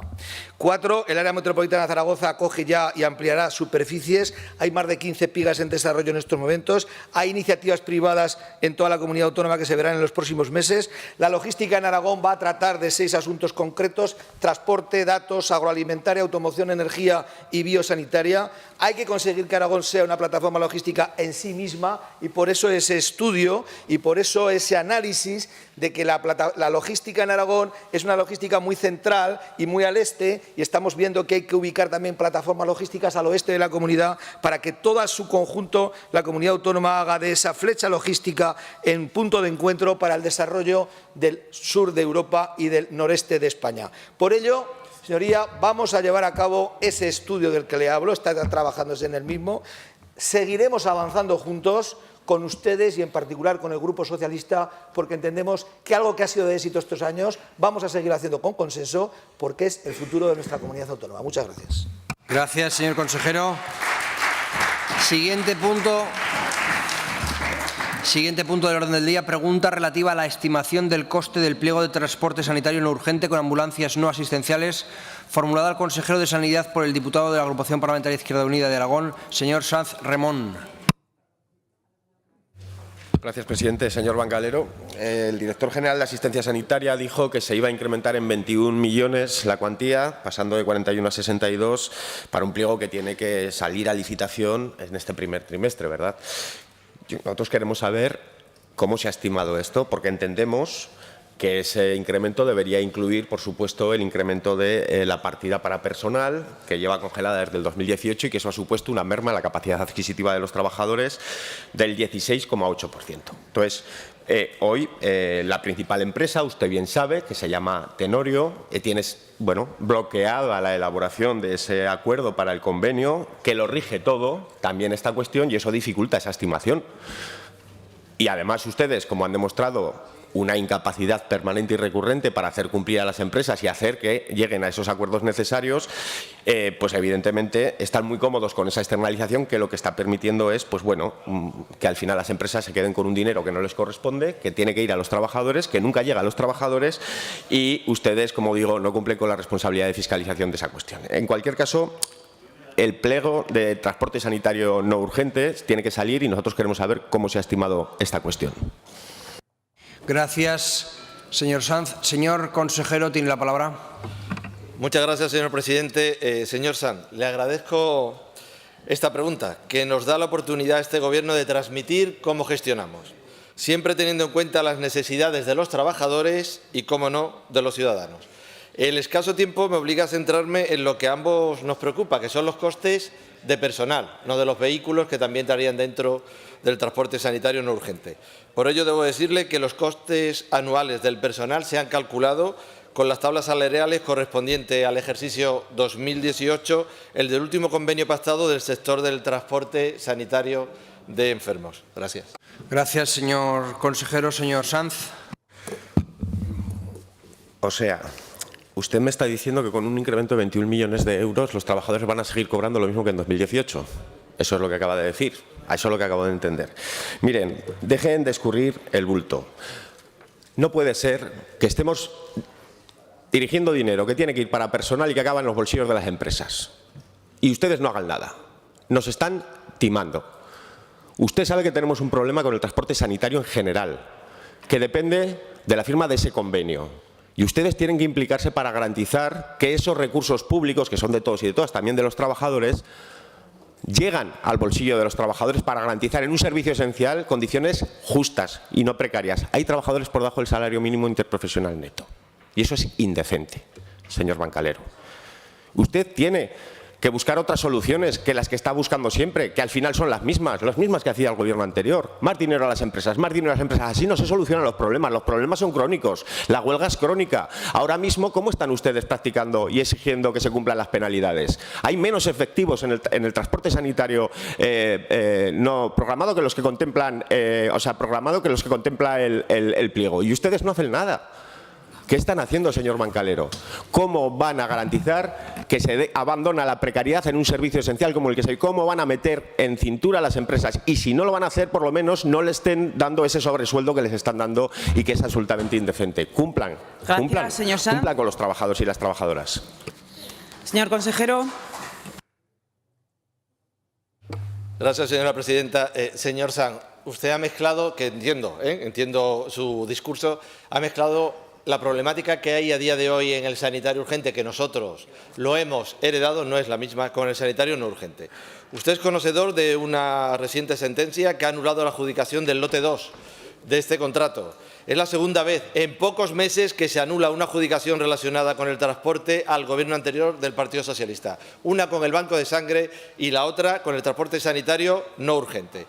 Además, este lote del que estamos hablando, del transporte sanitario no urgente, se adjudicó además a la empresa que era más cara, la cual además no cumplía los requisitos. El Gobierno anterior del Partido Socialista ha perjudicado a los aragoneses doblemente, adjudicando a la opción más cara y teniendo que pagar ahora una indemnización. ¿A cambio de qué? ¿Eso qué es? ¿Soberbia? ¿Es negligencia o es mala fe? Porque en el contrato del transporte sanitario no urgente anterior ya les habían condenado por lo mismo que en esta sentencia. Déjeme acabar, que me queda tiempo y le voy a contestar. Por todo esto, señor Sanz, y con el objetivo puesto en la defensa de los trabajadores, le informo que el análisis de estos costes se ha efectuado en base a las cuantías establecidas en el convenio colectivo de 2018, aumentadas en un 12% del acumulado entre el 2019 y el 2023. Y para el nuevo contrato, la renovación, la revalorización de retribuciones se estima aproximadamente en el 22% de los costes totales de personal, que a su vez representará el 68,50% del presupuesto de licitación. Y le informo también que estamos valorando introducir un criterio de adjudicación por el que se obtenga una importante puntuación para aquella oferta que garantice y recoja una mejor retribución y condiciones complementarias para los trabajadores.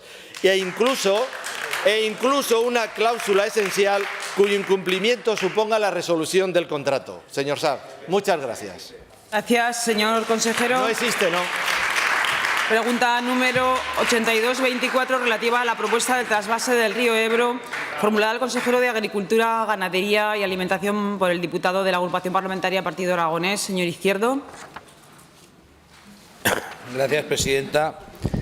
Señor consejero, ¿cómo va a defender la consejería el menoscabo de los derechos de los agricultores y ganaderos aragoneses frente al trato preferente que se está tratando de dar a sus homólogos catalanes tras la solicitud del Gobierno de la Generalitat de Cataluña para realizar un trasvase del Ebro de riego al Priorato? Gracias, señor Izquierdo. Señor consejero. Gracias, señor Alberto Izquierdo. Pues las vamos a defender como lo tenemos que defender, defendiendo los intereses de los aragoneses.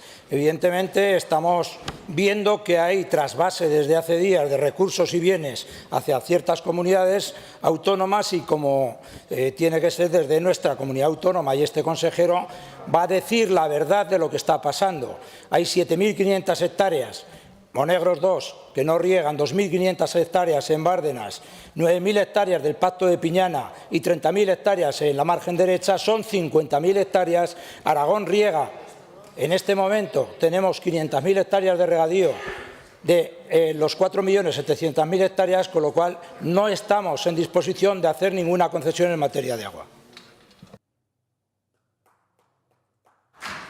Gracias, señor consejero. Señor Izquierdo. Gracias, señor consejero, pero me dice algo que ya sé y que sé que usted también sabe.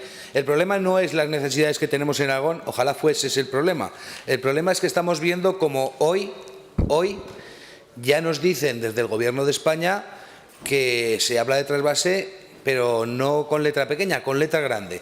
Ya no se habla solo de agua de boca, que es algo que quizá a veces nos ha preocupado, o a algunos les ha preocupado decir que no. Al Partido Aragonés nunca nos ha preocupado decir que no, porque entendemos que las necesidades de los aragoneses están por encima de las de cualquier otro. Usted sabe que hoy se habla de un trasvase del Ebro para regar en Cataluña el Priorato. agua para regar en Cataluña. Usted sabe perfectamente que hay una ministra de Agricultura con la que supongo que intentarán ponerse en contacto o lo habrán hecho. Usted también sabe que el Gobierno de Aragón tiene una comisión bilateral que no se reúne desde que yo tenía pelo y hace tiempo que no tengo. Y usted sabe también que el Gobierno de Aragón tiene que poner todos los mecanismos que están a su alcance para conseguir que se paralice esta barbaridad. También sabe usted perfectamente que los agricultores y ganaderos de toda España en los próximos días se van a movilizar, y les doy la razón y les respaldo desde aquí, y espero que lo hagan con contundencia, sin hacer daño a nadie, pero con contundencia, porque es una vergüenza lo que estamos viviendo. Y ante todo eso, y ante toda esa situación, el Gobierno de Aragón tiene que poner el grito en el cielo. Y yo me preocupé mucho ayer cuando su jefe político, aunque sé que usted tiene muy claras las prioridades de Aragón, su jefe político, el señor Abascal, dijo que había que hacer un pacto, un trasvase del Ebro, y que hay que llevar agua a todos los españoles a cualquier punto de España. Me preocupa bastante ver cómo el PSOE de Pedro Sánchez y Vox coinciden en que hay que llevar agua, pero ninguno habla de hacer las obras del Pacto del Agua en Aragón. Ese es el problema. Usted sabe que tenemos pendientes muchas obras de agua, no solo del Ebro. También están las balsas laterales del Matarraña, también está, lo dije ayer, la elevación de aguas del Ebro a Andorra, todos los regadíos pendientes. ¿Qué vamos a hacer? ¿Cómo nos vamos a poner enfrente del Gobierno de España de esta traición que se está perpetrando? Y sobre todo, ¿le va a decir usted algo al señor Abascal? ¿Lo va a llamar? Si no, páseme el teléfono que lo llamo yo, de verdad, porque creo que este hombre no sabe lo que está diciendo. Y usted es consejero de este Gobierno, señor Samper, y tiene que defender, y me consta que lo hace porque le leo y le sigo, pero creo que es muy grave lo que escuchamos ayer. Muchas gracias. Gracias, señor Izquierdo. Señor consejero. Gracias, señor Izquierdo. La posición de este consejero y del Gobierno de Aragón en materia de agua es firme y es de consenso absoluto. No le quepa ninguna duda. ¿Por qué? Porque defendemos los intereses de Aragón. Usted ha apuntado una situación crítica de la agricultura, de la ganadería, y en esa situación crítica el elemento imprescindible es el agua. Y ha apuntado bien, porque Aragón tiene 502.000 hectáreas. 230.000 se riegan en Huesca, 230.000 se riegan en Zaragoza y 45.000 se riegan en Teruel. Y yo diría, ¿quieren trasvases? Bueno, reguemos Aragón primero y después hablemos de cualquier trasvase. Demos 40.000 hectáreas más de riego a Huesca, 40.000 hectáreas más de riego a Zaragoza, 200.000 hectáreas más de riego a Teruel, que la deuda la tenemos con la margen derecha, y después hablaremos del trasvase. Y esa es la posición que tenemos en Aragón, firme, con el principio de solidaridad. Nosotros elevamos y compartimos a nivel nacional, evidentemente con vos, el principio de solidaridad por el cual se habla del tema del agua. Pero el principio de solidaridad quiere decir que se tiene que cumplir precisamente el riego y las necesidades dentro de cada comunidad autónoma. Y mientras tanto, no toca. Mientras tanto, no toca. Y si tenemos, como he apuntado antes, 502.000 hectáreas, cuando reguemos 1 millón de hectáreas en Aragón, hablaremos de trasvases. Mientras tanto, no toca. Muchas gracias. Gracias, señor consejero. Siguiente pregunta, número 109-24, relativa a los encuentros con los consejeros de otras comunidades autónomas, formulada al consejero de Agricultura, Ganadería y Alimentación por el diputado del Grupo Parlamentario Socialista, señor Villagrasa. Tenía señor Iglesias. Gracias, señora presidenta. Buenos días, señor consejero. Buenos días de viernes. Me hubiera gustado darle los buenos días el lunes. En primer lugar, es un placer debatir con usted en el Parlamento, y a veces es importante no confundir la institucionalidad y las instituciones con los propios partidos. De ahí nuestra pregunta: ¿cree usted que alinearse exclusivamente con los consejeros de las comunidades autónomas donde ustedes tienen responsabilidades, los de Vox, en agricultura y en ganadería, es la estrategia positiva para el campo y el sector aragonés? Gracias. Gracias, señor Villagrasa. Señor consejero. Muchas gracias, señor Villagrasa. Yo creo que nos conocemos ya y nos conocemos desde hace tiempo. No es casual que yo esté en Vox. Evidentemente, compartimos. Hace 10 años vengo diciendo lo que pienso de la problemática actual y de la crítica situación en que se encuentra hoy la agricultura y la ganadería por la deriva de todas las imposiciones y prohibiciones que vienen por parte de la Agenda 2030 y por eso estoy defendiendo lo que estoy defendiendo en esta consejería.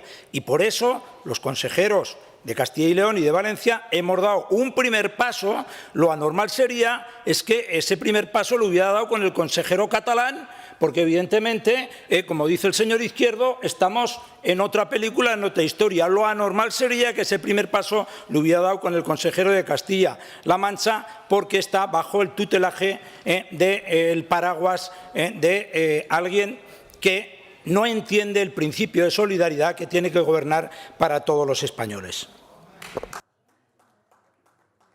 Gracias, señor consejero. Señor Villagrasa. Gracias, señora presidenta. Señor Samper, hablamos hoy viernes. Quizás cuando ustedes en una jornada de porcino invitan a sus consejeros de Vox, pues quizás con Cataluña sabe que existe relación, con Castilla-La Mancha. Ustedes preferían centrar en los suyos y aquello parecía el congreso de un partido. Cuando se confunde la institucionalidad con el gobierno, suele haber malas pasadas, como hacer notar de prensa con el logo de Vox, con determinadas intencionalidades. Pero bueno, al final, señor Samper, yo le quiero trasladar también mi ánimo.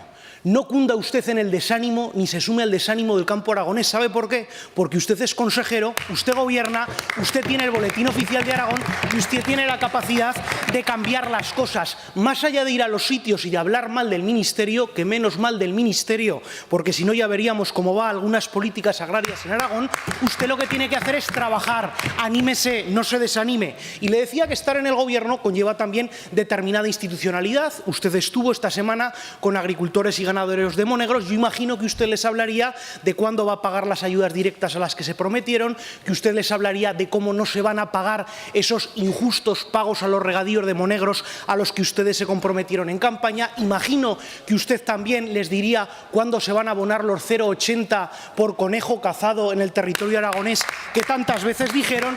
Imagino también que daría explicaciones de en qué tiempos y en qué plazos se van a cumplir los riegos de Monegros 2 o por qué ustedes se han opuesto vía ley de agricultura familiar al sistema de financiación alternativo de regadíos que usted y yo compartimos, que es el que ha hecho posible bajo el gobierno del señor Lambán que se regara en Aragón más de 28.000 hectáreas que estaban. Y le decía, señor Samper, que imagino, porque dentro de la institucionalidad está también relacionarse con el ministerio y con los ayuntamientos. Y le decía que me hubiera gustado poderle saludar el lunes porque lamentablemente usted vino a mi término municipal, a mi municipio, ustedes no me invitaron y yo que sí que reconozco la institucionalidad, habría sido un placer recibirle como alcalde y agradecerle la presencia como consejero. No fue así, ya lo siento, señor Samper, espero que no vuelva a ocurrir. Gracias. Gracias, señor Villagrasa. Señor consejero. Muchas gracias, señor Villagrasa. Los problemas que pueda tener, en este caso que yo iba acompañando al presidente de protocolo, no pertenece a mi departamento, supongo que tendrá tiempo, y no me interrumpa por favor, tendrá tiempo de hablarlo con el presidente y él le dará las razones oportunas de por qué ha acontecido así. El ámbito institucional y la suma es algo que este consejero ha practicado desde siempre y todo el que me conoce. Y de hecho, al ministro de Agricultura, en el minuto número 1, le trasladé al señor Planas el compromiso, la participación y la suma de todas las consejerías, el trabajo de las consejerías de Vox con el resto de consejerías del PP y la suya también, que espero que esa colaboración esté y ese trabajo institucional, pero siempre bajo el paraguas del principio de solidaridad. Cuando usted me habla de la sequía, en este momento la ayuda a la sequía que no llega, cuando usted nos dice que no está llegando porque esa ECA es el propio ministerio el que está estrangulando la vía de llegada de la ayuda de la sequía, pues está faltando completamente a la verdad.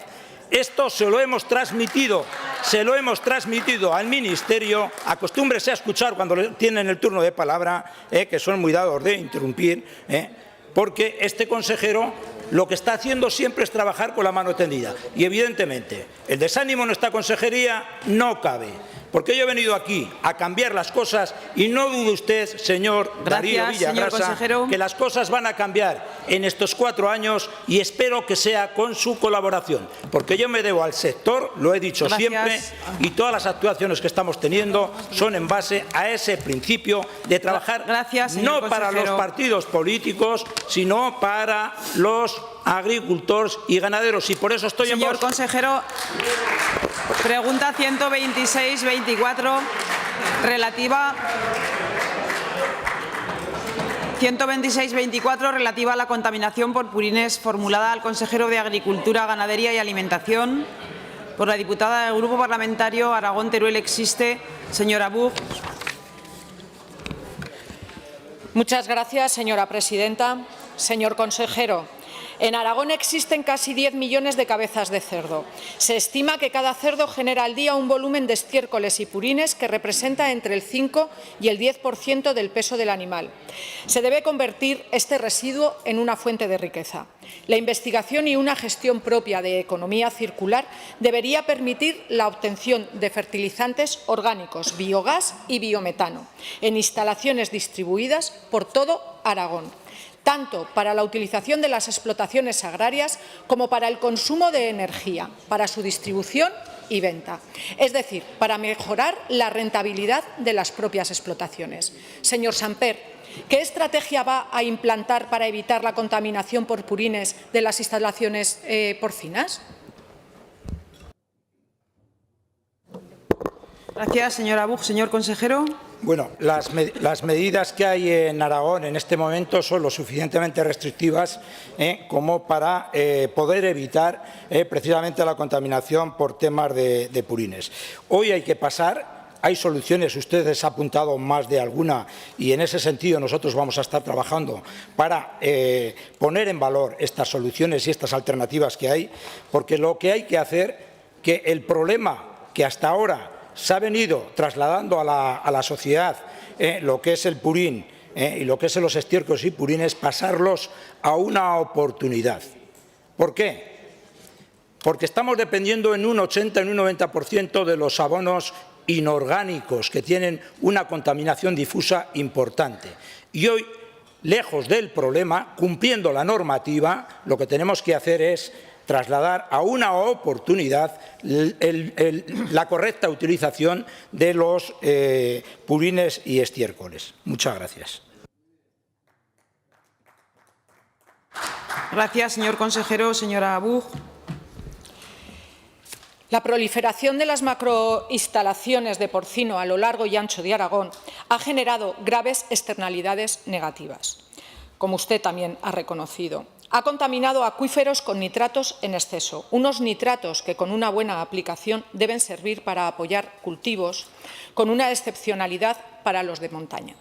Por ello, queremos saber si va a actuar de verdad para evitar la contaminación y va a invertir en el aprovechamiento útil de purines y sus nitratos para usos agrícolas y para usos energéticos.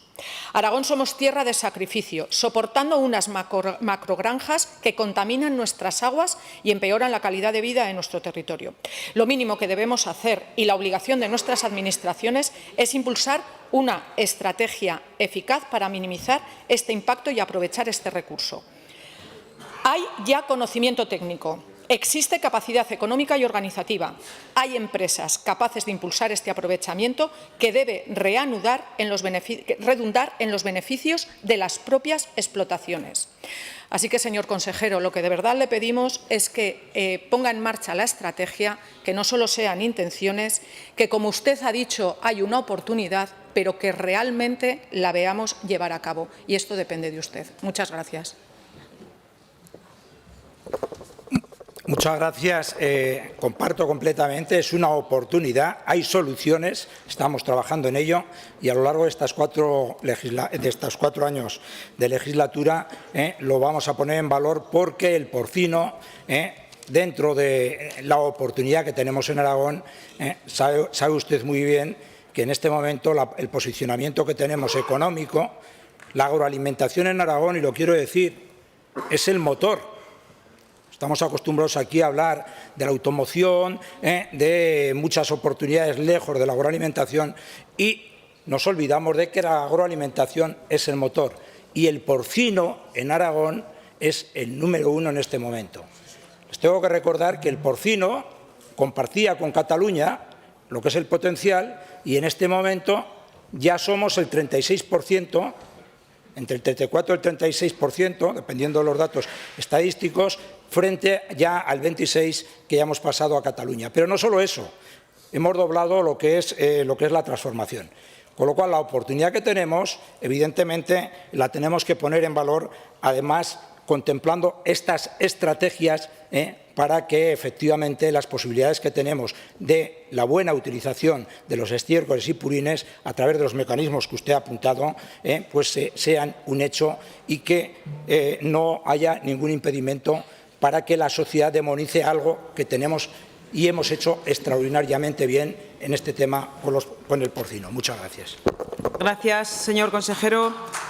Último punto del orden del día, pregunta 8324, relativa a la propuesta de trasvase del río Ebro, formulada al consejero de Medio Ambiente, Turismo, por el diputado de la agrupación parlamentaria Partido Aragonés, señor Izquierdo.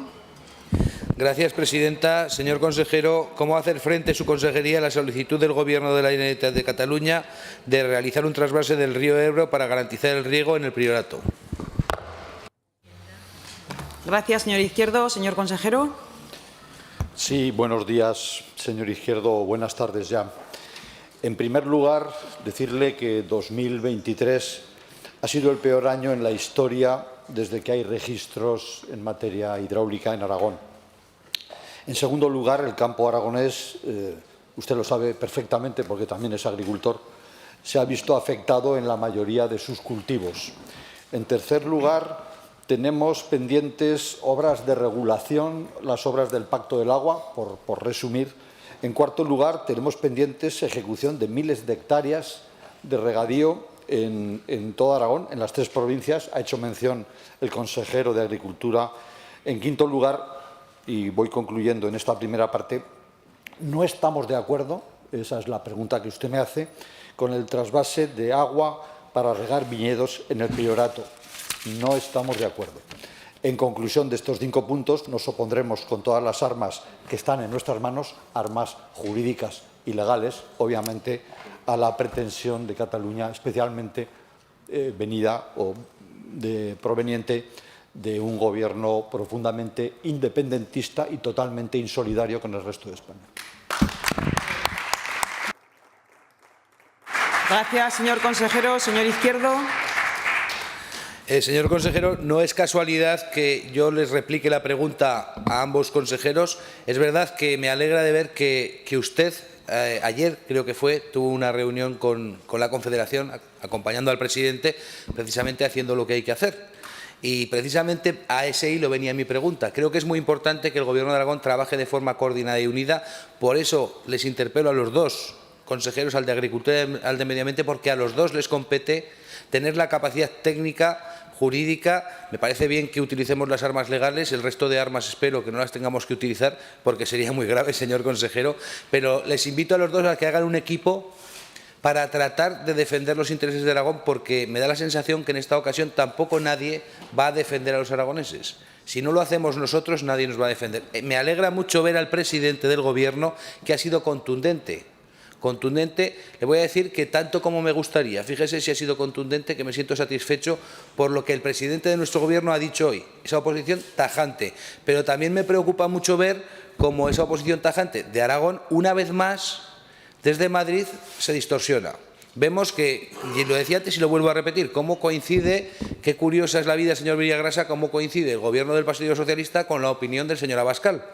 Coinciden ustedes en que hay que llevar agua a todos los sitios menos Aragón. Ya hablamos del tema de Cataluña y el tema de Cataluña es que es una realidad, se va a proponer y se va a hacer pronto. Y además yo me sentiré y estaré muy atento a ver lo que vota el diputado de Sumar, aunque hoy sus compañeros no estén aquí, porque igual vota a favor también y resulta que los diputados aragoneses votan a favor de un trasvase del Ebro. Por eso les digo que se prepare, señor consejero, porque también hay muchos elementos medioambientales de los que hablar cuando se habla de un travesero. También hay muchos elementos de la defensa de nuestro territorio que tienen que ver con la biodiversidad, con la supervivencia del ecosistema, no solo del río, sino de los regadíos. Y para eso ustedes tienen que trabajar en equipo, apoyar al presidente y no duden también que tienen al Partido de Aragonés aquí para decir quizá lo que otros no se atreven a decir. Hoy la mayor amenaza viene de la mano de los pactos del señor Sánchez y de Vox, y de eso nos tenemos que preocupar. Muchas gracias.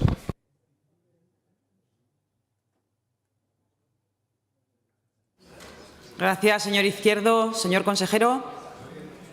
Gracias, presidenta. Creo que con esto terminará la sesión de esta semana. La reunión, señor Izquierdo, ha sido a primera hora de la mañana de hoy con la Confederación. Ha habido consenso entre ambas partes. Estamos básicamente defendiendo lo mismo. La urgencia de la reunión era porque la ministra de Transición había manifestado su intención de reunirse con la Generalitat para abordar el tema. Entonces, urgentemente Aragón quiere estar ahí por boca de su presidente y por eso ya se ha enviado una carta al Ministerio solicitando la reunión. La ministra, en declaraciones anteriores, no había descartado tomar medidas extraordinarias y queremos saber a qué se refiere, porque puede estar detrás de esas medidas extraordinarias algún tipo de trasvase y queremos saberlo de primera mano. Y además el presidente Sánchez está haciendo cesiones a Cataluña que hace unos meses nadie pensaba que pudiera hacer. En definitiva, que tenemos que exigir lo que dice el Estatuto de Autonomía de Aragón, que es ley orgánica y es de obligado cumplimiento, exigir las obras del Pacto del Agua y, por último, gracias, Aragón no puede consejero. verse perjudicada por las pretensiones de partidos independentistas. Así que estaremos defendiendo a Aragón, que es nuestra obligación. Gracias, señor consejero. Señora presidenta. Sí, señor Morón. En virtud del artículo 121.1 querría aludir a unas declaraciones, unas inexactitudes de la declaración del señor Izquierdo. ¿De qué inexactitudes habla? 121.1. Tiene la palabra. La inexactitud, sí, bueno, la puedo decir. Sí, ha hecho referencia a que el señor Abascal dijo que quería que llegara el agua a todos los rincones de España menos a Aragón. Eso es fruto de la invención del señor Izquierdo, porque eso en ningún momento lo ha dicho el señor Abascal. Muchas gracias. Señor Izquierdo, en virtud del 121.1 y a juicio de la presidencia, ¿quiere aclarar lo que ha dicho antes? Muchas gracias, señora presidenta. No voy a aclarar lo que he dicho antes porque he sido muy claro y me caracterizo porque se me entiende. He dicho que el señor Abascal dijo que quería que el agua llegara a todos los rincones de España y eso perjudica a Aragón. Eso es lo que he dicho. Eso es lo que he dicho textualmente. Gracias, señora presidenta. Gracias a todos, señorías. Buen fin de semana. Se levanta la sesión.